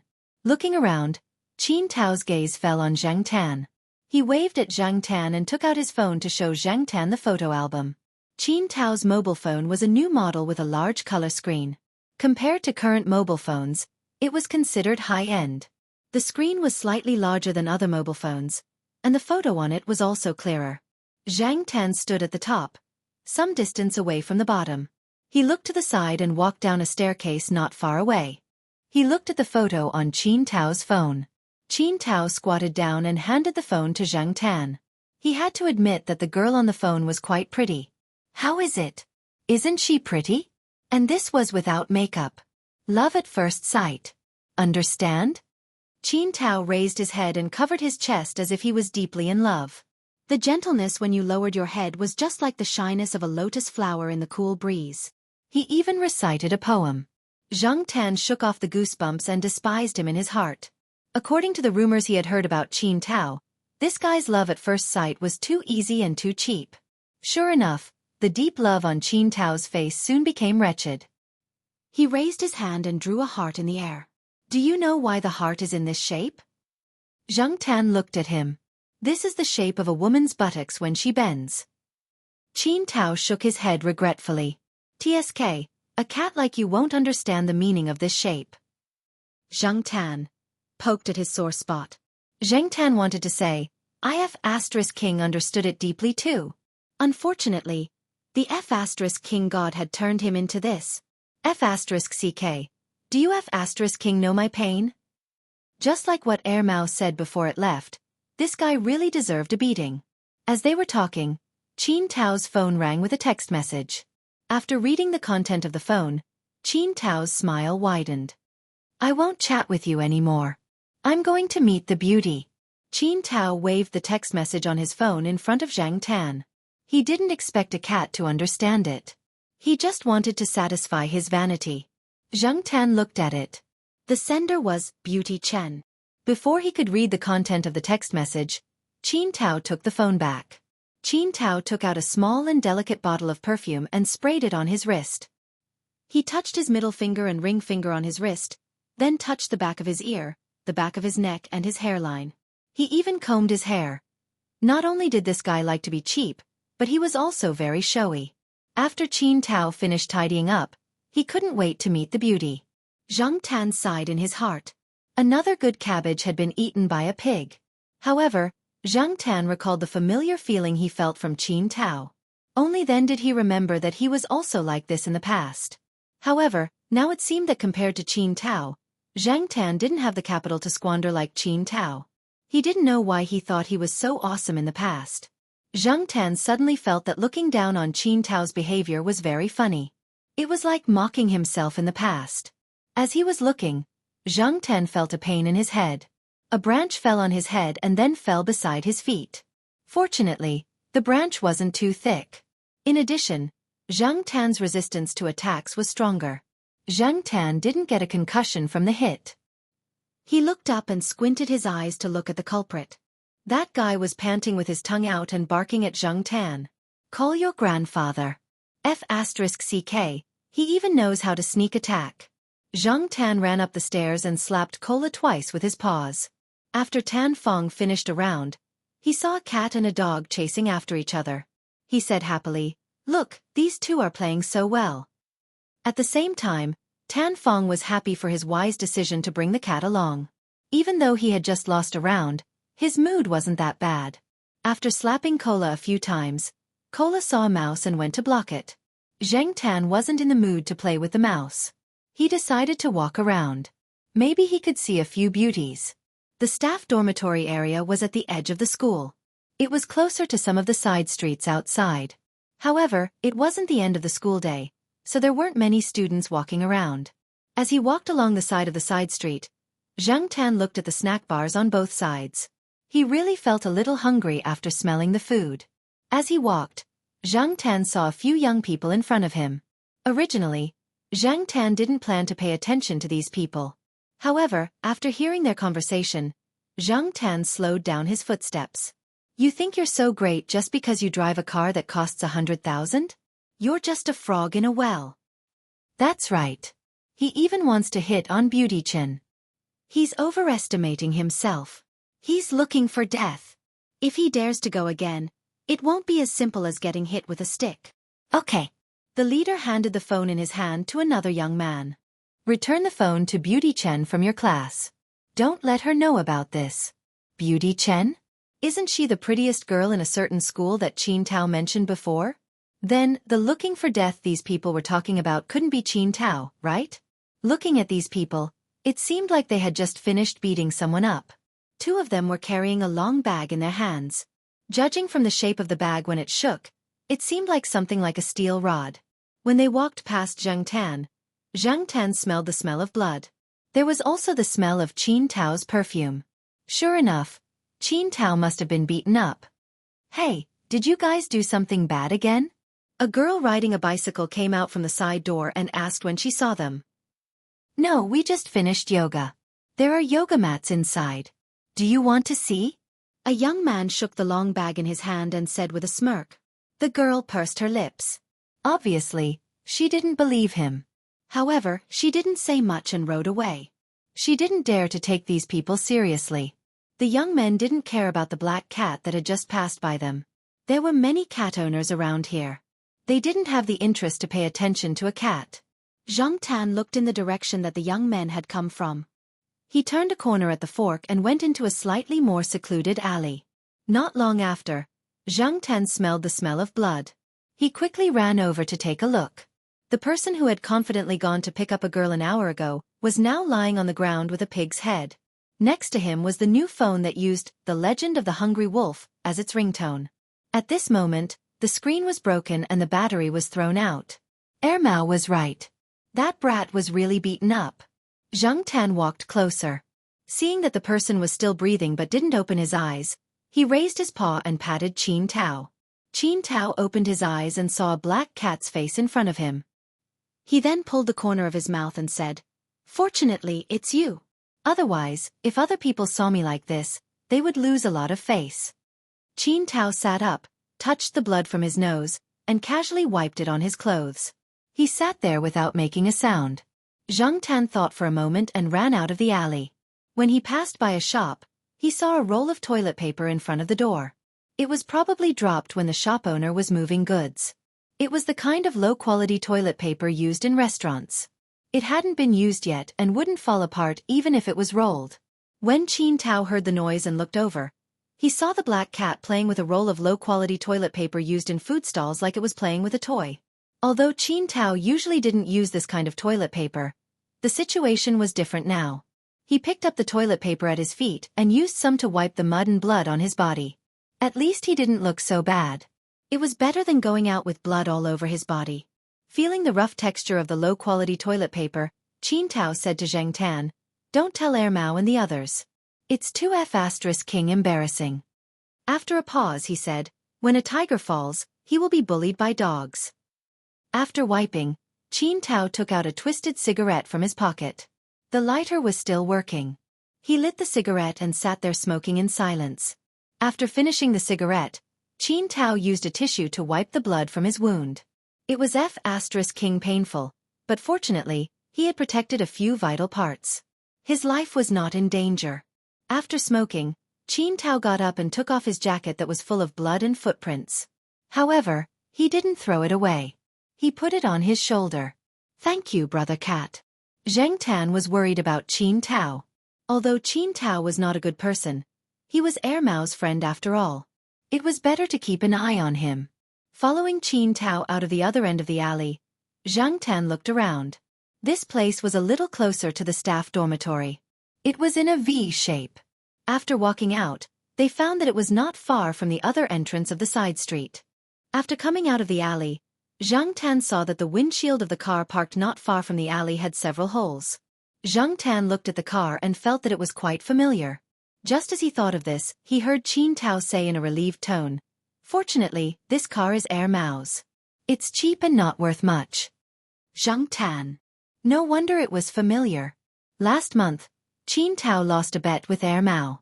They exchanged cars.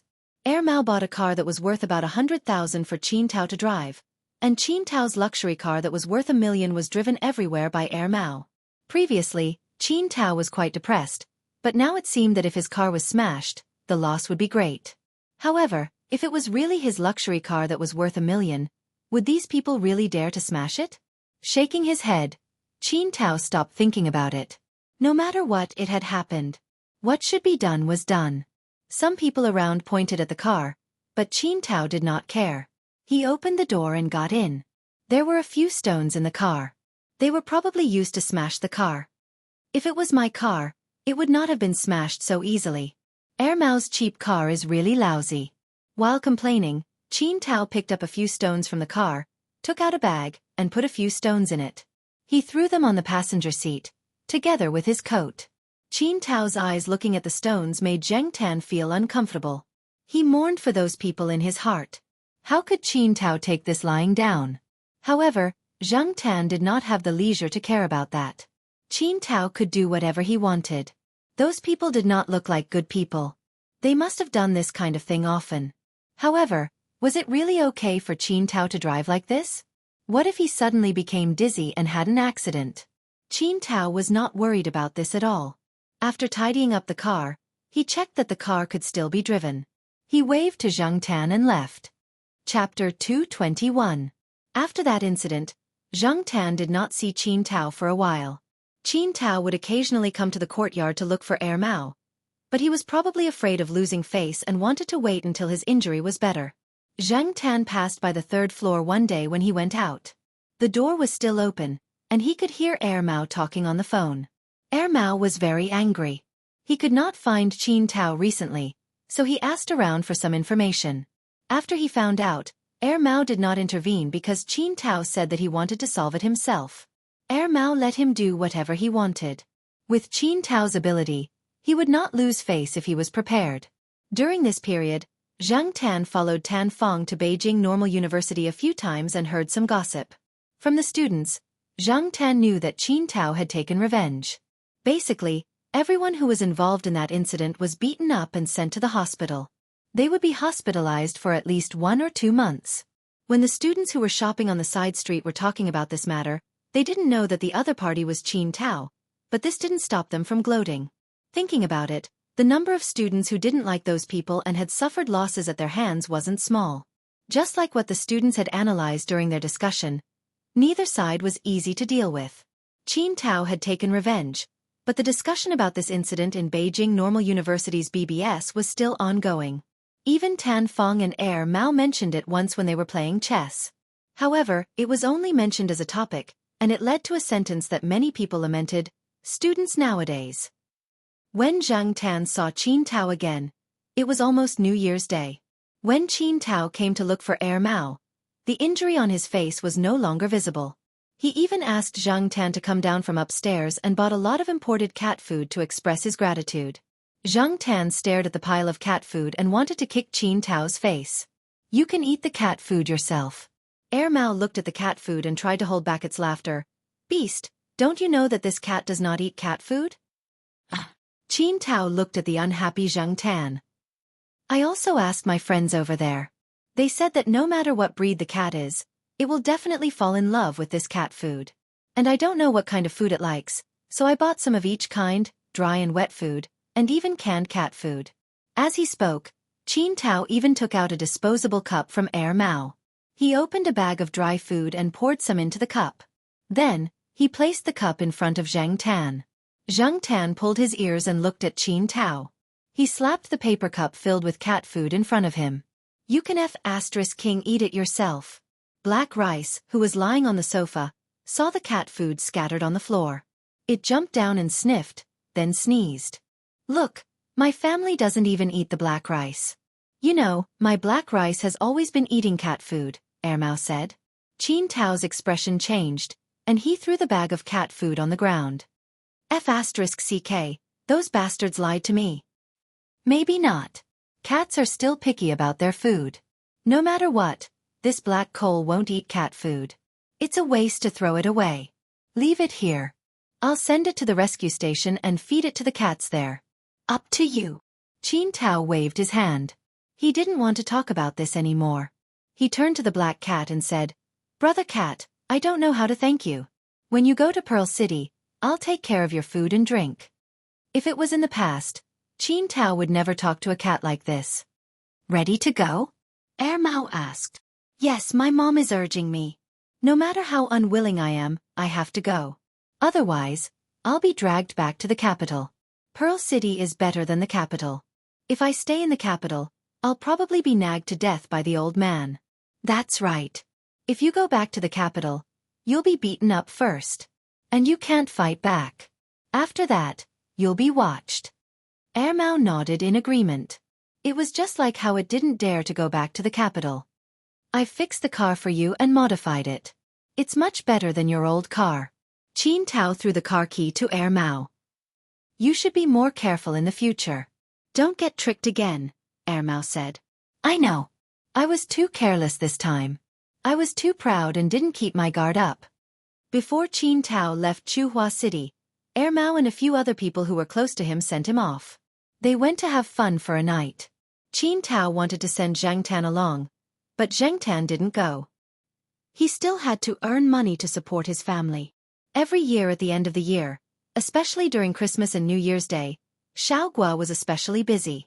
He arranged all kinds of activities in the pet center and was busy making more money.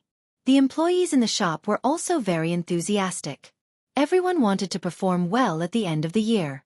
Maybe they could get more year-end bonuses this year. The calendar year was coming to an end. Xiao Gua was going to organize an activity to film a summary of the year. It was to celebrate the new year and promote the new products in the shop. Now that Xiao Gua's pet center had expanded, there were more kinds of pet clothes sold.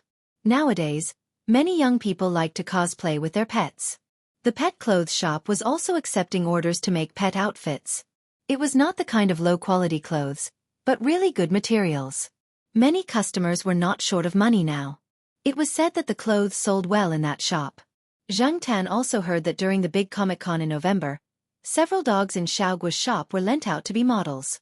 Especially the pug dog, who wore a forehead protector and pretended to be a ninja dog. It was said that the scene was very popular. Countless people ran over to take photos with it. Even the popularity of the club was very high.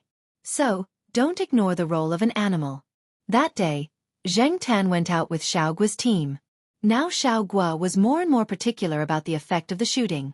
Every time, he would book a place with someone and take the team out to shoot. After shooting a part, Zhang Tan rested on the side. The person responsible for serving Zhang Tan was still Charlie. They had worked together many times. Charlie knew a little about the character of this cat. Charlie felt that this cat was probably the only cat in the pet center that acted like a big shot and no one said anything about it. Not to mention that it came late and left early. Every time after shooting, it would walk around in a bad mood. Otherwise, it would be angry and not cooperate. The food it ate had to be prepared separately. The water it drank had to be clean water that no one had drunk before. It never used a leash. Moreover, these were all tacitly approved by the boss. Other staff members who had worked together for a long time saw this, but they did not say anything. Charlie could only say that it was lucky that it was only a cat. If it were a human, who would like such a bad temper? Zhang Tan did not care about what Charlie was thinking. It lay there and ate something. It was bored and watched the staff members put on props and pose for a few good-looking cats in the store. Now, the registered users on the Pet Center's official website had multiplied several times compared to last year. Every time a new video was released, it was the time when the website had the highest number of online users. There were also a lot of people leaving comments under the video. Most of them were loyal customers of the Pet Center. No wonder Xiao Gua now had so many requirements for the shooting. Yawning, Zhang Tan rolled around on the recliner. Suddenly, his ears moved. Zhang Tan heard a familiar dog bark, but it was a little far away. He could not see anything from here. Zhang Tan glanced at the shooting progress. It estimated that it would take a few more hours, so he got up, jumped off the recliner, and prepared to walk around. Charlie saw this and knew that the cat was going out for a walk again. The first time, he was scared to death. Gradually, he knew that there was no need to worry at all. Come back quickly if you want to walk around. Don't walk too far. Although your part is finished, it's hard to say when it will be res hot. Boss takes this shoot very seriously. Zhang Tan turned its head and looked at him, then continued to trot in that direction. Charlie looked at the cat running away and sighed. Although he was not sure, Charlie felt that the cat should be able to understand what he said. It came from his intuition as a veterinarian. It was not good for the cat to be too smart. It was easier to take care of the stupid ones, such as the ones that were being handled by the staff members on the set. Zhang Tan came out of the set. The wall was just a decoration for the cat. Over the wall, Zhang Tan moved his ears. Now that the dog was not barking, he recalled the direction of the sound. He walked a few steps in that direction and jumped onto a tall tree. Zhang Tan immediately found the target location. It was not that Zhang Tan had sharp eyes, but that place was too eye-catching. There were several police cars there. It would be strange if he did not notice it. He got closer and jumped onto a tree. Zhang Tan decided to watch the situation from the side. After all, there was nothing to do at the set. There were many villas around. The people who lived in this area were more or less of a certain status. There was some distance between the villas. There was a cordon around one of the villas. There were a few people in police uniforms talking outside. Some people were questioning the surrounding residents and making records. Zhang Tan also saw Senior Walnut. He was talking to a few people. However, after Senior Walnut was promoted, shouldn't this kind of thing be handled by his subordinates? Why did he come here personally? As for the dog that had barked earlier, Zhang Tan looked over and saw that the dog was being led around by someone. It seemed to be sniffing something and could not be stopped no matter how hard one tried to yell at it. The police officer who was leading it was being forcefully dragged along, and it looked like the dog was leading the man around. The greenery in this area was done well. There were many trees around. The grass was no longer green, but the surrounding evergreen trees did not give off the bleak feeling of autumn and winter. There were several holes in the grass. They were all the work of He Jin. The surrounding residents were already looking at them with disdain.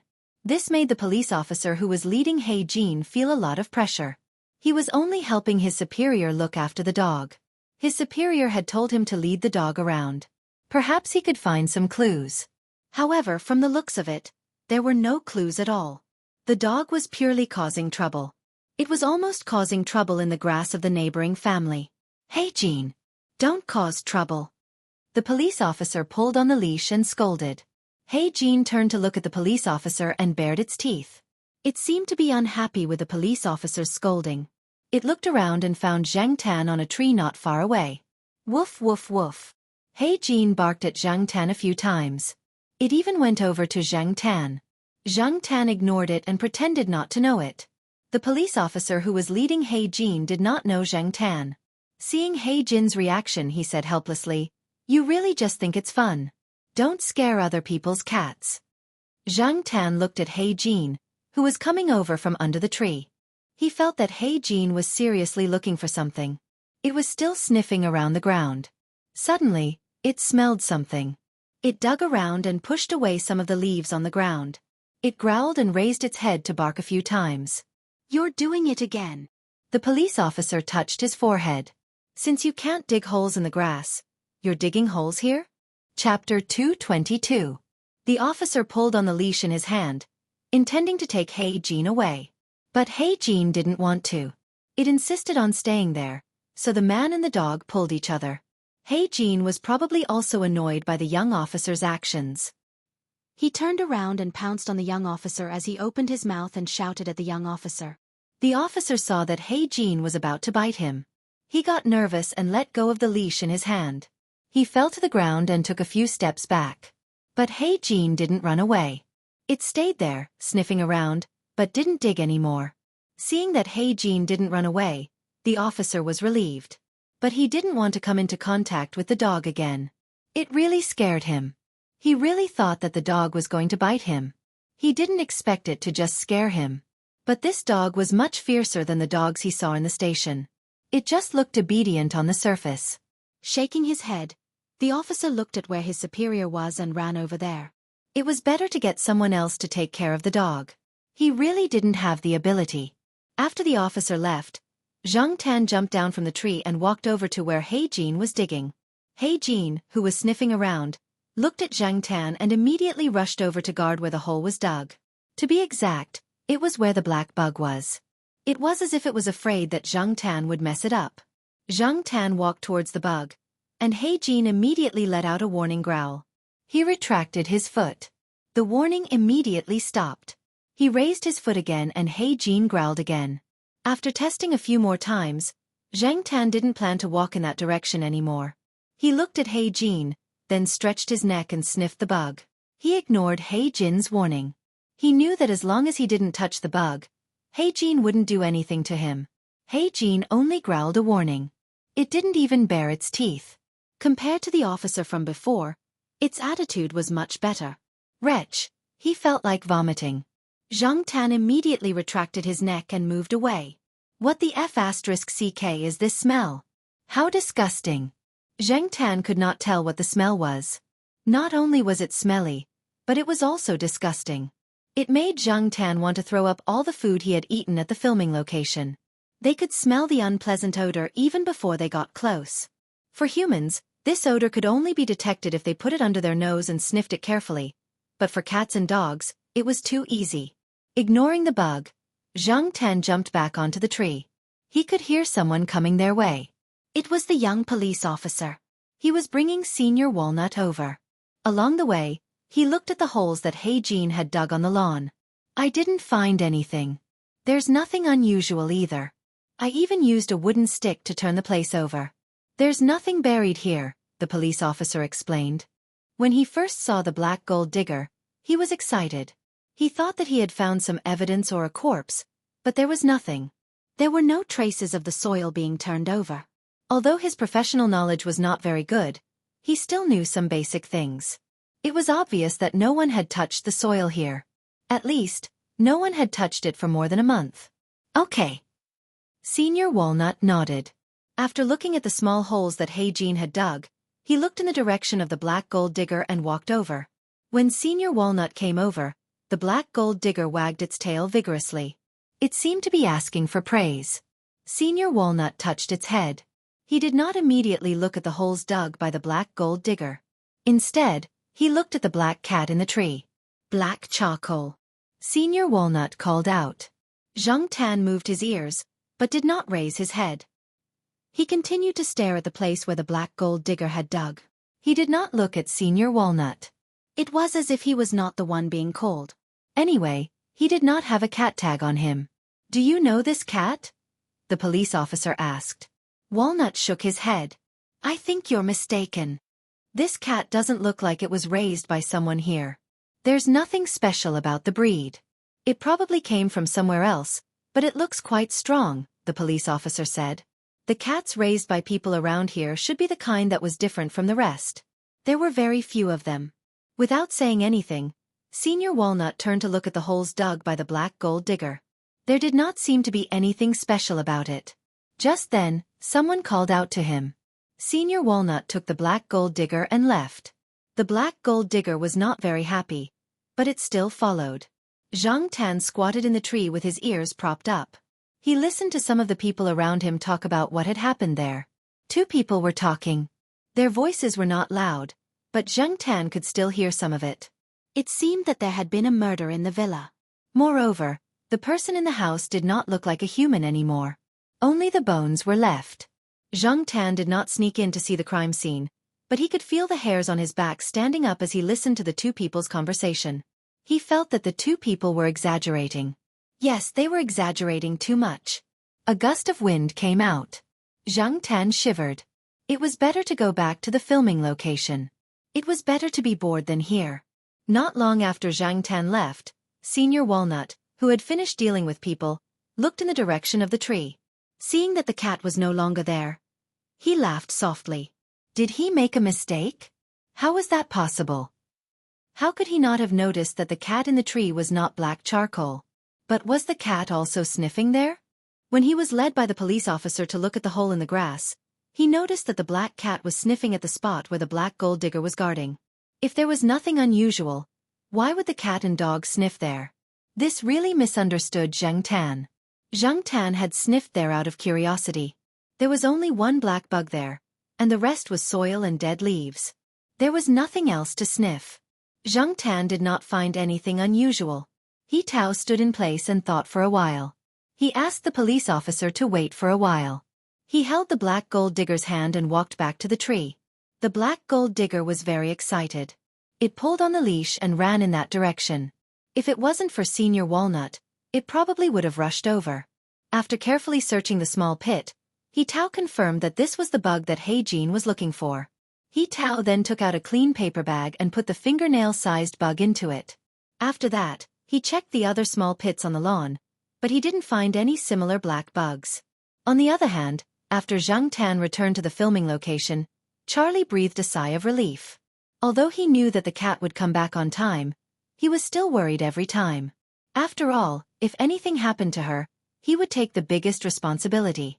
Overall, the shoot was quite smooth. Zhang Tan felt that there was not much skill involved. Almost all of them passed in one go.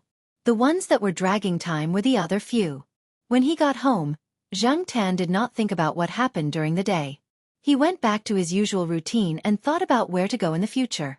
Around Tsinghua University, only the Jiao Yuan school was further away. Zhang Tan decided not to go there in the near future. There was no need to look at the construction site. After all, it was mostly built. Which path should he take? Zhang Tan decided to look at the map when Jiao Ma and the others were not at home. There was a detailed map of the campus and its surrounding area on the desk in the master bedroom. He would choose the right path when the time came.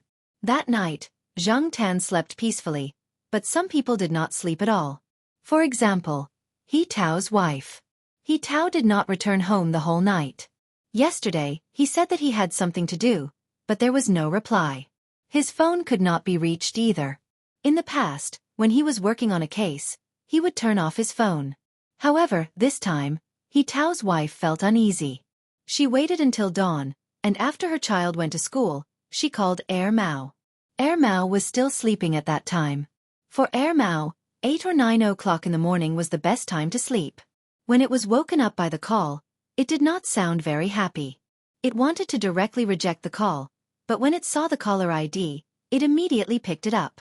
After hearing his sister-in-law's words, Mao's sleepiness disappeared. His phone has been turned off. When I called his colleagues, they said that He Tao left a long time ago. However, it seemed that he had something urgent and left with He Jin. They still haven't returned. No one in the bureau knows either, He Tao's wife said anxiously. Have you called Senior Brother Wei? No, I don't know the exact situation yet. Little Wei just got married not long ago, so I didn't bother him. I'm just worried. Yes, I know, sister-in-law. I'll ask a few friends first. He Tao's wife knew about Mao's background and knew that he had some ability. Otherwise, she would not have called him. After hanging up the phone, Mao scrolled through the numbers and called a few friends. An hour later, Mao scratched his head in annoyance. The situation was not good.